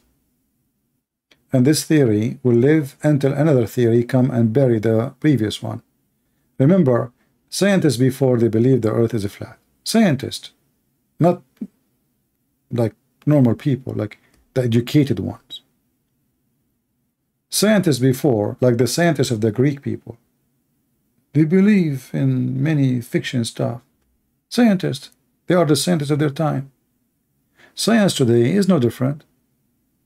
It's based on experiment, and the experiment can be proved to be wrong anytime. Anytime.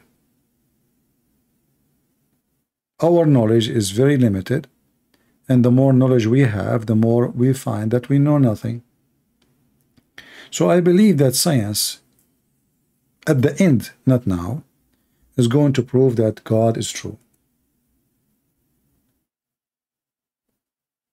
For the only science that exists is the science of God. Let be light, light was. They're trying to understand how light to come to existence. They give you tons of theories. Theories. Don't go by their, agenda.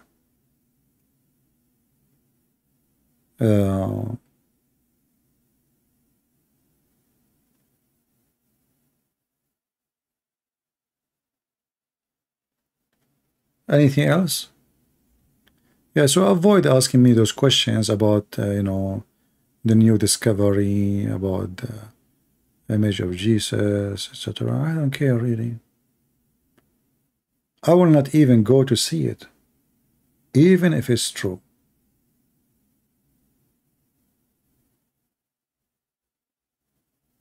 Because I believe in him, not in an image.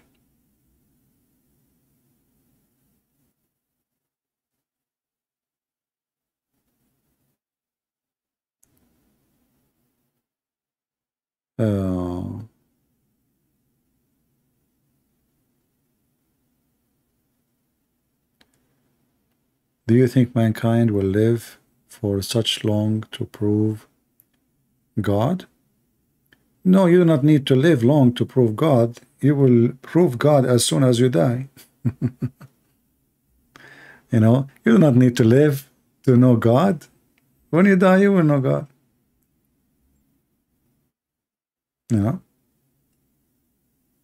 When you die, it doesn't take long. Human being can reject as he wish, but as soon as he die, he find if God is true or not.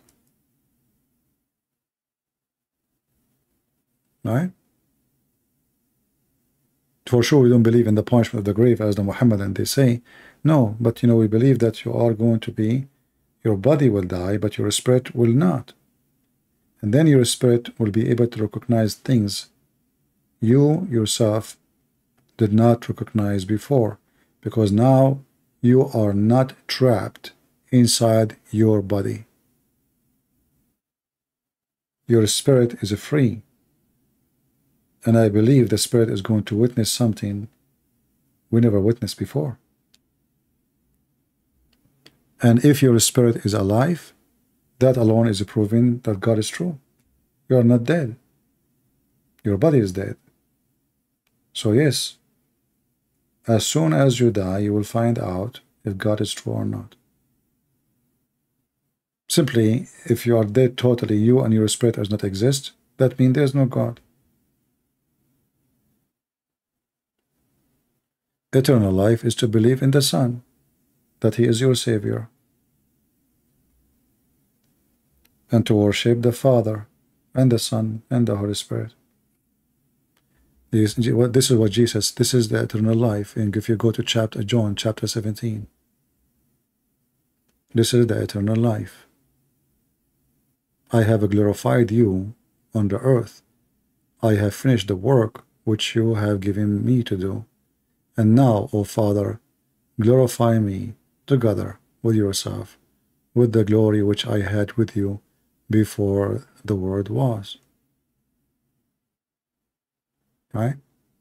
And before that he mentioned, I believe in verse number 2, as you have given him the authority over the flesh, that he should give you eternal life. Should give eternal life to as many as you have given. And what is the eternal life then? And this is the eternal life, that they may know you, that you are the only true God, and Jesus Christ, who have you sent. Who is Jesus? Is the Son. When you believe, that is the eternal life. You receive it. Eternal life is not a beautiful speech. It is reality. Life for eternity.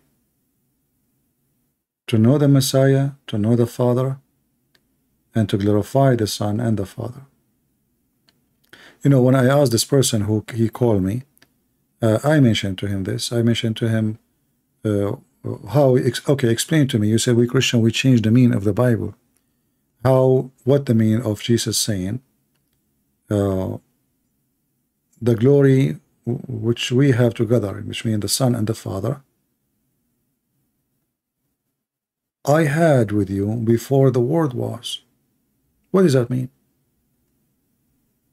Jesus, he just said, he have a glory with the Father before all the world come to existence. The Muslims, they say we change the meaning of the Bible. Okay, give me the meaning.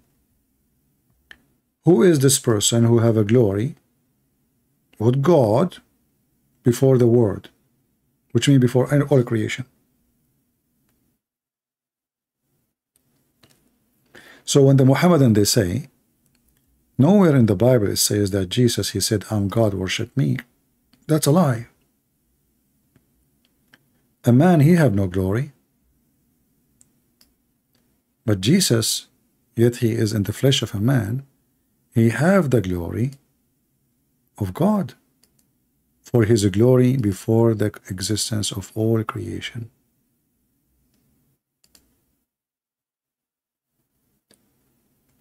Don't let the liars teach you. Those who listen to liars, they will learn lies. Our book is the word of Jesus. It's not the word of any. You see, when we read even the book of, we call it the book of John, but we don't listen to John. We are not interested in John himself. I don't follow John. I follow Christ. John himself is a follower of Christ. So John, he wrote the book to tell us what happened, what he saw, what he witnessed. The important is Jesus. And that will give you the eternal life, nothing else. You know, the Muslim, they keep quoting for us chapter 17 as an example, but they forgot that even the word Yeshua is a proof who is Jesus. The name itself. And everything Jesus he said. I mean, why the Son even, he says, glorify your Son. Glorify your Son. So may the Son may glorify you.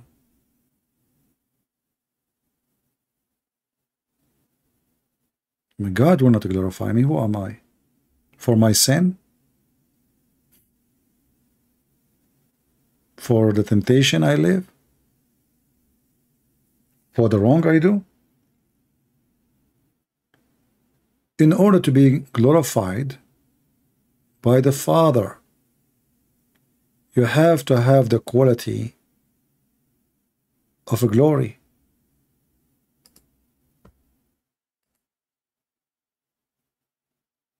Are you with me? And the quality of a glory, the Bible says to us that every human being is a sinner. Can we glorify a sinner for his sin? So to be glorified by the Father, you have to be from the quality of the Father, who is a glory himself. Not only we glorify him, he is the glory. There's no glory except his glory. You see, when somebody he say, bless you, the fact I cannot bless you, I'm just making a short sentence saying, may God bless you. Blessing come from the Father. Blessing come from Messiah, from the Messiah, not from me, not from you. We can't even bless ourselves. We need the blessing of God. So if I am a person, God glorify me, then why I will be glorified? You see, the Bible speaks about David have a glory, but not the glory of Jesus, the glory of a king. Army, massive kingdom, massive wealth. That is a glory of a man. God don't glorify you for that, because everything you have is nothing. You will not even take with you, not even one spoon of gold to the grave. If you take it there, the thieves will take it after you die. But the Messiah is glorified by the Father for the quality, for he is born of the Father. At the same time, the Messiah make it so clear that he is exist. I had in union with you before the universe was. And this is from the Aramaic Bible. And then they say to you, well, Jesus said that you should know that you are the only true God. But why you don't want to quote the rest? And I am your son. And I am exist with the Father before the world. And I am from above, and you are from below.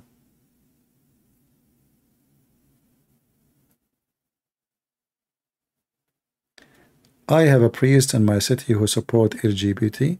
Okay, he is not a priest for Christianity. He is a priest of LGBT. We know what the Bible says. Anyone he preach other gospel other than this, let him be cursed. Correct? So we do not need even to debate about it. He is a satanic. He is not a Christian. Very simple. Never go to a church, promote anything against the Bible. If you go to any church, ask serious questions. Don't be silly. Okay, what time of the service? This is not a question. Ask the priest, what do you think about homosexuality? What do you think about Islam? What do you think about abortion? If he agree with all those things, he is not the one to be in his church. This is the synagogue of the devil. Very simple. You do not need to argue and debate. Just clean your sandal from the dust of that building. This is not a church of God. They have a cross in the building. They have whatever. This is satanic place. All of them, by the way, because they are cowards. Those are fake priests. They don't dare to say what the Bible is saying. But all of us, we know. I mean, you want to put your head in the sand, says it doesn't say that, CP?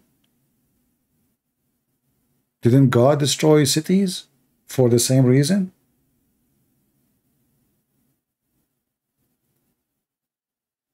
So don't let the devil be your master. Those are, the devil is their master, not the Messiah. What the Lord, he said, there is a sentence we should always use for everything we do in our life. From their fruits you shall know them. Very simple. If you want to do business with somebody, let us say you want to partner somebody in business, you want to open a store together, you know, you have a friend, you want to open a gas station, a grocery store, you know, you want to do landscape business, like you have limited budget, you are poor, God bless you if you are poor, but you wouldn't want to partner with somebody, he cheat. He's a cheater. He will cheat on you. You want to partner with somebody who will never accept a cheat.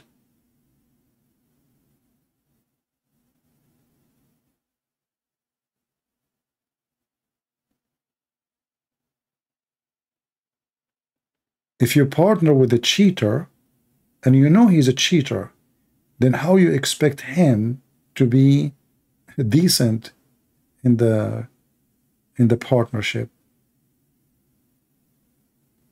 If you know a man, let us say a woman, she meet a man, and this man, he brag about how many girls he lied to them, and then you decide to marry him. You must be mentally ill, stupid. This guy, he is even proud about his cheating. You marry a cheater, so why he will not cheat on you? And not only that, he told you already that he is proud to be a cheater. He think he is smart for doing that. Same for a woman. If you marry a woman, she have no shame to speak about such a thing. You marry her, good luck. Here we go. She already cheated somebody before you. She will cheat on you too. From their fruits you shall know them. This is why we believe in Jesus, because his words is priceless. It can be our best guideline, not a statement of a man. People, they can speak so good, but they do so bad. Good tree give good fruits. Otherwise, why we call it good tree? What is good about it?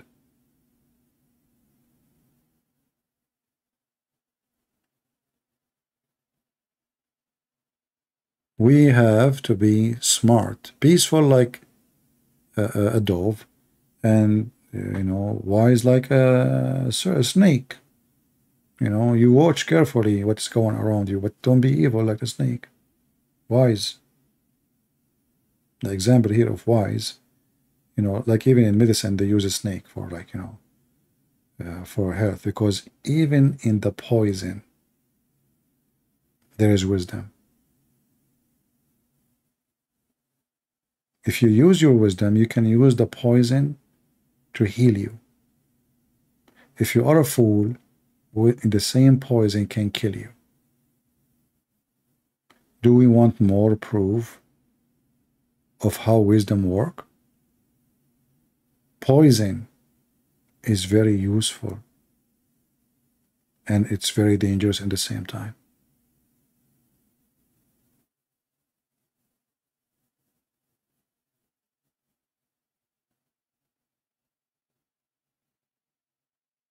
So we don't refuse poison. We can use it for good. As an example, when I quote the Quran every day, this is a poison book, but I am immune against it. It doesn't hurt me. It helped me to make Muslims leave Islam. So I use the Quran and Muhammad words as a medicine, which is a poison, to make them leave. I show it to them, I read it to them, I explain it to them, and they leave Islam. I don't even quote the Bible unless they try to escape the topic, because I believe that it's not worth to put the word of God between the hands of somebody disrespected.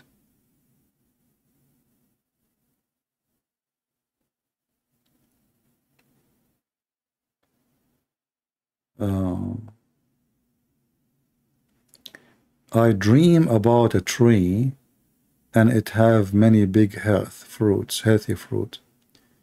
Is that have spiritual mean? I'm not here to explain your dream for you guys. Maybe before you slept, you desire to eat some fruits. Have nothing to do with any spiritual thing, you know. Maybe you're hungry.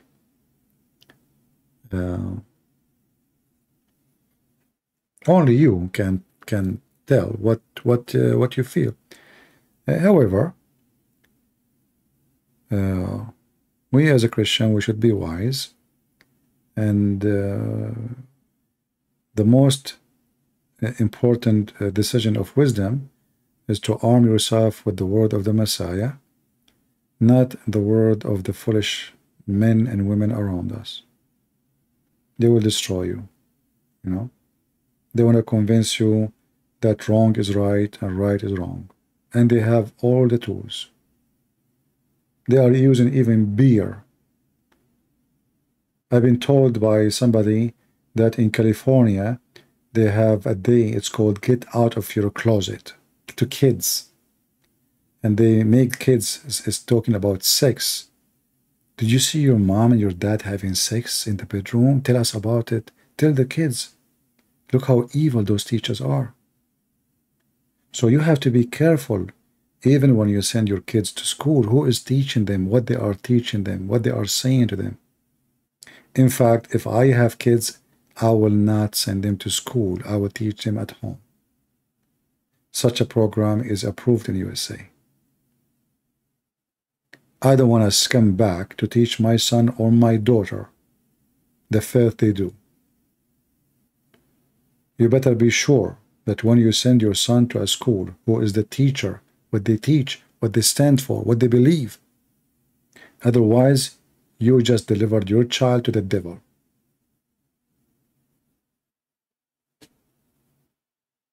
You deliver your child by your own hand.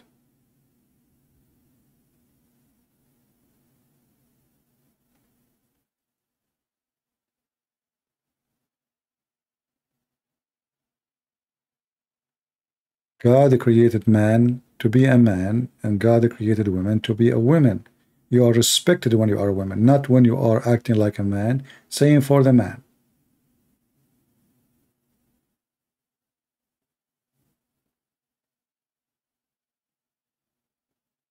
Act like a man when you are a man, because this is what the man does. He talk, walk, act like a man. Women, they are beloved by men because they are women, not because they have mustache, not because they have voice like us or hairy chest. Don't make them fool you. God gave you a gift actually as a woman. Man don't have. Even your weakness is a strength.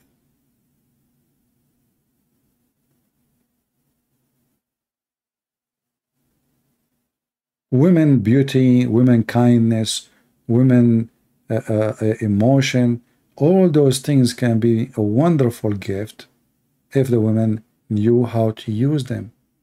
You will capture the man, the real man. You will capture his heart, you will capture his eyes, you will capture his thought. Yet you are weaker than him. The Bible says that the man, he go join his wife and they become one. But why you want to become one with her? Because simply the man, he don't have what the women she have. He don't have her kindness, he don't have her fame, he don't have her softness, her loving, her kind, tons of things. The man is different. We are different. So the man, he find what he is not having is there, and the woman, she find that what she don't have is there too. So both, they complete each other. But if a man, he marry a woman, she thinks she is a woman, she is a man. What's the point of this marriage? Or if a woman, she marry a man, he think he is a woman.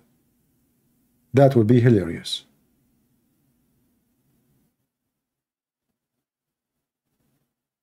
When God, he designed us, he designed us this way for a reason. And remember, God, he created Adam and Eve from one flesh. In fact, the Bible in the beginning called both Adam. Adam meaning human, actually. It doesn't mean even male. So, Adam and Eve are the same flesh. That flesh being given blessing, each one of them to be different, so they can be companions. And when God created Adam and Eve, he created only one Eve. We are not animals where there's a rooster and there's a bunch of a chicken.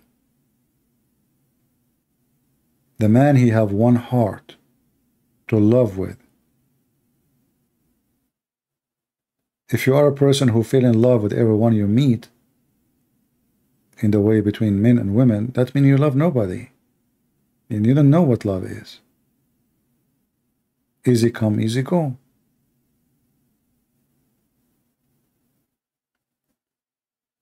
Marry a believing woman and a believing man. Truly believer, not by name. Otherwise you will struggle and you will suffer horribly. Remember, all of us, we do sin. All of us, we are sinners. We are not saying we are perfect because I'm a man and you are a woman. No. But there is a reason for everything. Everything have a reason.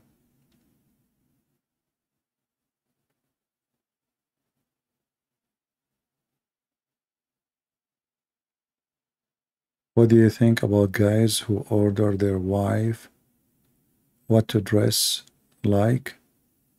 Is that a sin? What do you mean order her, like, to dress decent? First of all, the Bible says women, they should be obedient to their husband. Secondly, a husband, he should treat his wife as Christ treat the church. So a wife should not even need to be ordered how to dress. Should dress decent. She should not need the husband to tell her what to dress. If you marry a woman, you need to tell her how to dress. That means you married the wrong woman.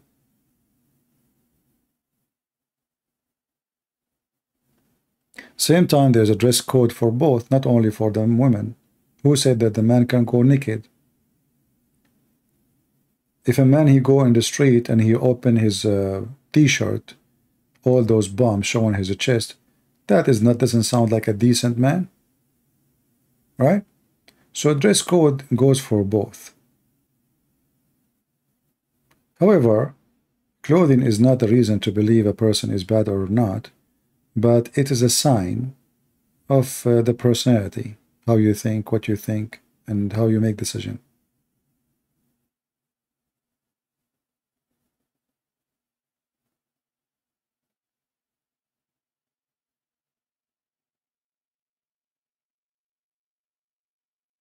I wish CP would marry me. I wish I will not.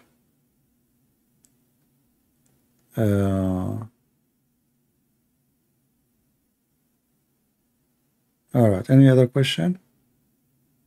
Our video becomes so long now, I don't know what to do with it. So I will give you time to download those calls. Most times they call me, especially the Abdul, he called me in the beginning. And then we will take down this video. Anything else?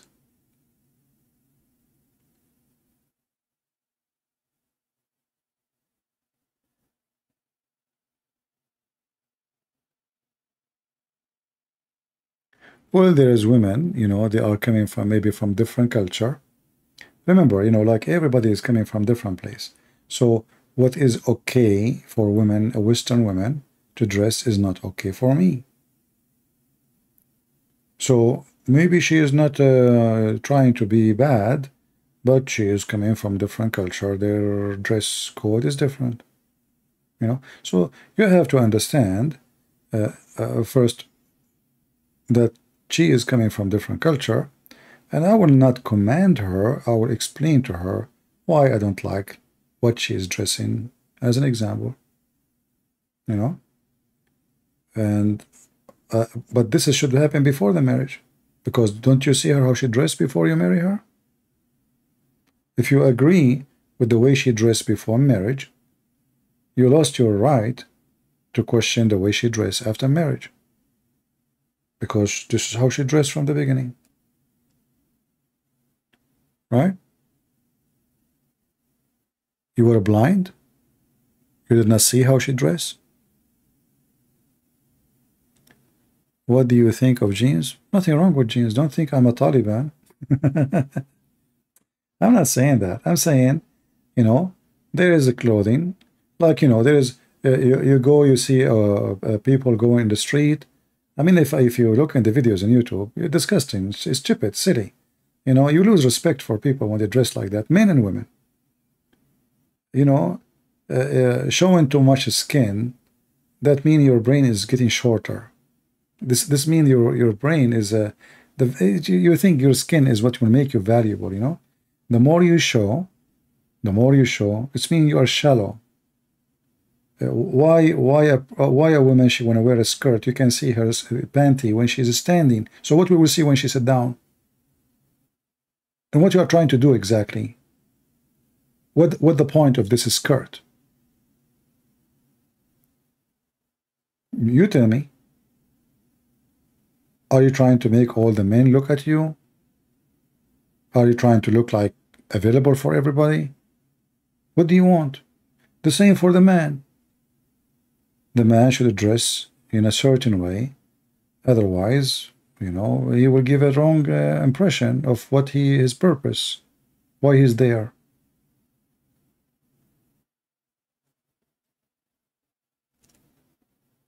Many men, they spend their time, you know, when I was in Asia, I saw many men doing body care, and I could not believe it.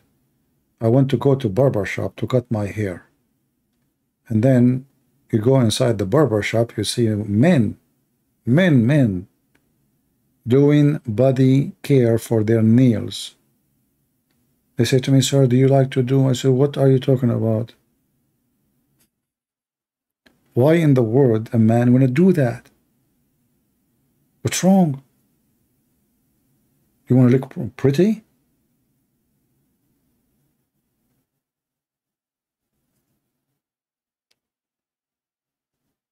Actually, me myself, I don't even shave in the barber shop. I have a machine.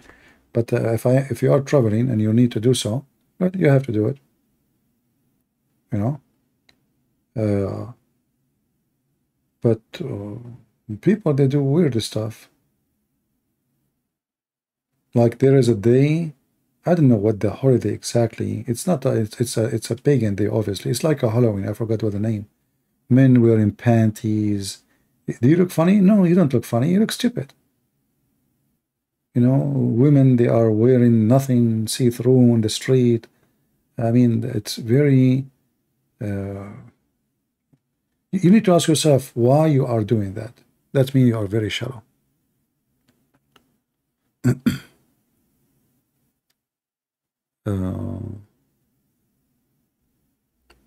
Say Allah, God is the only one. He is self-sufficient.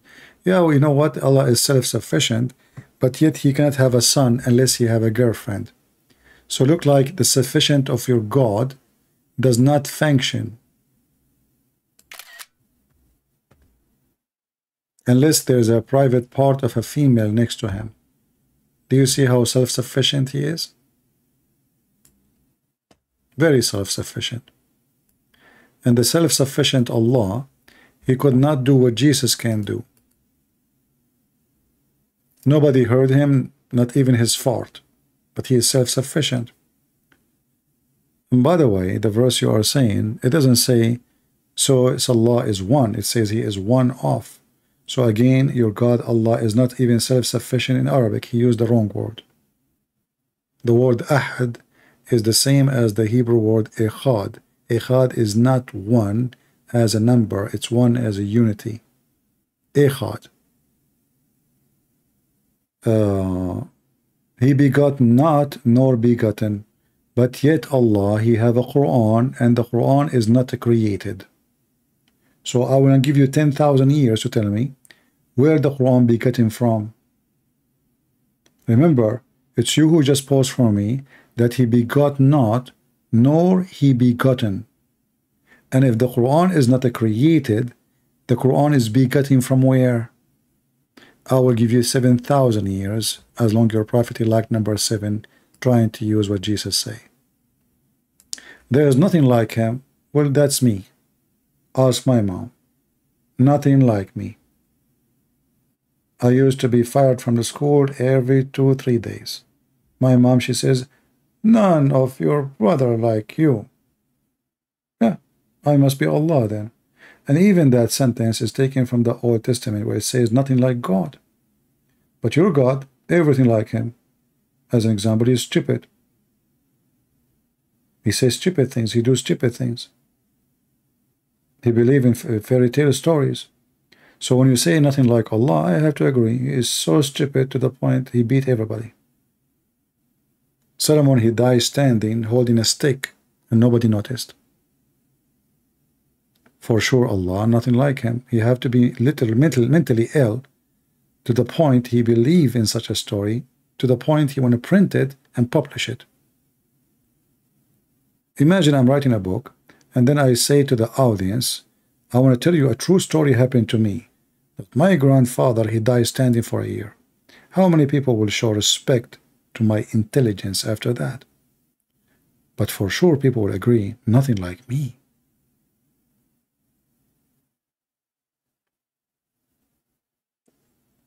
Yeah. So this is all what you have? Nothing like Allah? And too many hearts? What those hearts for? Your God Allah is like a yo-yo. I never heard of a God he come in every day in the third part of the night. Yo-yo. Why? Because you want to listen to the prayer of the believers. Well, why Allah don't have a good reception from his heaven? So he decided to come like a yo-yo every day? Up and down, boing, boing, boing, boing? My God, you do not need to come every third part of the night. I can talk from here, hear me, hear me there. What a stupid religion. The yo-yo God. And the funny, this is Quran word 112. Why you don't call me so you can read for me Quran 111 or 113? Do you want to die laughing?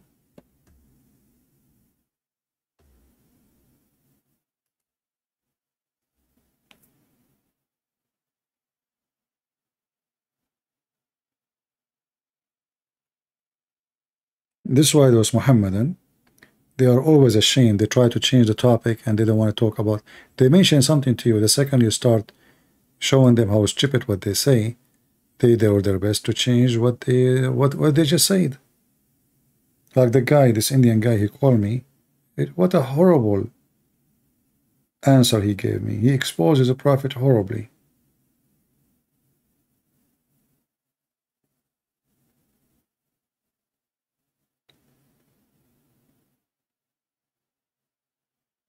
A Muslim, he glorified God he never saw, he never spoke to. Even his prophet never saw, never spoke to. You see, the funny is that the God of Islam claimed in the Quran that he spoke to all prophets. And Muhammad is the most close prophet to Allah, according to Muslims. Why Allah never spoke to him?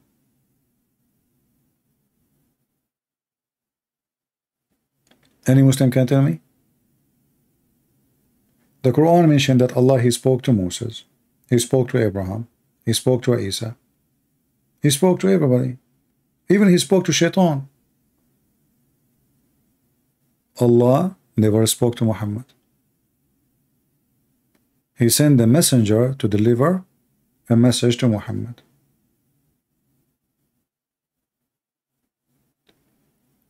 If the king don't want to see you, that means you are not important person. Is that correct?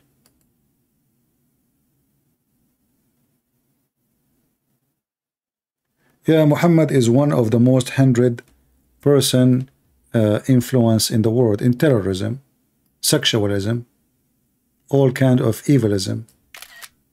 But the truth is, the one who wrote the book is an idiot. He should make it more clear that Muhammad is the most influenced person in killing and death and rape. Every Muslim believes that raping women, especially if she is his wife, is okay. Even they believe in having sex with women after they die. So Muhammad, for sure, he have a big influence in 1.6 according to Muslim idiot. However, the whole world is under the influence of Jesus.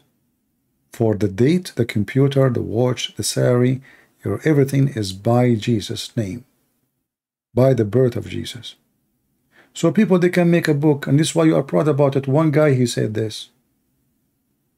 Look how desperate you are. You could not find me one good thing about your prophet. You bring me somebody making a commercial book to make money. 100, he put Muhammad there because he knew Muslims will buy it. As an example, Muhammad is the most influenced person to teach breastfeeding for adult.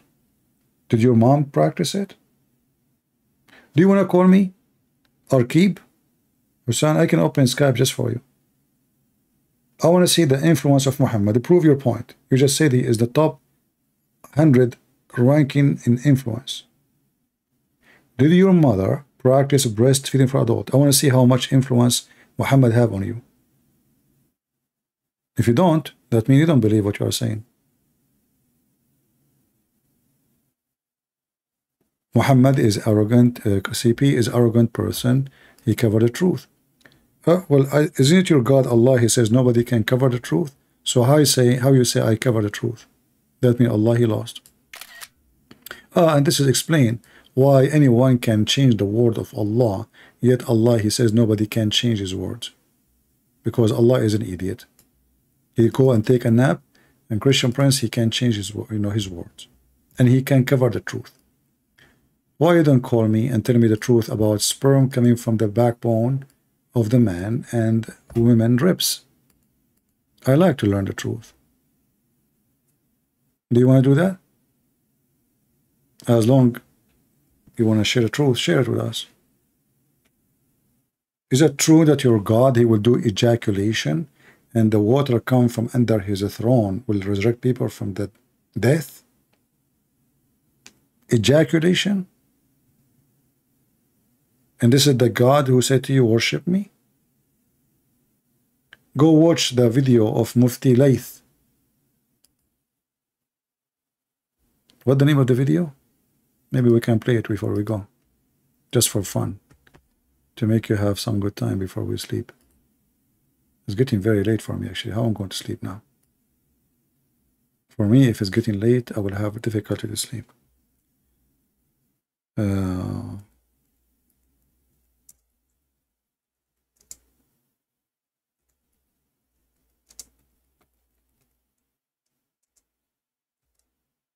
Even Mufti what's the name? Mufti Layth.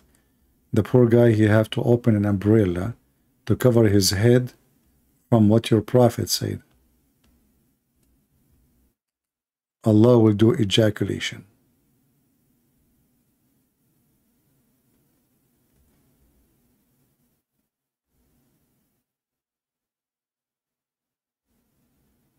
Yeah, but what's the name of the video? Umbrella video? Abu Layth?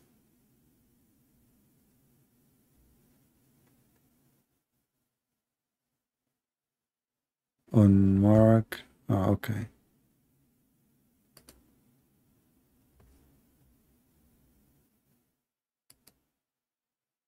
Yeah, but this is not, this is my video. You're posting my video. No, we don't want that. Anyway, you will bow before Allah? Well, I doubt that, because you have to prove for me first that Allah is exist. What kind of God he create himself from the sweat of a horses? You will bow down, you and your prophet, under the feet of Jesus, and you will be sent to hell with Muhammad if you don't do that. I assure you that Muhammad will be in hellfire in the day of judgment when he meet the Messiah. You see, even the filthy Muhammad, he admit that even when the Antichrist, he meet the Messiah, what will happen? Anyone remember? What will happen? The devil, when he see the Messiah, he will melt, the same as salt melt in water. That is the Messiah, my friend. Shaitan, he gave your prophet satanic verses.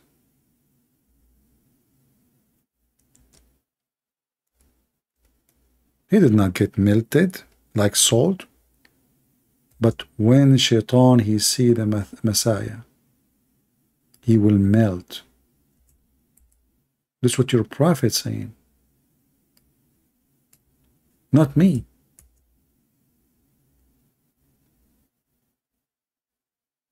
Can you explain to me why he will dissolve like salt in water? What is the power Jesus he have?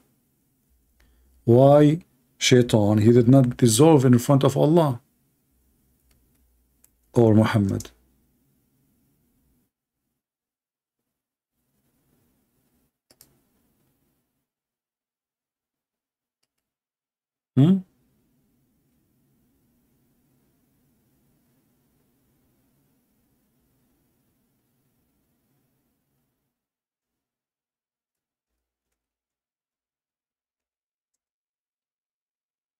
They praise pagan God, the God of the black stone, the vagina.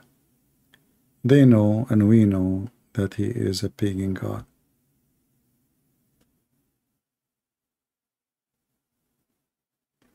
Why you don't call me archive? You know, here we go. I'm tired. It's very late. You now this is the time you can beat me.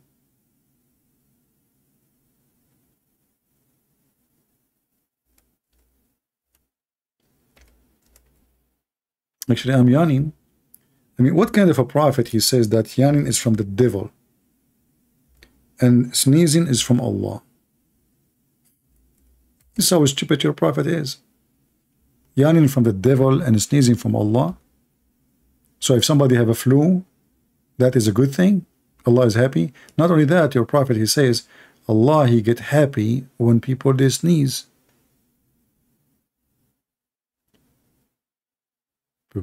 Why Allah will get happy when people sneeze?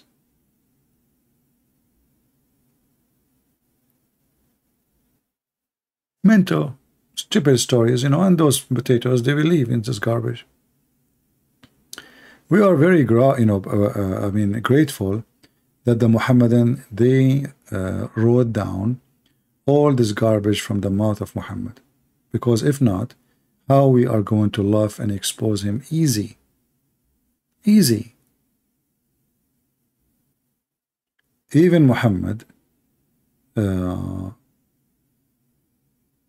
he made it clear that Allah and the Shaitan, they look the same. The difference is that this Shaitan, he will come and he will try to make himself look like the Messiah.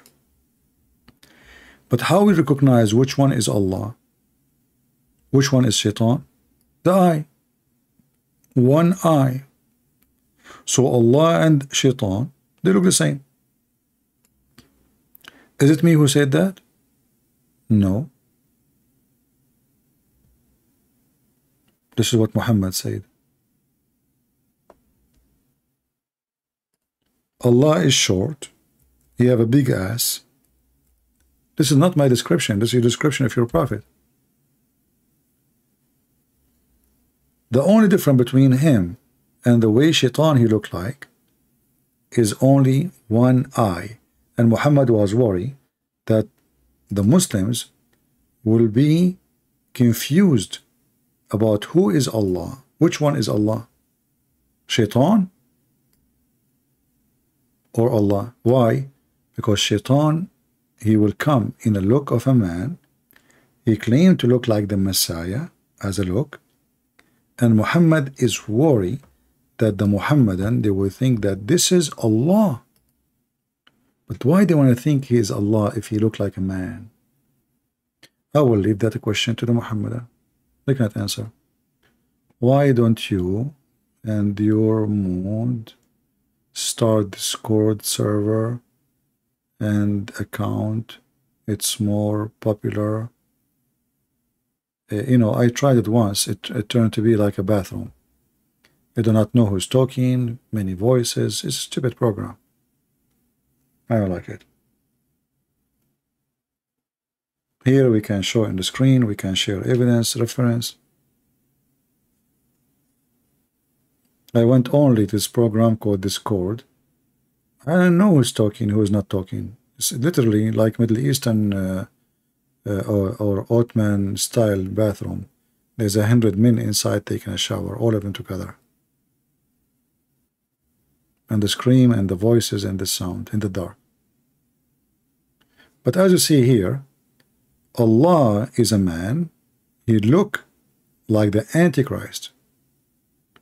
The only difference between Allah as a look and Antichrist is one eye.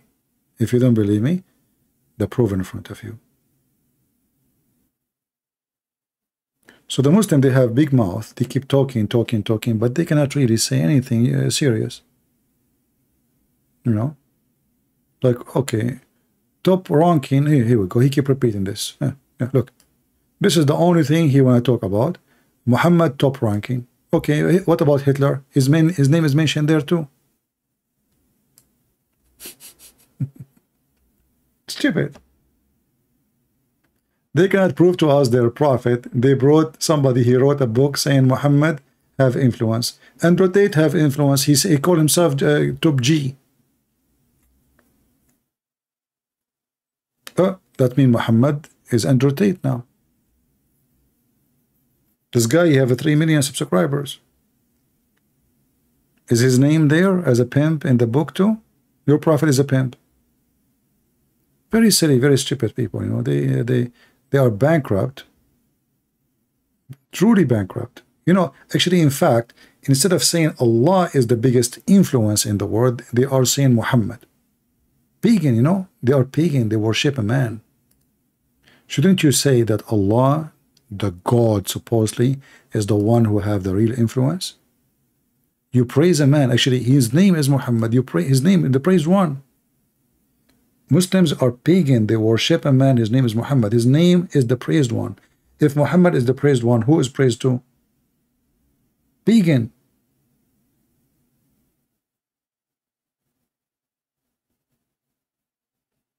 You will not find a Christian saying Paul is the most influence or John, because they are not God.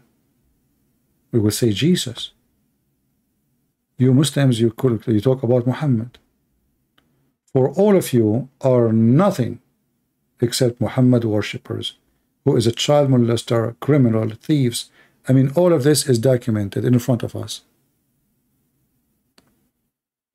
Even when he went, let's talk about influence. He went to his own son's wife. He flirted with the wife when the husband is not there. Do you see how good the influence is?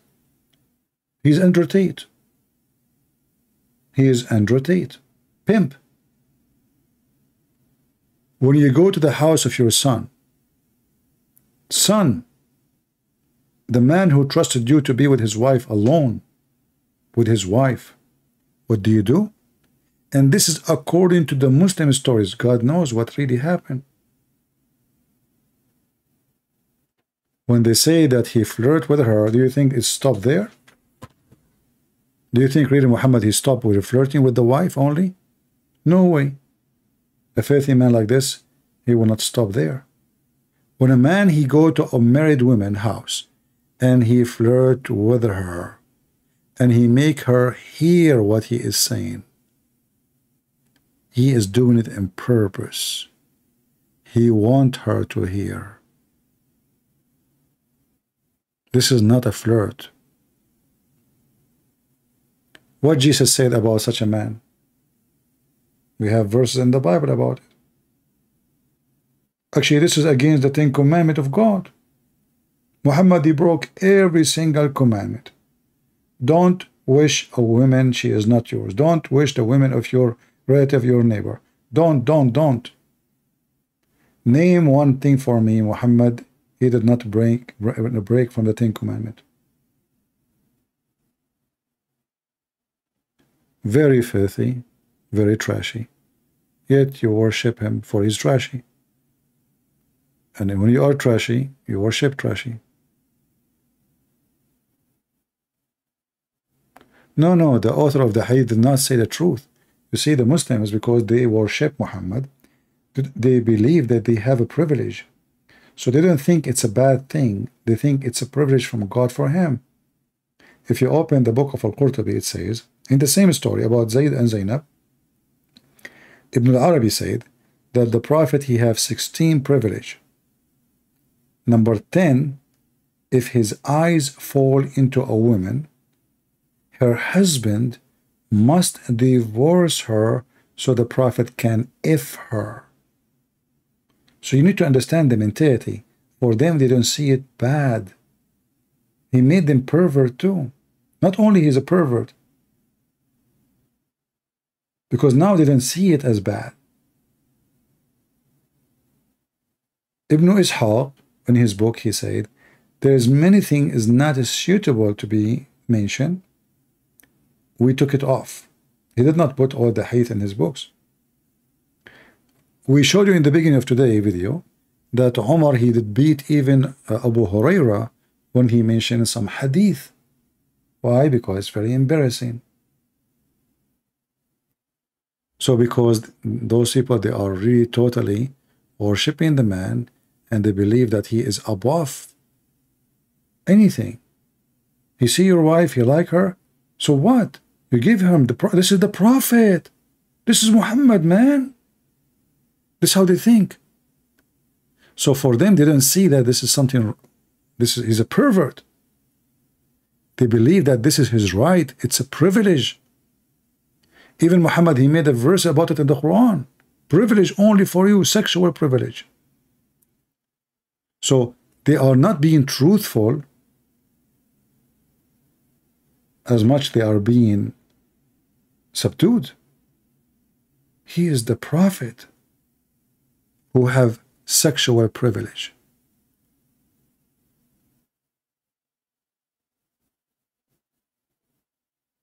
I spoke to many Muslims. I said, if the Prophet, like mentioning that story, if the Prophet come to your house and he like your wife, you will not mind. He said, I will be honored. He said, I will be honored if the Prophet, he want my wife.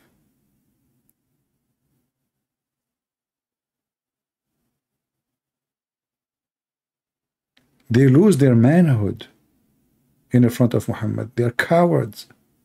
They don't dare to say, oh, shame. No way.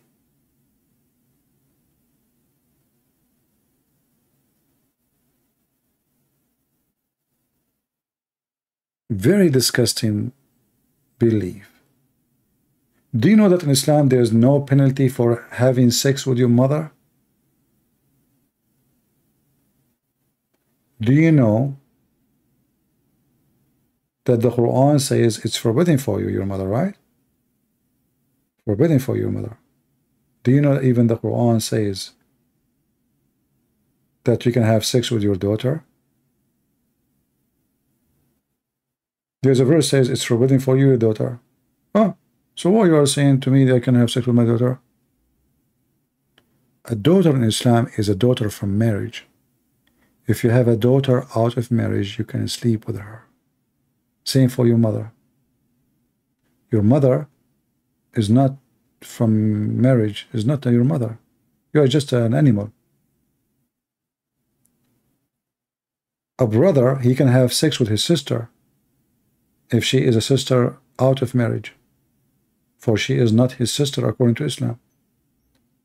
Just to make it simple for the ignorant who do not know, in Islam, if you are a son is born of wedlock, you don't have the name of the father. You have no right to inherit neither his name or his inheritance as money, or even to live in the house. Why? Because according to Islam, you are not a son or a daughter. Therefore, and this is their book, so we can show it, it says, the father is not forbidden to have sex with the mother and his daughter, even though this is his daughter from his blood. This is how satanic this cult is. How far Satan can go. Right? In fact, the whole Quran, you see, in the Bible is speaking about a specific penalty for homosexuality. In the Quran it says, hurt them. That's it. Hurt them. You read the interpretation, beat them with sandals. It's not a big deal for Muhammad. Imagine if a person, he do fornication, if a young man, he fornicate with the women, we beat him. If a man is sleep with a man, we beat him too. It's the same. And then Muhammad, when he did live with the Jews, he noticed that he is really a pervert. So he decided to do something about it. He said, according to the Muslims, he said, the one who do this, kill him. But it's not in the Quran.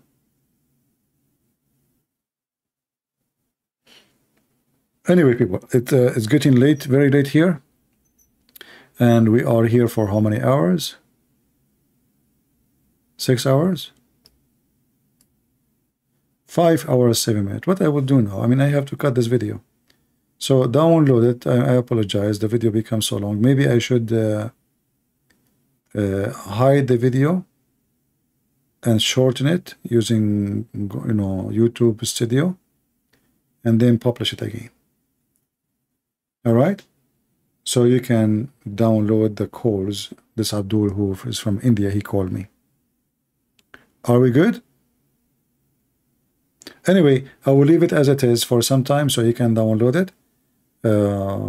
Maybe until I wake up and tomorrow if I sleep.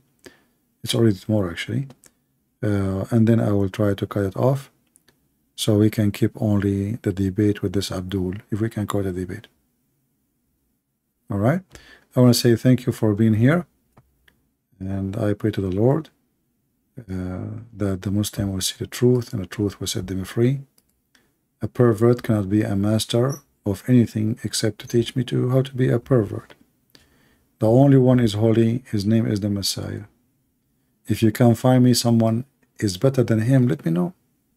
I would like to know. Your God Allah is not even close to be considered holy in any way, in any mean. God who approved muta, prostitution,